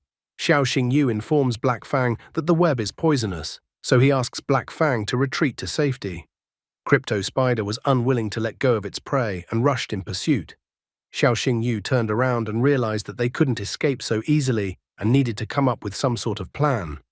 Suddenly, he noticed that the Crypto Spider's health streak was gradually decreasing, although he couldn't understand why. Would Xiaoxing Yu be able to figure out what was happening to the Crypto Spider? For the sake of the exam, there was no need to put his life in danger. You can always retake the exam, but you can't get your life back. Xiaoxing Yu noticed that Crypto Spider's wound wasn't too deep, but Crypto Spider's web had become much weaker. The guy thought that this was probably due to the Crypto Spider's blood. Xiaoxing Yu noticed that Black Fang was injured, which meant that he wouldn't be able to withstand the Crypto Spider's attacks anymore, so the guy asks for Freya to cover them. Freya then took off with the guy, and Black Fang also bounced to the side in an attempt to dodge the Crypto Spider's webbing attack. The guy noticed that the Crypto Spider's life bar had decreased once again. Now he could finally figure out how to deal with the vile Crypto Spider. He immediately shouted to Black Fang to spit on the Crypto Spider. Remaining confused, Black Fang followed the guy's order and spat on the Crypto Spider. The monster was enraged and wasn't going to tolerate such neglect on his account, so he immediately attacked the insolent dog. Xiaoxing Yu immediately told Black Fang to retreat into the shadows and attack as soon as he got the chance. As a result of this experiment, the guy realized that the Crypto Spider was using up its life force when it released its web. In that case, the guy needed Crypto Spider to continue attacking uncontrollably with its web, because then Crypto Spider would definitely die.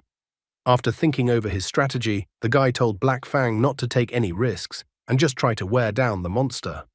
Black Fang began to circle around Crypto Spider, who was trying to track his movement.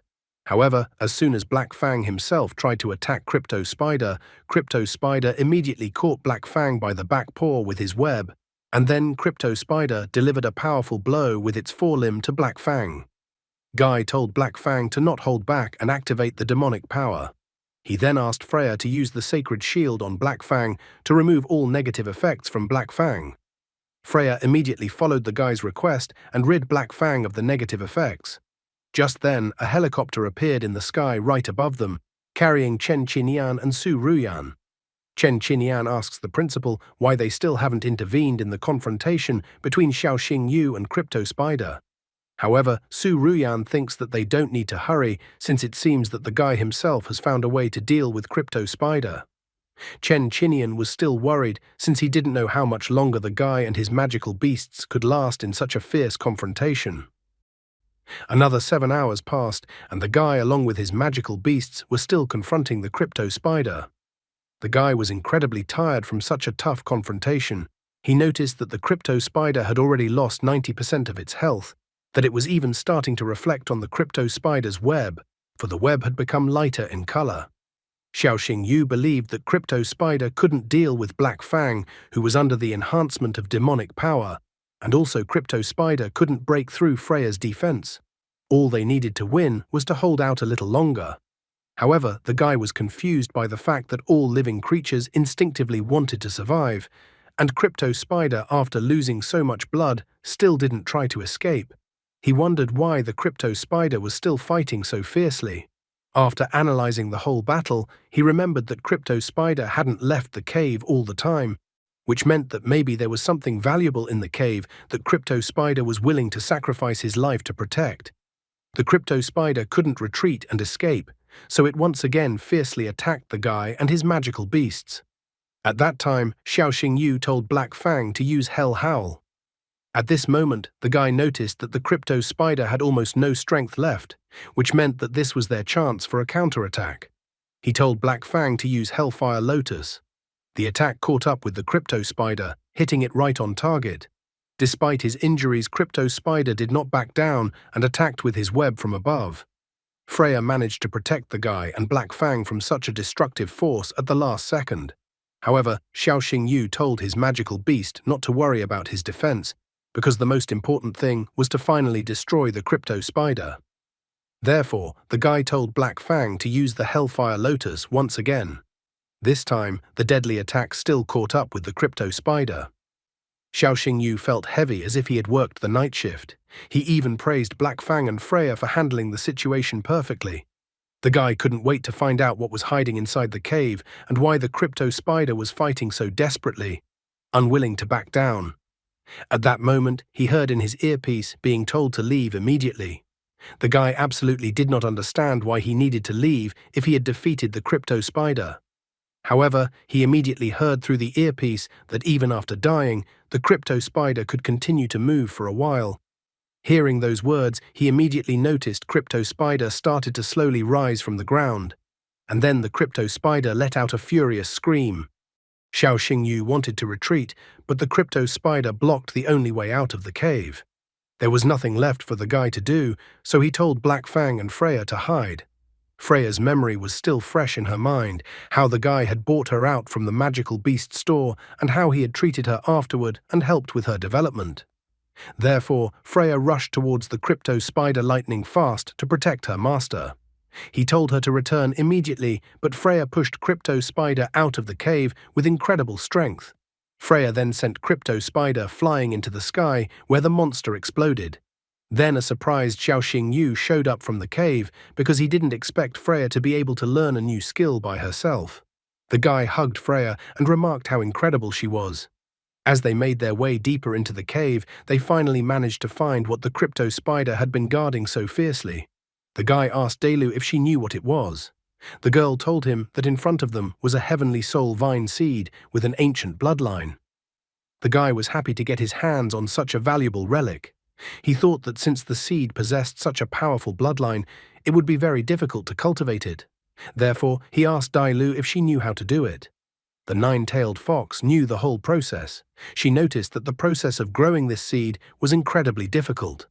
This seed required dewdrops from a periwinkle herb and the nectar of a magical yellow flower, as well as fertilizer made from the excrement of beasts of higher forms.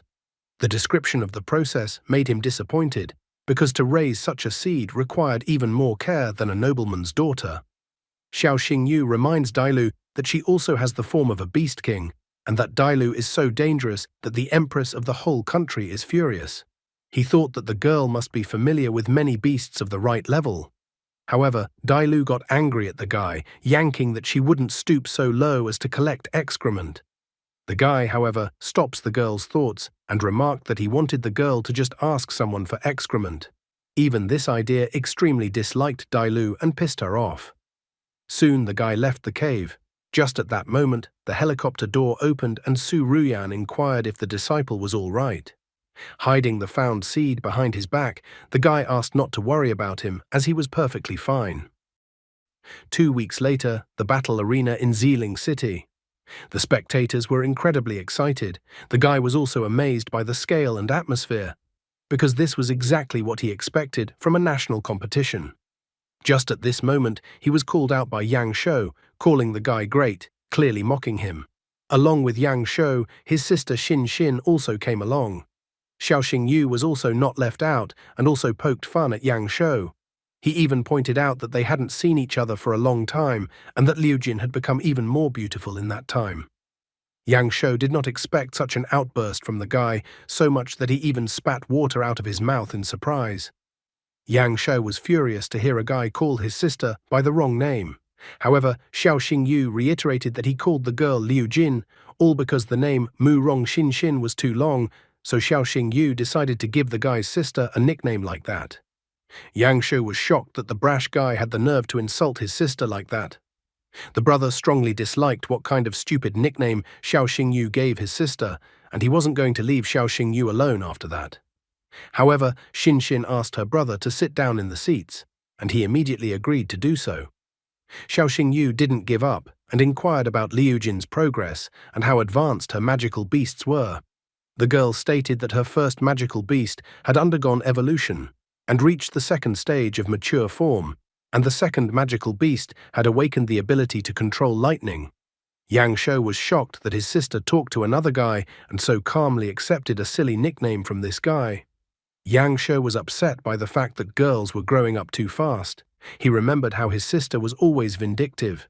The guy still remembered how he gave her the nickname, and after that, she didn't speak to him for a few days. However, when Xiao Xingyu did it, the girl didn't say anything to him. Yang Shou stated that the world has gone crazy because now a cat is in a relationship with a mouse. He even claimed in public that his sister had found her soulmate. Xiao Xingyu inquired what was wrong with the girl's brother. However, the girl asked the guy to ignore her brother. Xiao Xingyu asked the girl who they were going to fight today, but the girl also did not know this information because the results of the draw had not been announced yet. At this very moment, Principal Su Ruyan approached the trio and said that the results of the draw had already been announced. Their first opponent would be the White Tiger Academy. Su Ruyan said that they had to destroy their opponents at all costs. At this very moment, another woman appeared and snidely asked why Su Ruyan was so nervous. She wondered if Su Ruyan was afraid that her students would lose to White Tiger Academy again. The mysterious stranger who suddenly appeared was Principal Zhu, who was the principal of White Tiger Academy. Su Ruyan wondered why Zhu was in this place and not at her place in the training area. She advises Zhu that if she wants to find out the news, she should just look on her phone. Zhu notes that she only wanted to look at the main trump card of Azure Dragon Academy this year. She'd heard talk of the guy being skilled at fighting fully evolved magical beasts, and also that the guy is capable of summoning creatures of two opposite attributes, hell and heaven. She was about to say that the guy looked like Yening Shuang. The woman was willing to admit that the guy could do something, but she thought that the guy was only like Yening Shuang and nothing more. Su Ruyan couldn't stand this and stood up for her disciple and the Azure Dragon Academy. She pointed out that just because someone was in a more favorable situation didn't mean that they were really strong. Yang Shou tried to intervene and calm down the principal. Xiao Xingyu had heard that Zhu Qingyu and Su Ruyan had been competing since elementary school. They competed in everything, be it studies or position in society. Just at this moment, Chen Qinyan announced that the Empress had already arrived. The girls immediately stopped fighting and turned away from each other. Zhu Qingyu asked Su Ruyan to just wait. After all, she was going to have Su Ruyan sent to Azure Dragon Academy in disgrace. Su Ruyan only remarks that such a thing will not happen. She then angrily tells Xiao Xingyu, Xin Xin and Yang Shou to follow her to greet the Empress. Soon the sky around the arena was covered by a cloud of golden light. The people in the spectator seats of the arena immediately rejoiced because the Empress herself had arrived. One guy couldn't even believe that the most beautiful and powerful woman in the country had arrived. Finally, the spectators in the arena could see Shangguan Lan, the Empress of the Dragon State, descending towards them on her magical beast. Xiao Xingyu was also surprised to see Shangguan Lan. After all, she was the strongest beast tamers of the Dragon State, and just her mere presence caused everyone around her to tremble. Looking at Shangguan Lan, the guy was simply shocked, as she had the mark of 11 stars. She stood above all beast tamers of the 10th star, Beast Empress. He realized that the difference between them was not a few stars, but a whole chasm. Gazing with his wondrous eyes, Xiao Xingyu discovered that the 7-colored sacred Qilin in front of him. The monster had the form of a beast king, level 3. Bloodline, pure blood Qilin, divine. He couldn't get any more information about the magical beast. He was incredibly shocked, although he had expected something like this, but the difference in their levels was too great. Even the Dragon Eye couldn't find out the full information about this magical beast. Xiao Xingyu was wondering how on earth Dailu was able to survive despite the Empress giving orders to capture her. He even cheekily remarks that Dailu should be glad she met him and survived because of it. Although Dailu notes that the guy is rude, she has to agree with this statement. Xiao Xingyu realized that Qilin was not Shangguan Lan's only beast. Dailu told me that there were more powerful beasts than this Qilin in the Empress's subordinate. Suddenly, Shangguan Lan's entire body seemed to be enveloped by a golden dragon energy. The guy was surprised that she had real dragon power. He even wondered if Shangguan Lan had a true purebred dragon. The guy believed that they had died out over 100 years ago. However, this was information Dailu did not know. Xiao Xingyu remembered that according to the annals, only pureblood dragons, phoenixes and Qilin were of divine origin. He knew that when it came to strength, dragons definitely came first, followed by phoenixes and then Qilin. Therefore, he was curious as to why dragons were hunted. Besides, he didn't understand how she could make a contract with one of the purebred dragons if they were extinct. Besides, the guy remembered that the Empress had one of the greatest dragon treasures, the dragon's tear. Therefore, the guy realized that everything in this situation was somehow mysterious. The Empress took her throne and immediately announced the start of the battles. Principal Su Ruyan notes that according to the results of the draw, Xiao Xingyu comes first. Yang Shou once again teases the guy, noting that if he fails, they will cover for him. However, Xiao Xingyu asks Su Ruyan not to worry about anything, because he will win. The host finally announced that the participant from White Tiger Academy on the left side is Lin Tianqi, the Sing of the head of the Tiger Guild. The host also announced that on the right side was the candidate from Azure Dragon Academy, the talented beast tamers from downstairs Xiao Xingyu. The beast tamers immediately summoned one magical beast each. Black Fang confronted Red Snake in the first round of the challenge. Sitting on the spectator stand, Xin Xin notes that the snake with sand attribute is the Black Fang's natural enemy who uses fire. Yang Shou notes that when fighting equal opponents, the deciding factor is not lineage at all, but elemental advantage. Therefore, the guy realizes that Xiao Xingyu will not have it easy in this battle. Lin Tianqi told Red Snake to use the Hurricane Blade ability. Xiao Xingyu tried to defend himself with Black Fang's Hell Howl ability. Their attacks collided, causing Black Fang to be slightly hurt. Lin Tianqi arrogantly remarks that the advantage is on his side and Xiao Xingyu is doomed to defeat. He even suggests that Xiao Xingyu surrender, and then it will be over quickly and painlessly. However, contrary to his words, Xiao Xingyu notices that it is too humid today. He remarks that the battle has just begun, and everything that has happened before is just a warm-up. The guy even arrogantly states that he only needs 2 attacks to defeat his opponent. Such arrogant words did not please Lin Tianqi. Without delay, Xiao Xingyu ordered Black Fang to use Hell Howl directly into the sky, which Black Fang demonstrated. The Empress's subordinate was surprised and didn't understand what the guy was doing. He thought that the magical beast's fire was too weak to melt the sand. However, Shangguan Lan immediately understood everything and informed her subordinate that this was not the case. The subordinate wondered what the guy was really up to.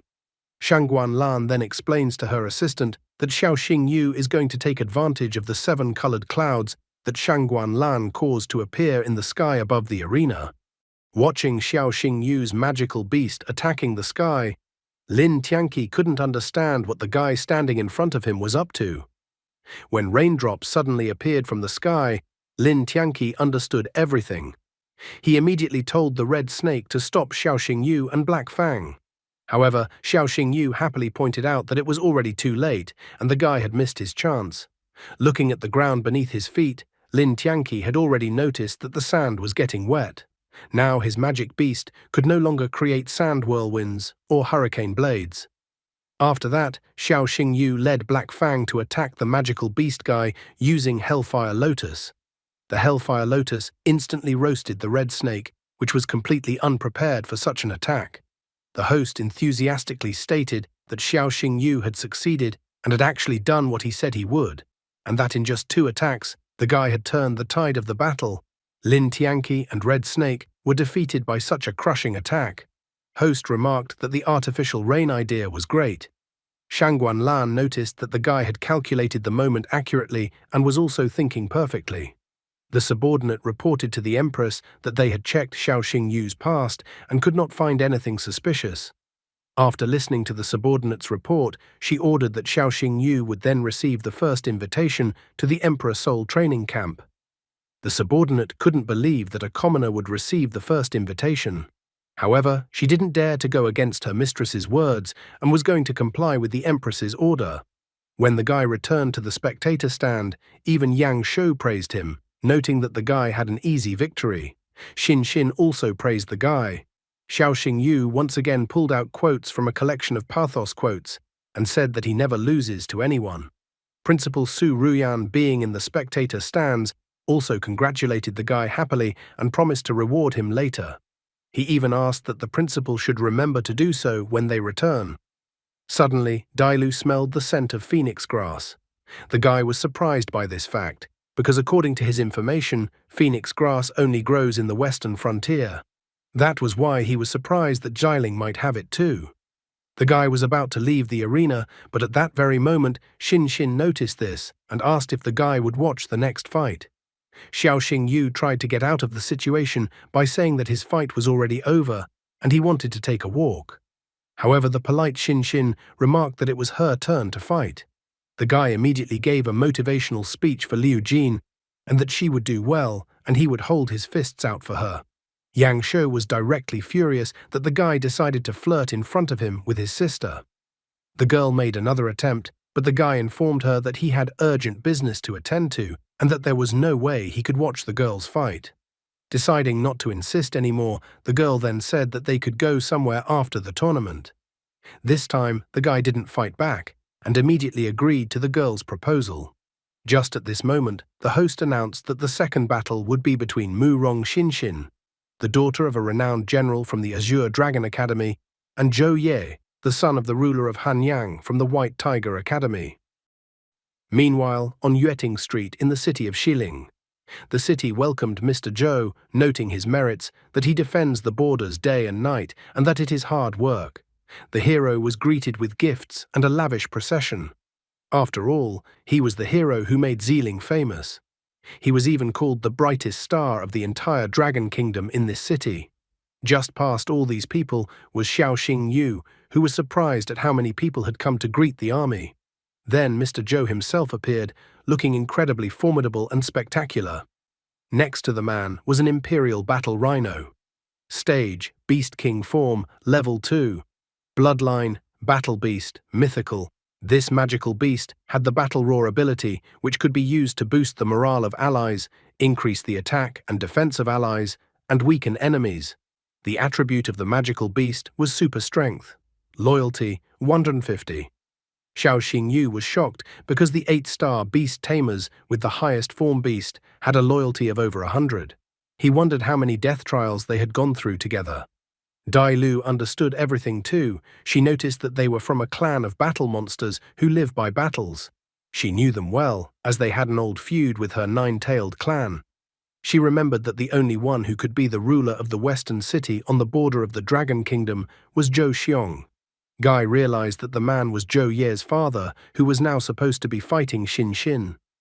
Dailu reports that phoenix grass grows on the Ligu Glacier in the west, which is full of magical beasts. Zhou Xiong protected this region, so the girl notices that the man must definitely have the phoenix grass. She even suggests that the guy steal the herb from the man's bag. Zhou Xiong was Beast Tamer's 8th star, so it was just ridiculous for the guy to hear such a suggestion from the girl. Suddenly, Xiao Xingyu noticed that the Imperial Battle Rhino was limping. He decided to seize the opportunity, and after unseating everyone and stepping forward, he caught Zhou Xiong's attention, saying that the Imperial Battle Rhino was sick and that he would be able to cure it. Zhou Xiong stopped right in front of the guy and inquired what the guy meant. Zhou Xiong saw that the guy was wearing the Azure Dragon Academy uniform, which meant that the guy was the same age as his son, and he thought that the guy didn't know anything about healing. Xiao Xingyu immediately held out his ID card to Zhou Xiong and said that he was a guest healer of the Celestial Guild. He immediately inquired if the Imperial Battle Rhino often looked sluggish lately. He continued to ask Zhou Xiong if the magical beast was getting red spots and if its skin was covered in sores during rainy weather. Zhou Xiong couldn't understand how the guy could know this. Zhou Xiong had specially returned to find a cure for his magic beast. He said that the guy had not earned his trust so far, but he still asked why his magic beast was sick then. Zhou Xiong wanted to see if the guy's diagnosis would match what the other healers said. However, Xiao Xingyu said that it was quite a simple task, because in fact, all of the magical beast's problems were due to the sand mantic that Xiao Xingyu had extracted from the magical beast's leg. After that, Zhou Xiong still remarked that the guy was really good at this. Over the years, Zhou Xiong had met with many top healers, but no one had ever been able to cure the Imperial Battle Rhino. Since the guy has diagnosed it, Zhou Xiong wonders how the guy would cure the magical beast. Xiao Xingyu asked Zhou Xiong to find a less crowded place. After all, he needed some herbs. Zhou Xiong didn't resist and immediately invited the guy to his house. He asked the guy to tell everything he needed so that he could have everything prepared. He also remarked that if the guy could cure his magic beast, he would fulfill the guy's every wish. Xiao Xingyu was happy that he had a great opportunity to not only get the phoenix grass, but he would also be able to make a useful acquaintance. After that, they moved to the Zhou residence. Xiao Xingyu said that he needed 15 grams of silver lotus petals, 20 grams of sacred grass, 25 grams of poria. In addition, a secret ingredient had to be added and boiled to get the purple soul extract. After a while, Xiao Xingyu prepared the violet soul extract, a special preparation to cure sand mantic. He said that part of the medicinal remedy had to be drunk, and the remaining part had to be applied externally. In addition, the healing extract had no side effects. After seeing how polite the guy was, Zhou Xiong decided that he would believe the guy and decided to immediately cure his magical beast. Zhou Xiong walked over to his Imperial Battle Rhino and offered him a medicinal extract. The effect of the medicinal extract was immediately visible as the local fleas instantly began to fly out of the Imperial Battle Rhino's body. Zhou Xiong, seeing the effect of the treatment, immediately noticed that the young man in front of him was a great healer. The man was so happy that his magical beast would finally be able to get a good night's sleep. He thought this treatment remedy was amazing. Xiao Xingyu says that he understands what Zhou Xiong is worried about, and he is even willing to give the recipe of his medicinal extract so that Zhou Xiong can treat his soldiers' battle beasts when he returns to Huangyang. Zhou Xiong was interested in this offer, but he immediately inquired about what the guy would ask for in return. Xiao Xingyu didn't hide and immediately confessed that he wanted the phoenix grass and the magic radiance flower. When Zhou Xiong heard the guy, he was excited because the phoenix grass was not such a valuable herb, but the magic radiance flower was difficult to obtain, but it was possible. The guy admitted that he only wanted this and nothing else.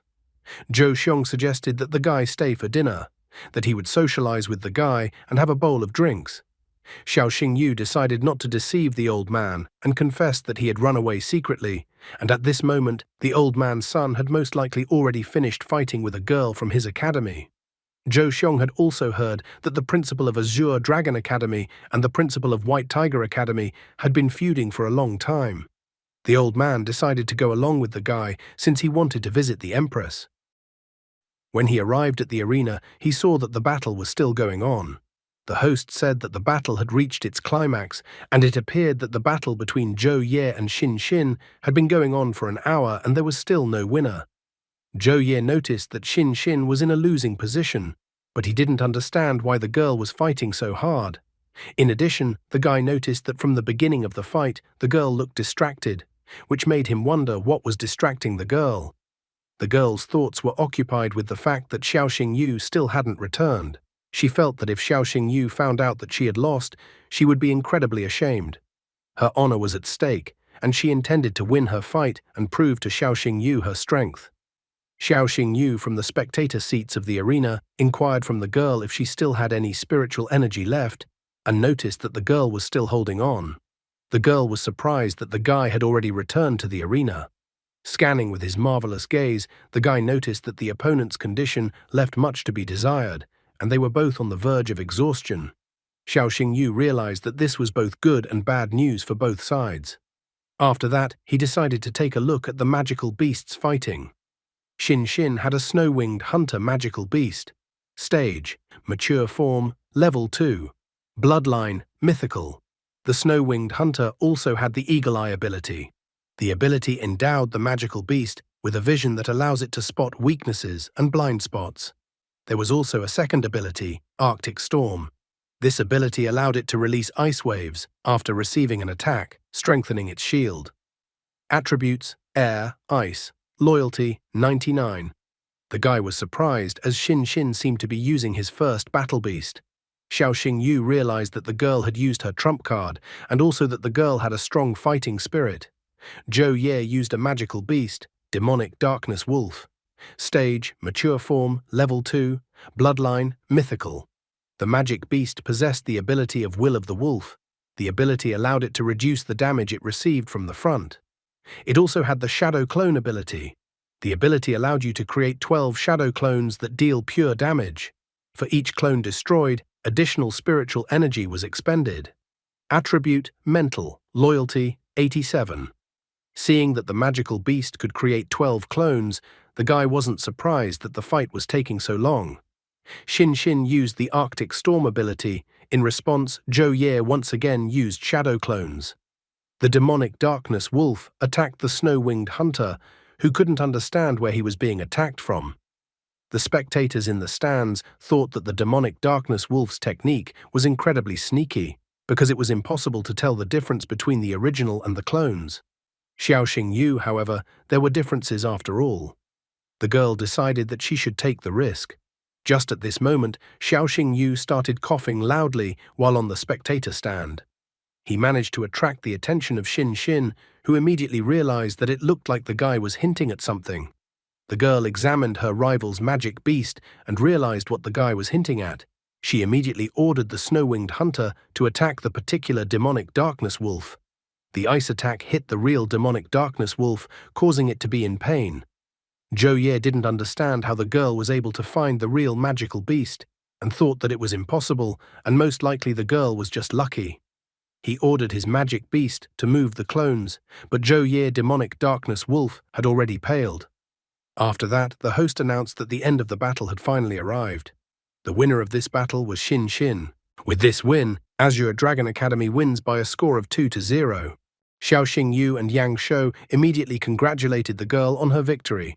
Xin Xin ran up to Xiao Xingyu and hugged him, thanking him. Her brother was just shocked at his sister's behavior. Yang Shou didn't understand what happened to his sister and what Xiao Xingyu had done to her. Xiao Xingyu, on the other hand, was about to reveal that he didn't do anything special and just gave the girl a hint to solve the problem. The brother was unwilling to listen to Xiao Xingyu's pathetic excuses and told him to keep his hands off his sister. He promised that if Xiao Xingyu ever messed with his sister again, he would definitely kill him. Meanwhile, Zhou Ye walked over to Principal Zhu Qingyu and sadly noted that he had lost too. Principal Zhu Qingyu was furious. She stated that she was waiting for all three of them after lunch to discuss team battle tactics. She noted that no one would go to bed until they managed to come up with the perfect plan. She ordered the students to practice until they fell down. Zhou Xiong was beside the Empress and noticed that it seemed that his son still had a lot to learn.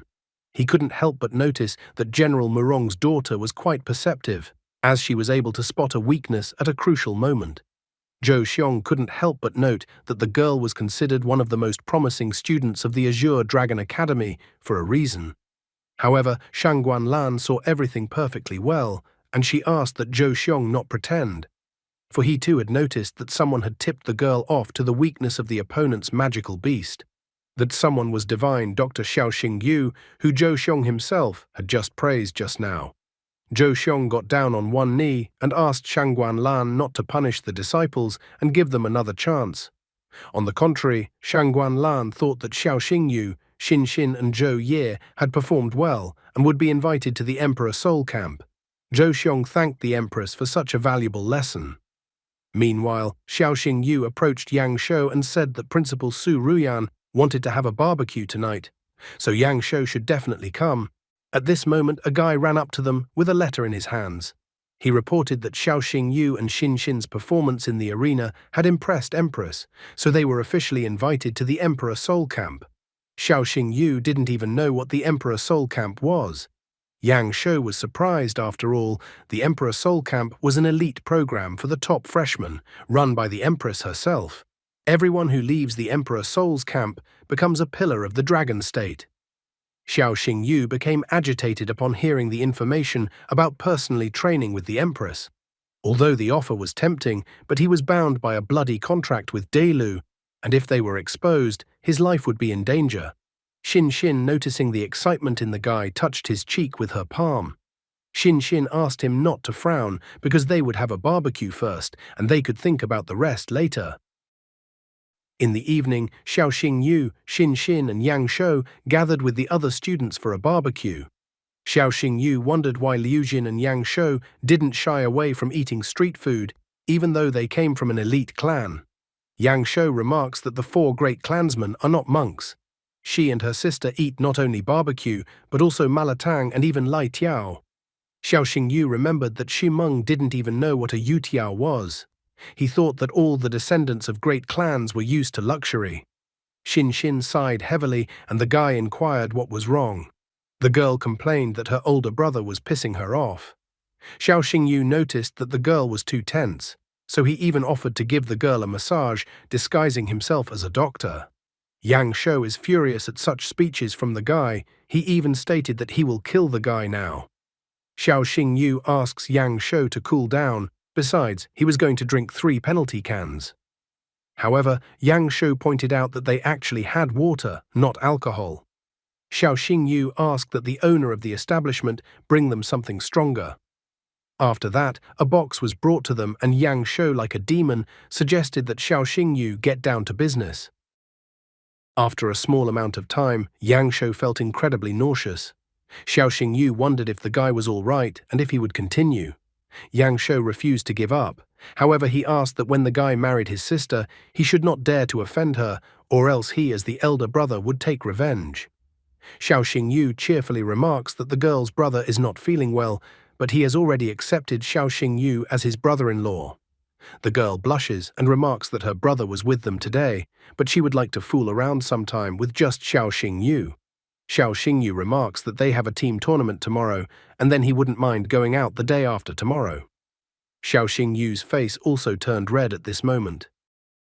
When he returned to his room, he noticed that he already had the phoenix grass, and the magic radiance flower was also going to be brought to him soon. All he had to do was to get the excrement of the magical beast form of the Beast King. The guy was wondering how he would get his hands on such a much-needed item. In the end, he decided to just go to bed and decide what he should do next tomorrow. In the morning, Dailu tried to wake the guy up. The guy was surprised when he woke up and saw Dailu in front of him. He immediately pinned Dailu against the wall, making a kabadon, and wondered why Dailu had gotten out on her own. and he also wondered if the Empress's people had seen Dai Lu. Dai Lu remarked that she had gone out to get information and she had managed to find out something very important.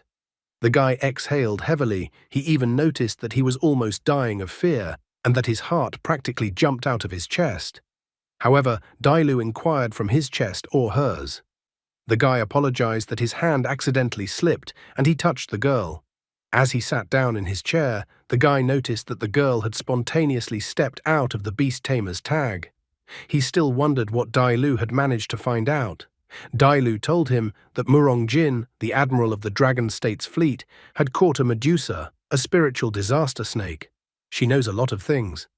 Given how the Dragon State operates, Dai Lu thinks that the Medusa will probably be executed in 3 days, on the full moon. Guy remembered that Murong Jin was the father of Yang Shou and Liu Jin. Guy wondered how the capture and execution of the Medusa concerned Dai Lu. The girl remarked that she had known the Medusa for a long time, and that it was her friend, and furthermore the magical beast form of the King of Beasts. The guy realized that it was not for nothing that Admiral Murong Jin was able to defeat the beast form of the King of Beasts. Suddenly, it came to the guy's attention that it looked like Dai Lu was going to save Medusa.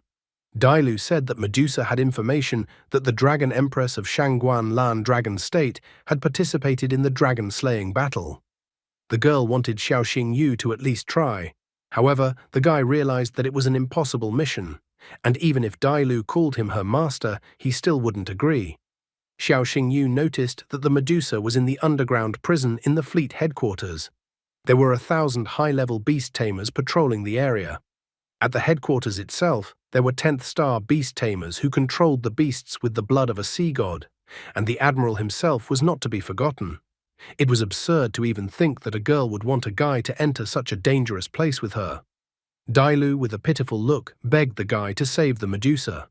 Xiao Xingyu was angry because the girl kept insisting. He even reminded her that Dai Lu was a magical beast bound to him by a blood pact and was therefore obligated to obey him. However, at this very moment, the situation did not change in favor of the guy's decision because suddenly a system notification appeared.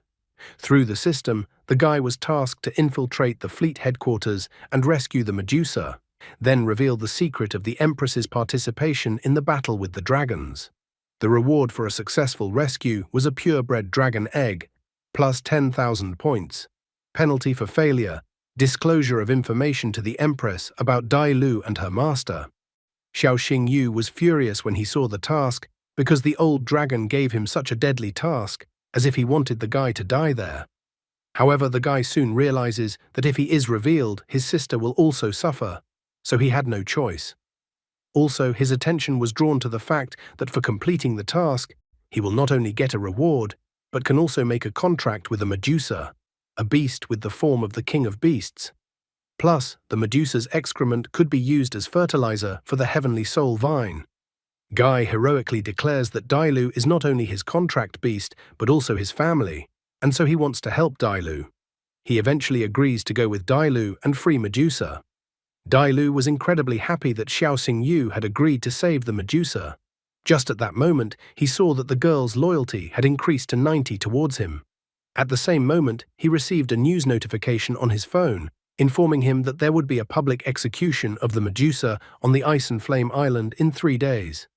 Xiao Xingyu wondered why they chose 3 days before the execution instead of executing it on the same day. Dai Lu said that spirit snakes have special blood. If you cut off its head on a full moon, you can get a whole magic crystal. If you kill it on another day, the crystal will be incomplete. It was only now that the guy was beginning to realize what a fool's errand he had agreed to. The Beast Tamer's 2nd star was going to stage an escape from a prison crawling with strongest fighters. After that, he told Dai Lu to return to the Beast Tamer's tag, as he needed to prepare for further action. Dai Lu pleaded that the guy should not give up trying to save the Medusa. However, Xiao Xingyu needed to deal with today's tournament first. Arriving at the arena, Xiao Xingyu was surprised to see that the entire arena seemed to be drenched in lava blood. He asked why they had chosen this particular place. Yang Shou said that it was said that the fallen dragon lake was formed during the battle with the dragons. A giant dragon died in this place whose blood dyed the water that color. Since then, the place looked like a boiling magma, but Yang Shu believed that these were just rumors. After all, there was no proof of any kind. Xiaoxing Yu thought it was a cruel test. After all, if you lost, you would be left skinless. He was curious as to what was actually in the water, so he looked with his marvelous eyes.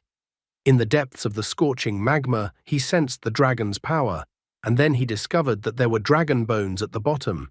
Xiaoxing Yu saw that there were dragon bones at the bottom of the lake, and so he pondered that if he let the magical beast devour the dragon bones, it would surely amount to evolution. The dragon bones took all the guy's attention, as he didn't understand how he could get those bones. Xin asked the guys to be extremely careful, as the broadcast would be watched by viewers from all over the country. Yang Shu immediately noticed that from the beginning, the guy was just standing there in a daze. He asked him to come to his senses, as their fight was about to start soon. Multiple helicopters started flying around the venue. Host greeted the spectators and announced the start of the team battle in the Supernova tournament. Ruo Xue, along with Xi Meng, were also watching this confrontation on TV while in the dormitory. The host announced that the 6 remaining contestants would fight in today's fierce fight. He fueled interest in the fight and wondered to the viewers who would be able to emerge victorious today. Ruo Xue, meanwhile, asked Xi Meng not to drink too much cola so that she wouldn't get tooth decay.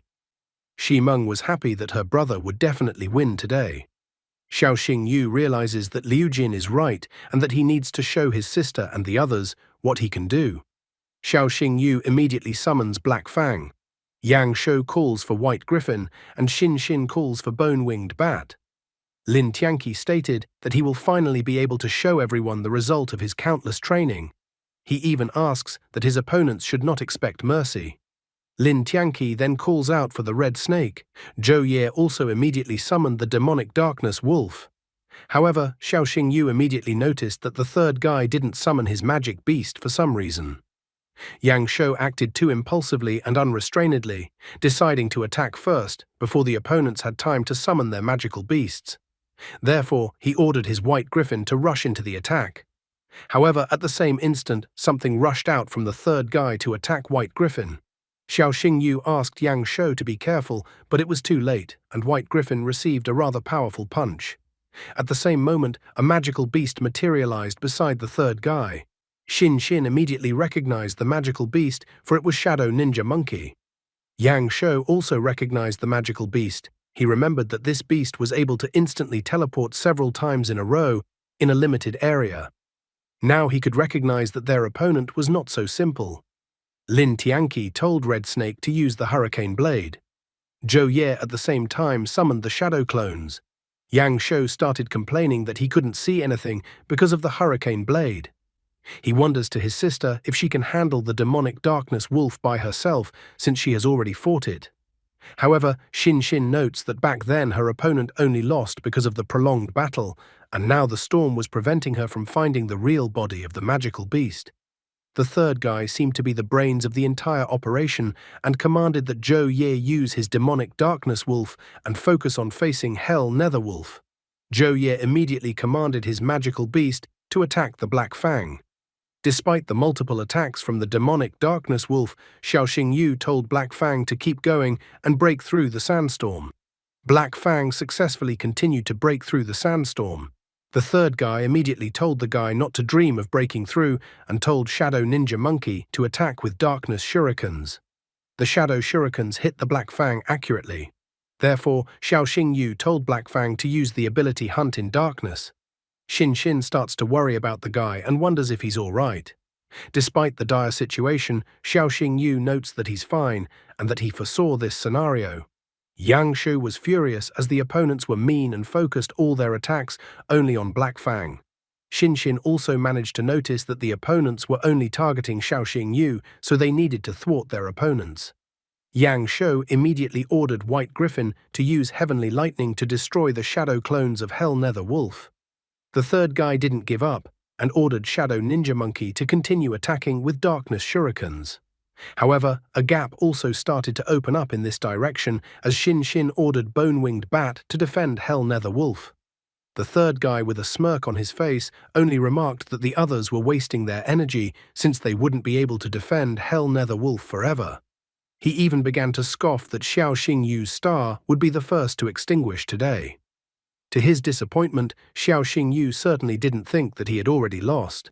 He told Black Fang to use the demon power. The third guy was incredibly shocked as Hell Nether Wolf had fully recovered from the previous attacks. Now it was Xiao Xingyu's turn to smirk and warm up, as their battle was just beginning. Host meanwhile piqued his interest in the battle, marveling at the true demonic strength that Xiao Xingyu had displayed. He was thrilled that all of Hell Nether Wolf's wounds had completely healed, and that the magical beast had recovered to a perfect state. The third guy noted anxiously that the three of them had only attacked Hell Nether Wolf.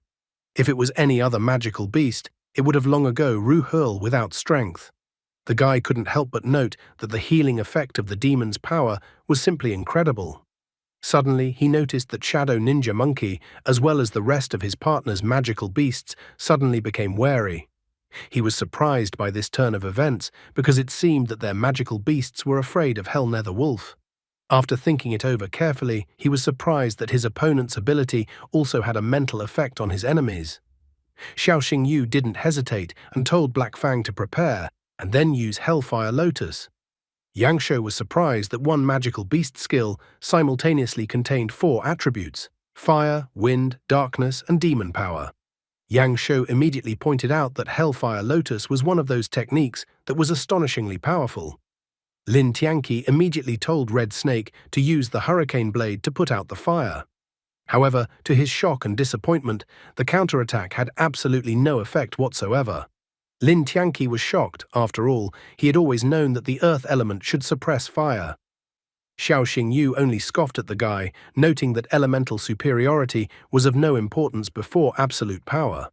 After that, Xiao Xingyu told Black Fang to tear apart his opponents.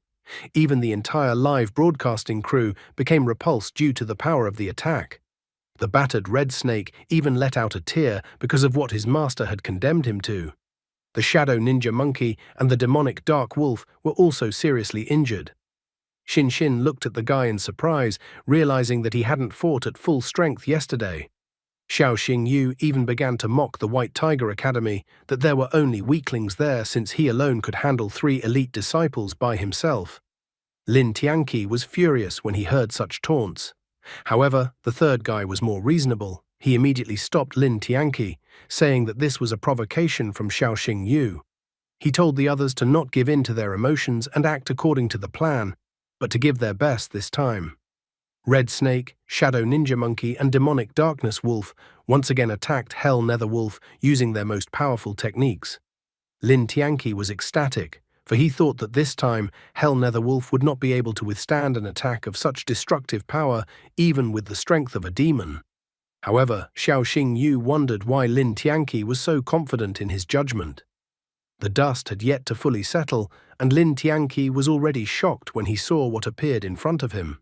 Black Fang had successfully survived the attack of the 3 elite students. The third guy was shocked after all. Concentrating one's own flames into armor was a martial art that only fire beasts with outstanding talent could learn. The ability was called the Blazing Sun Armor. Lin Tianqi wondered to the guy what kind of technique it was.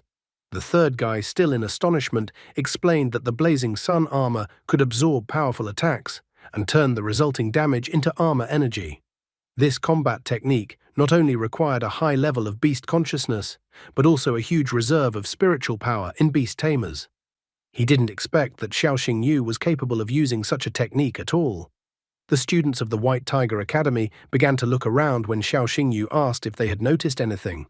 Only now did the third guy notice the magical beasts, Yangshuo and Xin Xin. As soon as he detected them from above, White Griffin attacked all 3 magical beasts with lightning. Bone-Winged Bat then flew up to Shadow Ninja Monkey and grabbed his paws, after lifting Shadow Ninja Monkey high up off the ground. The third guy was well aware that Shadow Ninja Monkey would not be able to break free, so he would most likely be thrown outside the arena. Finding no other way out, he decided to summon his second magical beast. He told the summoned stone giant to rescue Shadow Ninja Monkey. Xiao Xingyu was ecstatic because they had finally made their opponents summon a 4th beast, so he summoned Freya. Freya and Stone Giant's blows collided, but Freya was not inferior to him despite his size. The third guy was shocked. He had seen such a magical beast in books and recognized it as a sacred angel of light.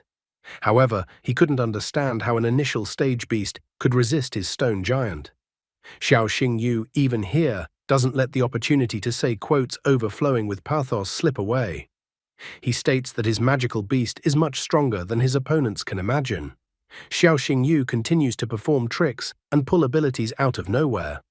Let's see how well he can handle collecting Medusa's excrement. Meanwhile, Bone-Winged Bat had thrown Shadow Ninja Monkey outside the arena.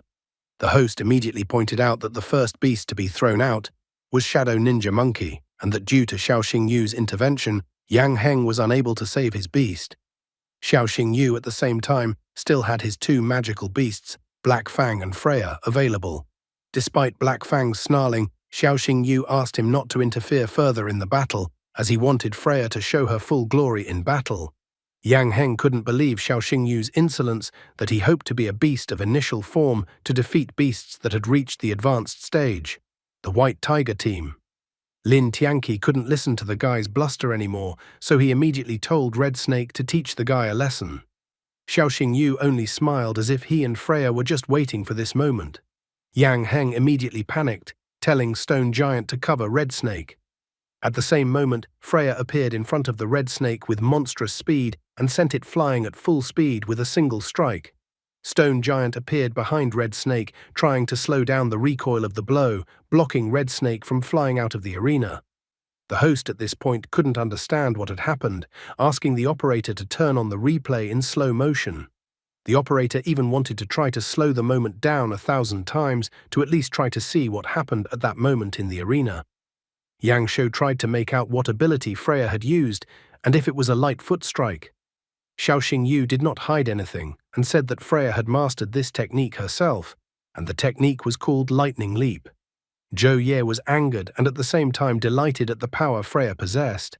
He thought that even Stone Giant had a hard time withstanding Freya's strikes. Therefore, he wanted to know what they would undertake next, but Yang Heng didn't have any ideas. Xiao Xingyu, being the protagonist, began to rattle off pathos quotes and phrases. He asked Yang Heng if the beasts on their team liked Freya's lightning leap. Even Yang Shou thought that this phrase would make it to the top of the most pathos quotes of the year. Zhou Ye asked the others not to panic because he thought that Freya probably couldn't use lightning leap very often. Yang Heng agreed with him, realizing that he had miscalculated but would support his two co-commanders this time. Zhou Ye didn't despair, realizing that they still had two more magical beasts, which meant there was still a chance of victory. After that, Zhou Ye summoned another one of his magic beasts, Thunder Rhino.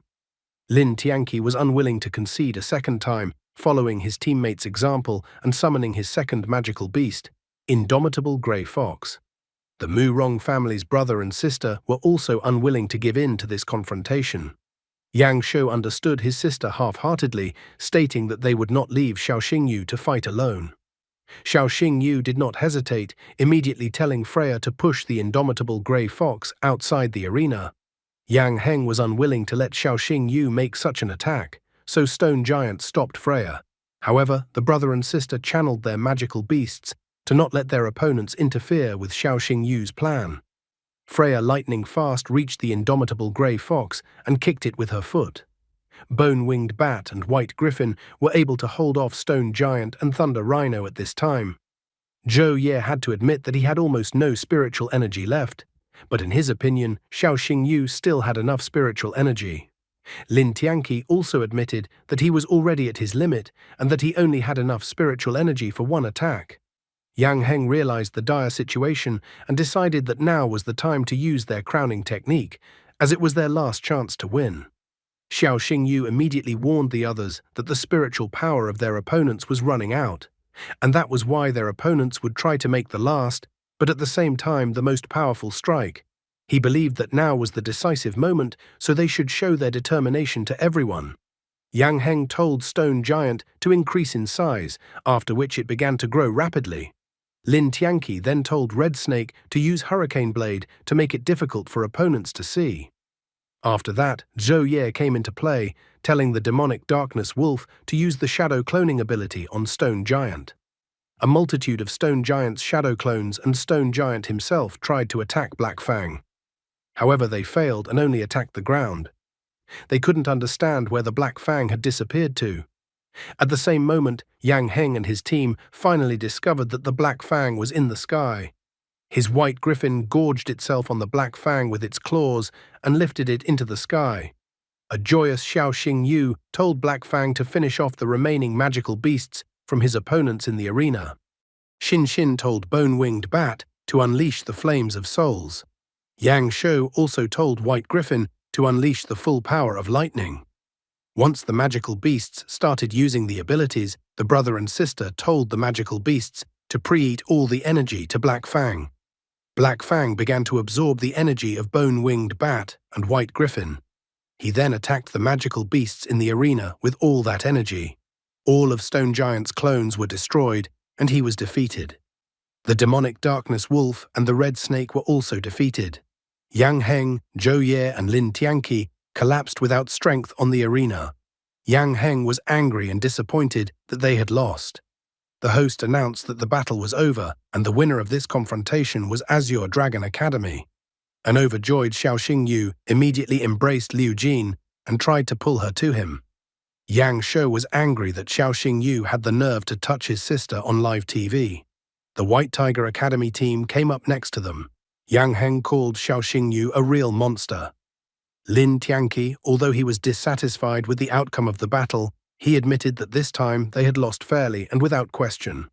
Zhou Ye also believed that this time the fight was fair. A smiling Xiao Xingyu thanked the White Tiger Academy disciples for complimenting him. Suddenly, he heard a noise where someone was thanking the headmaster of the Azure Dragon Academy. As it turned out, it was the principals of the two academies clashing once again.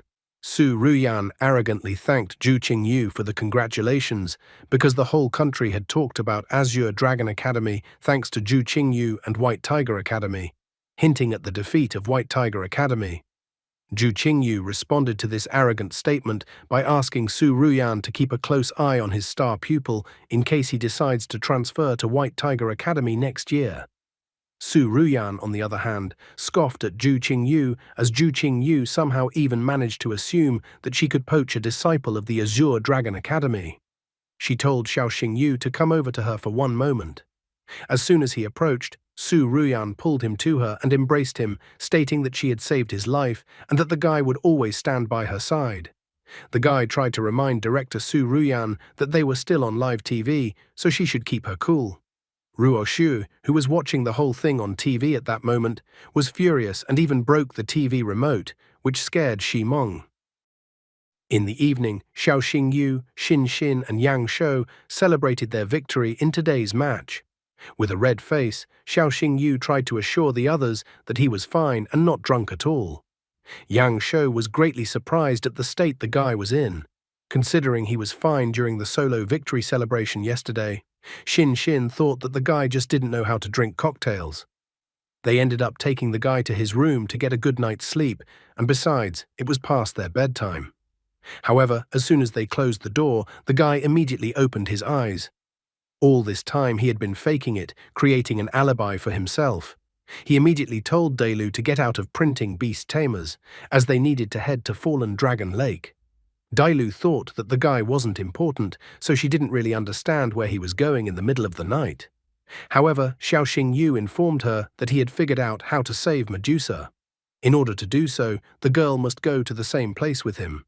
Dailu was shocked that the guy had come up with a plan so quickly.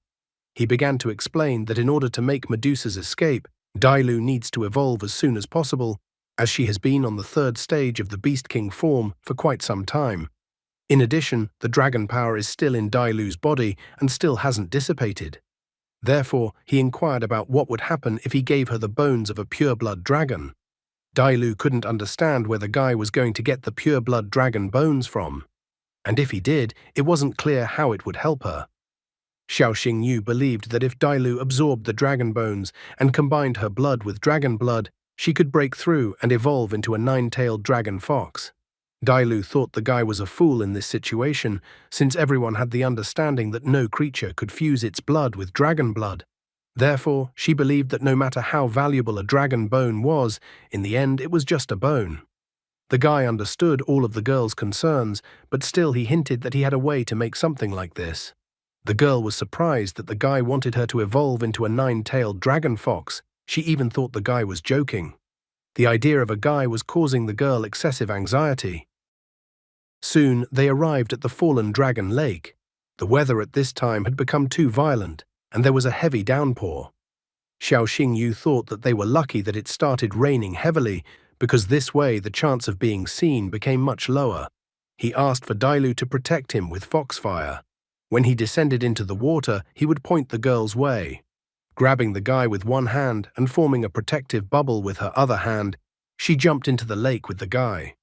She was curious about where exactly the dragon bones were located. Xiao Xingyu, like a navigator, began to guide her, asking her to dive a little to the left. However, they were off course, and they had to dive to the right and then to the bottom of the lake about 300 meters away. Soon they found them, and Dailu saw the giant dragon bones. Xiao Xingyu explained that the dragon heart bone in front of them was the smallest, but also the densest and hardest part of the dragon. Dailu still couldn't believe that the guy was 18 years old, considering that he even knew such information. Xiao Xingyu didn't hesitate for long and immediately started absorbing the dragon bones, placing them in the ring. He decided that once they made it to the shore, it would be necessary for them to immediately head to the confluence forest. There must be many predatory beasts in the forest, so no outsiders can interfere with them. They soon made their way to the surface and went straight to the confluence forest. In the forest, Dailu noted that they now had the dragon bone, but she still couldn't figure out what needed to be done for her to become a nine-tailed dragon fox. The guy asked her to take her time, for he would give her one thing that would help her in her evolution. Looking at the mysterious red crystal the guy gave her, she couldn't understand what it was or how much she could trust it. However, the guy reminded her that he is her master, so she can't not trust him. Plus, he pulled out a protective heart pill as well and held it out to the girl in his hands as well, hoping that the pill would increase Dailu's chances of a breakthrough in her evolution. He couldn't tell the girl that the blood fusion crystal and the protective heart pill were actually purchased from the system store. He thought that Dailu would just think he was crazy and unlikely to believe his delusions. Before starting the evolution process, the guy decided to warn the girl. He reminded her that this was a very risky venture. If the fusion with the dragon's blood fails, Dailu will face quite a setback in her evolution. Looking at the guy, she was even amused, trying to look brave. She reminded him that he had said he wanted to become the greatest beast tamers, so she didn't understand since when the guy had become so indecisive. Dailu admitted that from the moment she agreed to go with Guy to Fallen Dragon Lake, everything was already decided and they couldn't back out now. She wanted to save Medusa at all costs. Plus, she wanted to make sure that the Dragon State Empress couldn't hold her back anymore. She was tired of hiding in the Beast Tamer's seal all the time, and she wanted to live freely in the sunlight. In order to become stronger, Dailu is willing to take risks. Xiao Xingyu couldn't refuse the girl, besides, her words cheered the guy up.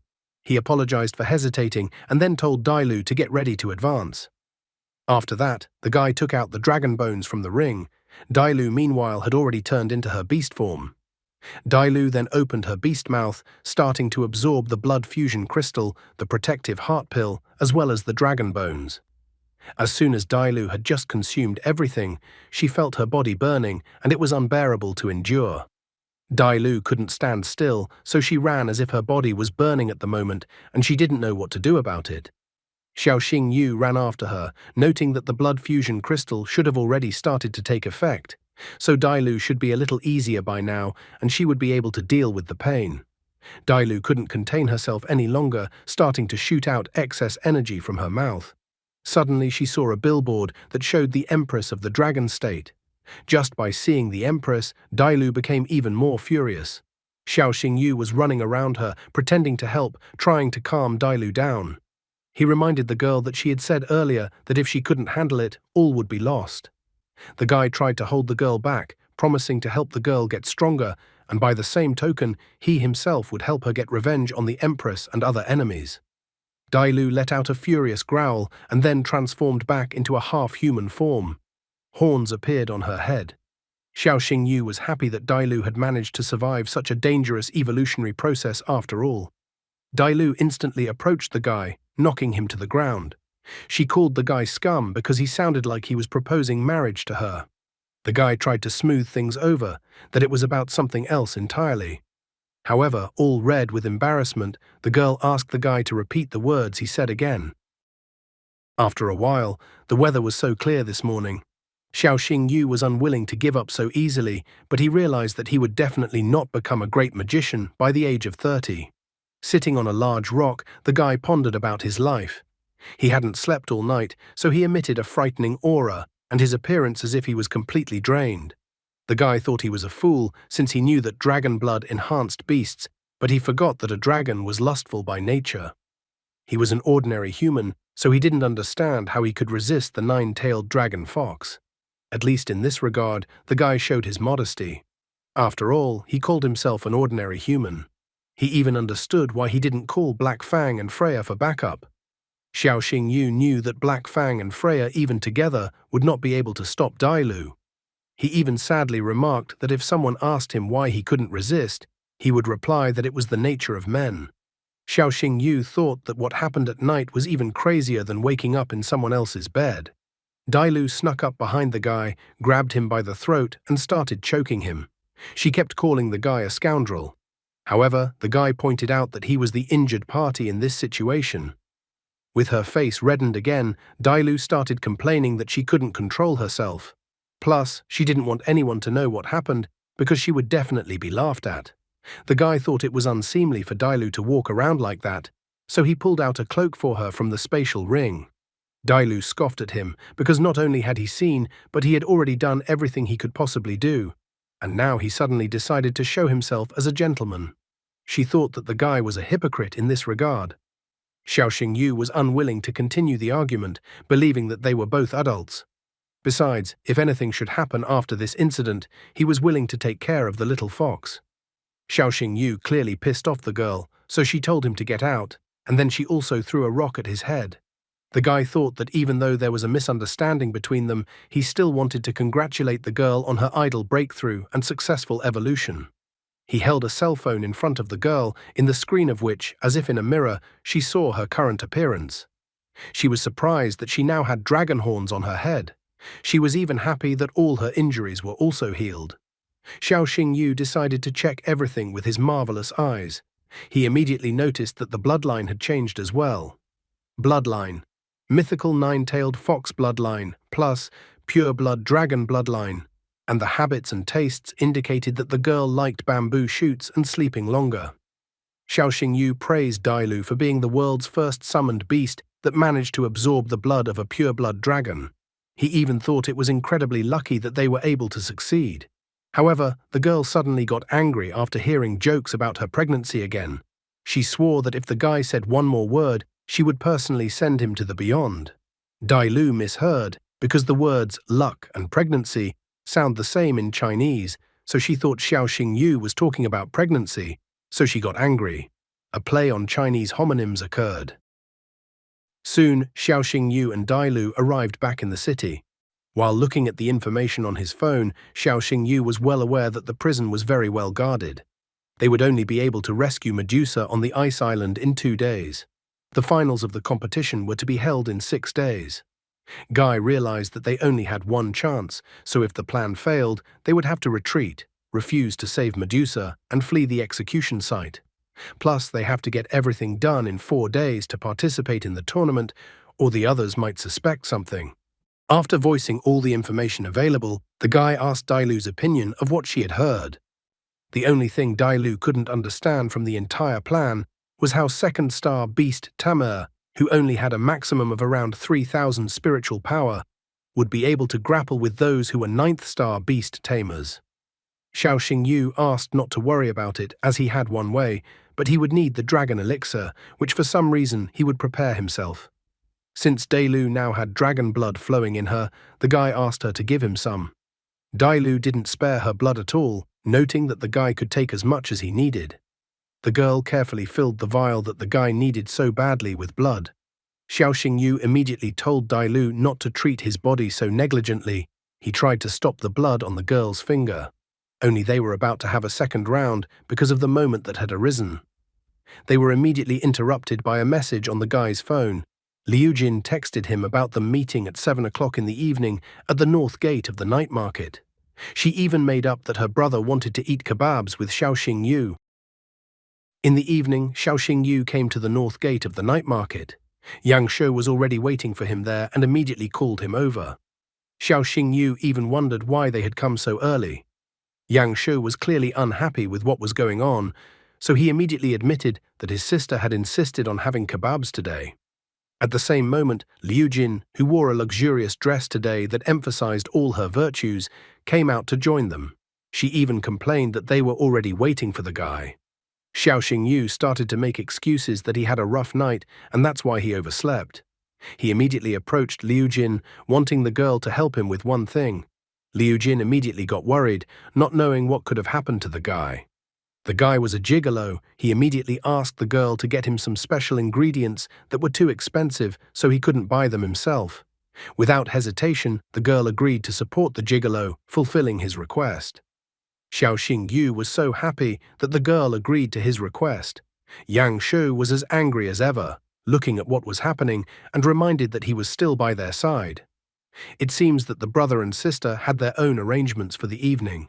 The sister suddenly said that she would go with Xiaoxing Yu to get some herbs for the time being.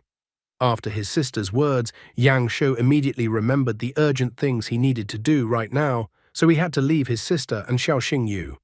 After that, he took Xiaoxing Yu aside to say a few words to him. After stepping aside, Yang Shou told Xiaoxing Yu to watch himself and his hands beside his sister. He explained that he could tolerate Xiaoxing Yu touching his sister, but he definitely couldn't tolerate it if Xiaoxing Yu decided to suddenly drag his sister into the hotel. If Xiaoxing Yu decides to do such a thing, then let him not be blamed for the consequences afterwards. The smirking Xiaoxing Yu didn't even think of playing innocent, stating with such an expression on his face that he didn't even have such a thought. After their masculine conversation, Yang Shou decided to leave, wishing the rest of them a good evening. The sister asked her brother not to come back too late. Soon, Xiaoxing Yu and Liu Jin walked out of the store with the right amount of ingredients. Xiaoxing Yu apologized to the girl for spending a rather large amount of money. As a thank you, he was going to prepare strengthening elixirs that suited the magical beasts belonging to Liu Jin. The girl was glad that she was able to help the guy, so she was looking forward to the elixirs the guy would prepare. Liu Jin asked the guy if he noticed anything this evening. Xiaoxing Yu was even wary after hearing her words. He realized that the girl wanted him to praise her beautiful image this evening. Xiaoxing Yu decided to have a little fun by pretending to be blind to the obvious hint. The girl was surprised that the guy didn't notice anything. She was even a little upset that the guy noticed absolutely nothing. Soon they were coming down the stairs in some dark alley. Hearing the girl's scream, the guy turned sharply as he was worried about the girl. As it turned out, the girl saw the black cat and just got scared, and then fell to the ground. Xiaoxing Yu approached her and examined her ankle, thinking that she had twisted it. Liu Jin sadly remarked that this happened to her often, so she was used to this kind of accident. Xiaoxing Yu asked the girl to be careful with her health. When he came closer to the girl and turned his back, the guy pointed out that it was slippery outside, so he was going to carry the girl on his back. Liu Jin was a proud girl, so she thought she could walk on her own. The cat, meanwhile, kept his eyes on them and licked his right paw happily, as if he had planned the whole thing to have a romantic moment for the guy and the girl. Eventually, the guy asked the girl to stop being mean, and she climbed on his back. However, even such a romantic moment was ruined as it suddenly rained. Xiaoxing Yu immediately decided to start running as fast as possible. The girl asked him to be slower, but he didn't want them to get completely soaked. Soon they did exactly what Yang Shou had politely asked the guy not to do. They ended up in the hotel room, just the two of them. The guy was wiping his head with a towel, happy that they had finally arrived and were no longer in such heavy rain. At this point, he finally noticed the girl shivering from the cold as she too was soaking wet. He threw a towel to her and asked her to wipe herself well, because if the girl didn't, she would definitely get sick. Xiaoxing Yu even asked if he should help the girl change her clothes. However, the girl refused such a tempting offer from the guy's mouth. He even asked if he should massage the girl's ankle. Without waiting for the girl's reply, he immediately sat down, grabbed her left leg by the ankle, and began to massage her ankle. Xiao Xingyu was sure that the girl had first twisted her leg because of the magical beast. Liu Jin couldn't understand how the guy knew such information. He almost blabbed but corrected his words in time, noting that he was a doctor and could treat summoned beasts and humans. Liu Jin confessed that she first twisted her leg when she was 5 years old. That's when she found herself at sea with her father. There was a great storm at the time. The Navy ships were attacked by countless aquatic beasts. She accidentally fell overboard and was almost eaten by a black and gold basking shark. Her father rescued her but lost his arm. Too bad her father didn't seem to give her a straw hat after that, and she doesn't aspire to be a pirate king, and her father isn't a redhead. Compared to what her father had been through, her trauma was nothing. Guy thought it was ironic such a reversal, because tomorrow he was going to the Navy headquarters prison where he would meet with General Mu Rong. He was worried that his dangerous scheme might have affected Mu Rong's family negatively. Xiao Xingyu asked the girl not to strain her leg in the coming days, and then she would definitely have time to recover before the finals. After saying that, he was about to leave the room. However, the girl asked the guy to help her reach the bathroom because she was having trouble walking. Xiao Xingyu did not refuse to help her. After that, the girl took a hot shower to get warm and not get sick. Coming out of the bathroom in a bathrobe, she was already even beginning to think that she was too axe and straight acting. Suddenly, she discovered that her brother was in the room, who immediately inquired if her leg was already better. From one look on Yang Shou's face, it was clear that it was as if he was a little disappointed in his sister. He admitted that Xiao Xingyu had asked him to come and look after the girl, and the guy had some business to attend to. The brother admitted that he understood that his sister liked the guy, but he thought his sister was overreacting. Yang Shou reminded his sister that feelings can push one into rash hookups, so he asked his sister to learn to control her feelings. Glancing at her phone, the girl realized that her brother's words made sense to her, and she herself was beginning to realize that she had been overly sensitive today. Meanwhile, Xiao Xingyu arrived at his room. He immediately told Dailu to appear in front of him to help with the elixirs. After appearing in front of him, Dailu jealously inquired why the guy didn't stay with Liu Jin. Xiao Xingyu, with a red face, tried to give her a hint as to the reason, but immediately decided that now was not the time to discuss it. What he needed right now was for Dailu to control the fire. They need to create at least 2 perfect dragon elixirs, because only then would they have a better chance of saving Medusa. Dailu even pouted, trying to turn everything into a joke. After that, they set to work. Making proper elixirs was not an easy task. Soon, an exhausted Xiao Xingyu, with bags under his eyes from fatigue, happily remarked that he had managed to produce 2 elixirs. Now he wanted to get some sleep, so that once he woke up, then they would set off on their journey. His legs started to wobble from fatigue, so he started to fall, but the girl managed to pick him up, preventing him from falling. She thanked the guy for his giving. They had become incredibly close over the past few days, and he had helped her in many ways, so she was incredibly grateful. Something manhwa was starting to veer more and more into the harem genre that it was time to change the title to I Will Regain My Power to become the owner of a luxurious harem. I wonder if there will be any difficulties in Xiao Xinyu's progression to the top of the world, or if no one will be able to stop him. After resting for a while, Xiao Xingyu regained his strength and began to prepare for the incredibly dangerous mission. He put on a red shirt, pants, as well as gloves. Looking at himself in the mirror, the guy pondered about the mission he needed to accomplish. Dailu gave in to panic, wondering from the guy if he really needed to go on such a dangerous mission. She realized that the guy had no reason to risk his life for a summoned beast. Dailu had the form of a beast king, so she would be able to get out in one piece if something went wrong, but the guy would not. However, Xiao Xingyu gave her a light slap on the forehead and asked the girl to stop talking about it.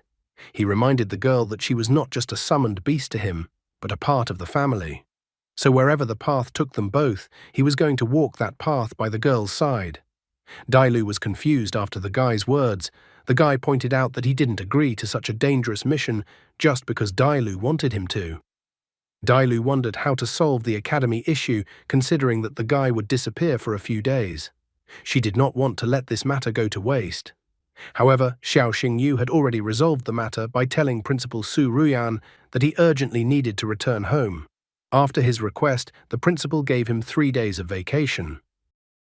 Meanwhile, at the sports center, Chen Qinyan informed Yang Shou and Xin Xin that Xiao Xingyu took a vacation and went home, so there would be no guy in training in the next few days. Hearing this news, Xin Xin puffed her cheeks disappointedly and remarked that she thought so. Yang Shou wondered where his sister was going. However, her sister gave her brother an unkind look and said that she was not feeling well and would skip the training session as she would return to the hotel. Her brother didn't argue with her, asking his sister to rest since she wasn't feeling well. However, he wondered what her sister was talking to Xiao Xingyu about yesterday, since she looked so depressed. Looking at Yang Shou and Xin Xin leaving, the teacher was disappointed that all the students had scattered and that no one wanted to attend class. He was also disappointed because the students didn't care that he was even there. Soon Xiao Xingyu and Dai Lu arrived at the beach. Looking into the distance, the guy pointed out that if one swam straight from the Azure Beach to Ice and Flame Island, it would be the fastest way to get there. He wondered if the girl could swim that distance. Dai Lu was a little displeased, for she was a fox and not a shark. She began to complain that if she spent too much time in the water, she would get sick. After she said that, the guy was even more curious about what the girl's plan was. Dai Lu asked the guy to see for himself what her plan was, and then the sea in front of them raged. Xiao Xingyu asked her to stop wasting energy because she would only bait all the sea monsters with such manipulation. However, as it turned out, this was exactly what the girl wanted. Soon the beast she had been waiting for all this time appeared. Dai Lu immediately used chains to restrain the beast. Xiao Xingyu was surprised to see the royal lava tiger whale, a magical beast of the first stage Beast King form for the first time in person. The royal lava tiger whale was strong, but it was unlucky to meet Dai Lu.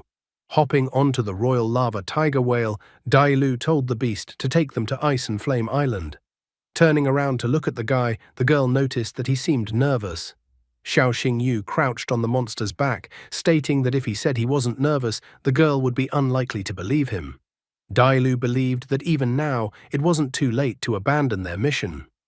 The guy lay down on the monster's back and, looking at the girl, stated that he didn't regret his choice. He asked Dai Lu to wake him up when they reached the island, as he wanted to sleep now.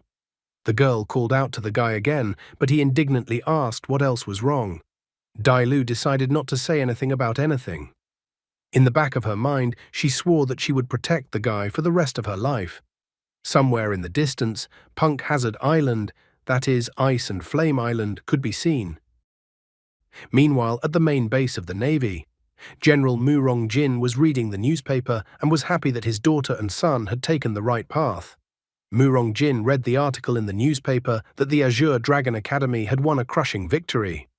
Looking at the photo of his children and Xiao Xingyu, the general noticed that his children's friend was also extremely talented.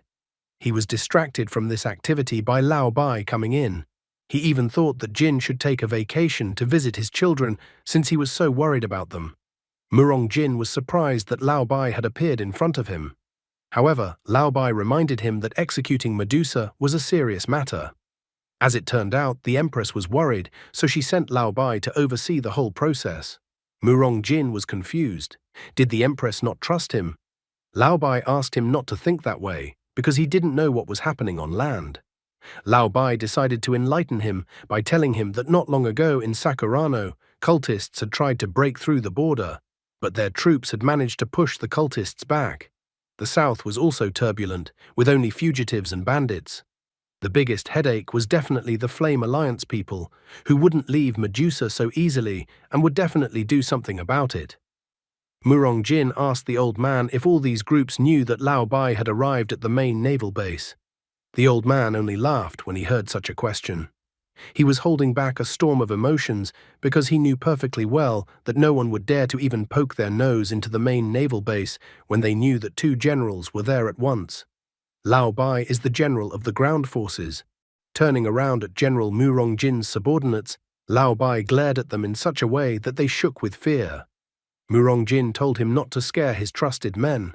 He decided that now was the time to start the ceremony, so he ordered the prisoner to be brought in. After a while, the imprisoned Medusa, shackled in chains, was taken to the giant guillotine. Lao Bai was brought before Medusa. He reported in full disclosure that Medusa's atrocities were incalculable. Lao Bai believed that the fact that Medusa had survived to this day was only the Empress's favor. Medusa didn't flinch after such words said by Lao Bai towards her, but she was surprised by the words about her crimes being incalculable. A magical beast-class beast appeared in front of everyone present, Medusa, the spirit serpent of disasters. Medusa was amused that Lao Bai thought she was a monster, for if that was the case, then what was Shangguan Lan, who had more dirty secrets than all of them put together, in his eyes? At this moment, Xiao Xingyu and Dailu arrived at Ice and Flame Island. Dailu noticed that Medusa was being guarded by two generals, and didn't understand how they could even fight them. Xiao Xingyu wanted to wait a little longer and see if they would still have a chance. Looking up, he noticed that there were some suspicious individuals. The sea was raging heavily at this moment. Murong Jin did not hesitate and ordered his subordinates to prepare the Dragon Fang execution weapon. The subordinates pulled the guillotine with a giant rope, raising the blade upwards. Medusa was furious, for she realized that Shangguan Lan believed that with Medusa's death, Shangguan Lan's dark secrets would forever remain at the bottom of the sea. Emitting her frightening aura for the last time, she declared that sooner or later the sins that Shangguan Lan had committed 200 years ago would come to light. The subordinates holding Medusa's chain trembled from this frightening aura. After a moment, they seemed to lose their mental sobriety and control over their bodies, bringing their blades to their throats. Lao Bai reacted lightning fast to such an action of Medusa, telling his subordinates not to breathe in the mist. He bound all four of his subordinates with vines of wood that came out from the ground. He also bound Medusa with vines of wood. By this act, he prevented Medusa from carrying out her plan, so she disliked his act very much. The old man was surprised at how incredible Medusa was, since even in such a dire situation, she was still able to use illusions and resist. Medusa reminded Lao Bai with a wry smile that he had probably forgotten what had happened to his family. After all, out of the 5 great clans, only his clan had been destroyed. And now the Bai family was now being served by Shangguan Lan. She considered such an act on Lao Bai's part as not loyalty, but a betrayal of her ancestors. She managed to shake Lao Bai's confidence as he threateningly declared for Medusa not to dare meddle in this matter. At the same moment, one of the subordinates pointed out to the hooded guests where the electrical room was located, and then informed them that as soon as they cut the power, the hooded guests would be on their way. However, they were discovered fairly quickly by other military personnel on the property. Realizing that things were bad, the hooded men decided to act decisively. Suddenly, there was an explosion on the grounds of the naval base. An alarm was raised on the island as someone had attacked the prison. The hooded men couldn't wait any longer, so they rushed to the attack, unleashing their magical beasts. Upon seeing the invaders, Lao Bai told his subordinates not to panic, but to first launch the defense protocol and lock down the island so that not even a fly could leave the island.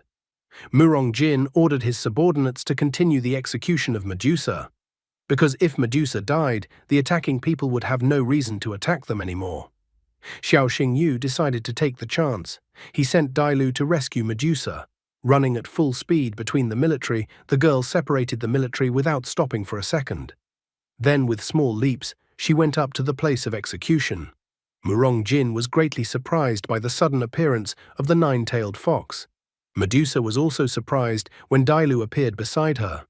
However, Dailu immediately stopped her questions, saying that they would discuss everything later when they managed to get out of this place. Murong Jin was extremely unhappy that 9-tailed fox had appeared. He reminded her that she was wanted all over the Dragon State, and she had decided to show up on her own. He even thought 9-tailed fox was brave. Nevertheless, he didn't waver, deciding to send 9-tailed fox and Medusa to the other world.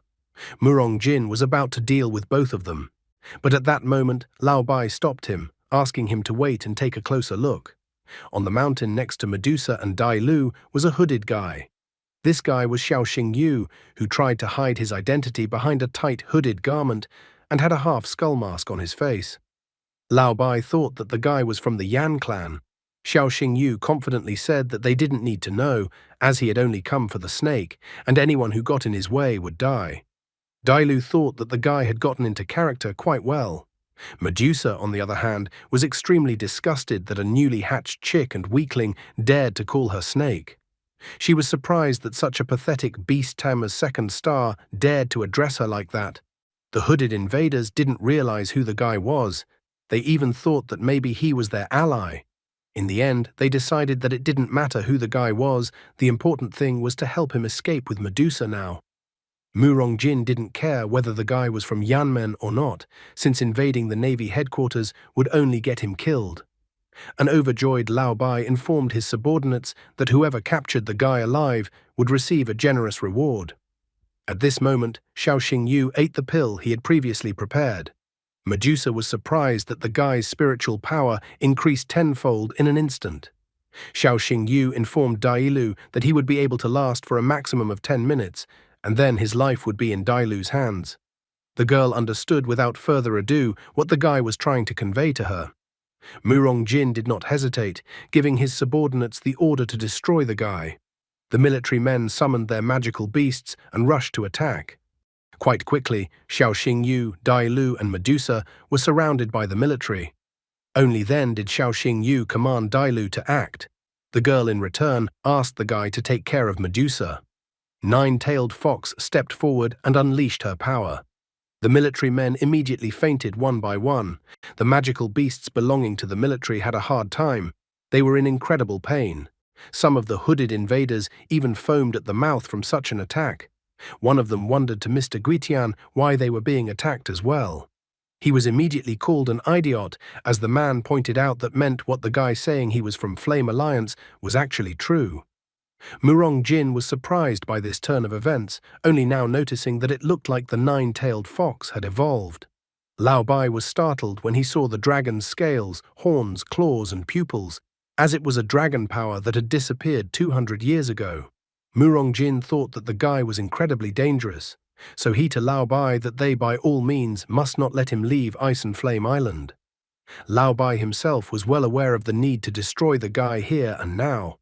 At the same moment, the ground beneath Xiao Xingyu trembled. A giant-sized plant with a mouth came out of the ground. The giant plant immediately tried to devour Xiao Xingyu, Dailu, and Medusa. They couldn't react in time and fell right into the giant plant's mouth. The military men ran up to the stem of the plant, looking at it with astonishment. One of the military men declared that the beast in front of him was a beast of the form of the king of beasts, cursed demon flower. The other military man thought that it was better to see it once than to hear it 100 times. The cursed demon flower was a beast plant with an ancient lineage, and besides, it looked simply incredible. Looking up, the military man trembled, for as he had expected from a god among the plant beasts, he had destroyed the enemies with a single blow. Once inside the giant plant, Xiao Xingyu wondered where they had gotten to. Medusa explained that they were inside the cursed demon flower's stomach. Even the cursed demon flower's stomach was not calm. Once inside the flower's stomach, the enemy magical beasts attacked Xiao Xingyu, Dailu, and Medusa. In the same second, hooded men surrounded Medusa. However, with a sweep of her tail, Dailu cleared the space around them from the enemies. Finding himself in a tight spot, the guy used his marvelous eyes. He immediately found the cursed demon flower's vulnerable spot, telling Dailu to use dragon breath, pointing out the beast's weak spot. Dailu heard him and immediately used dragon's breath, hitting cursed demon flower's weak spot. The cursed demon flower began to wriggle, showing how it was in pain and that something was going on inside of it. Murong-jin tried to find out how Lao Bai was doing, since it had already been 6 minutes. Lao Bai explained that when the cursed demon flower swallowed a person, the person would be in agony, due to the fact that their flesh would start to decompose and their bones would be shattered. So Lao Bai thought that even the dragon fox wouldn't be able to get out. However, at the same moment, the cursed demon flower was torn apart, and from it a gigantic 9-tailed dragon fox appeared.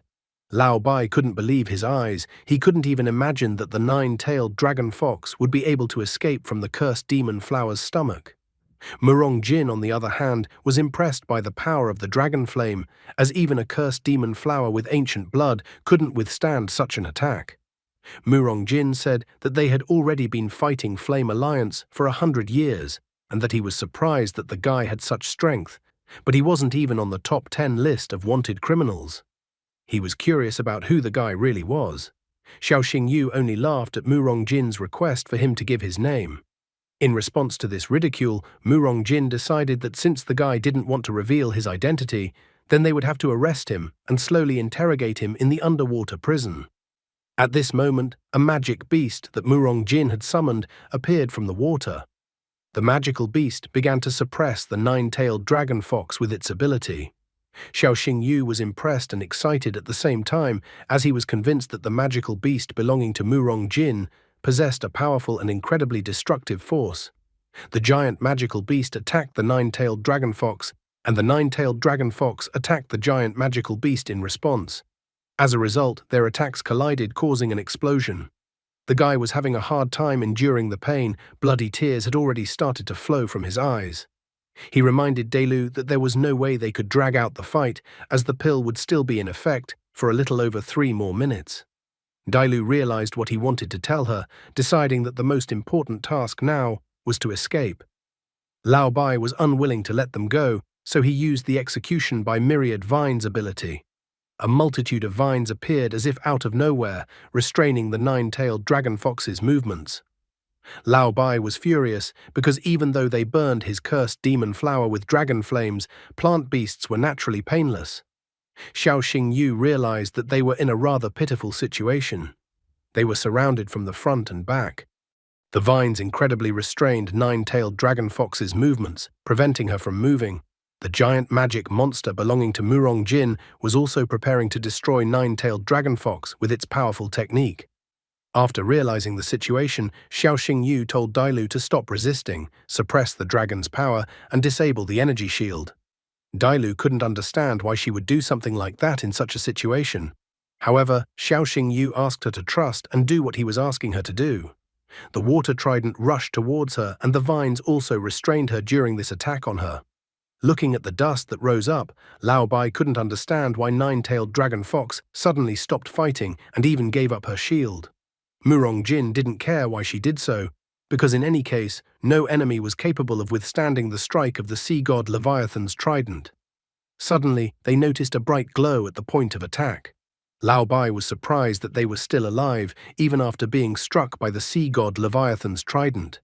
Mu Rongjin couldn't believe it, because the trident was his pride. At the same moment, a purple dragon appeared out of a puff of dust.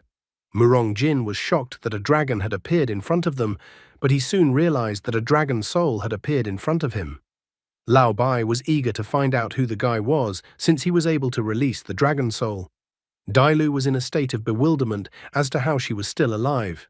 Xiao Xingyu explained to her that she had an ability, the Dragon Soul ability. The Dragon Soul ability automatically protects against lethal damage. The guy quickly realized that this ability would be good for fighting Leviathan and cursed demon flower. The girl was even a bit indignant that the guy looked somehow calm at such a moment. In fact, the guy was in a very heavy state of mind. He admitted that his spiritual energy was at 0, so he might pass out or die in a minute. He wanted to escape from this place as soon as possible. Dailu also wanted to get out of this place as soon as possible. The old man was unwilling to let them go, reactivating the vines to bind the nine-tailed dragon fox.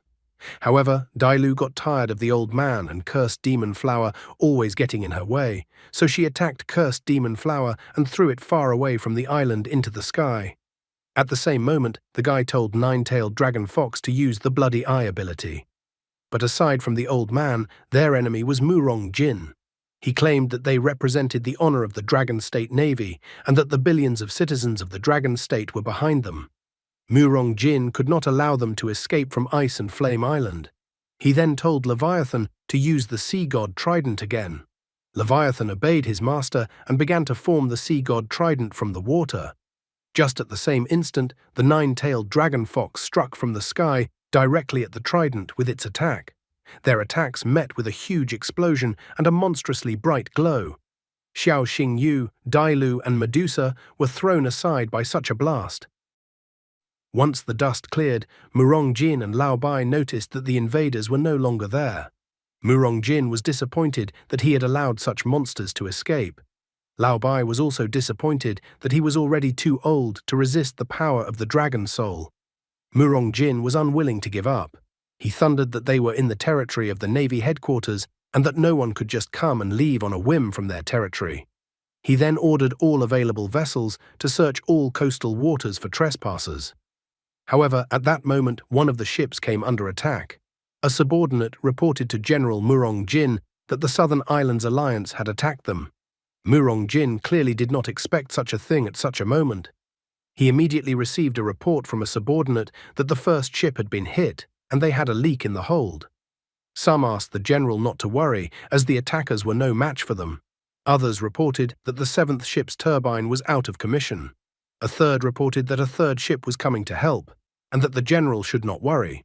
Grabbing the radio and hearing that the captain of one of the ships was injured, Murong Jin changed his mind.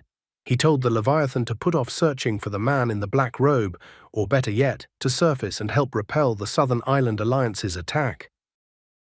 After surfacing on the surface of the water, Dailu looked around, searching for the guy.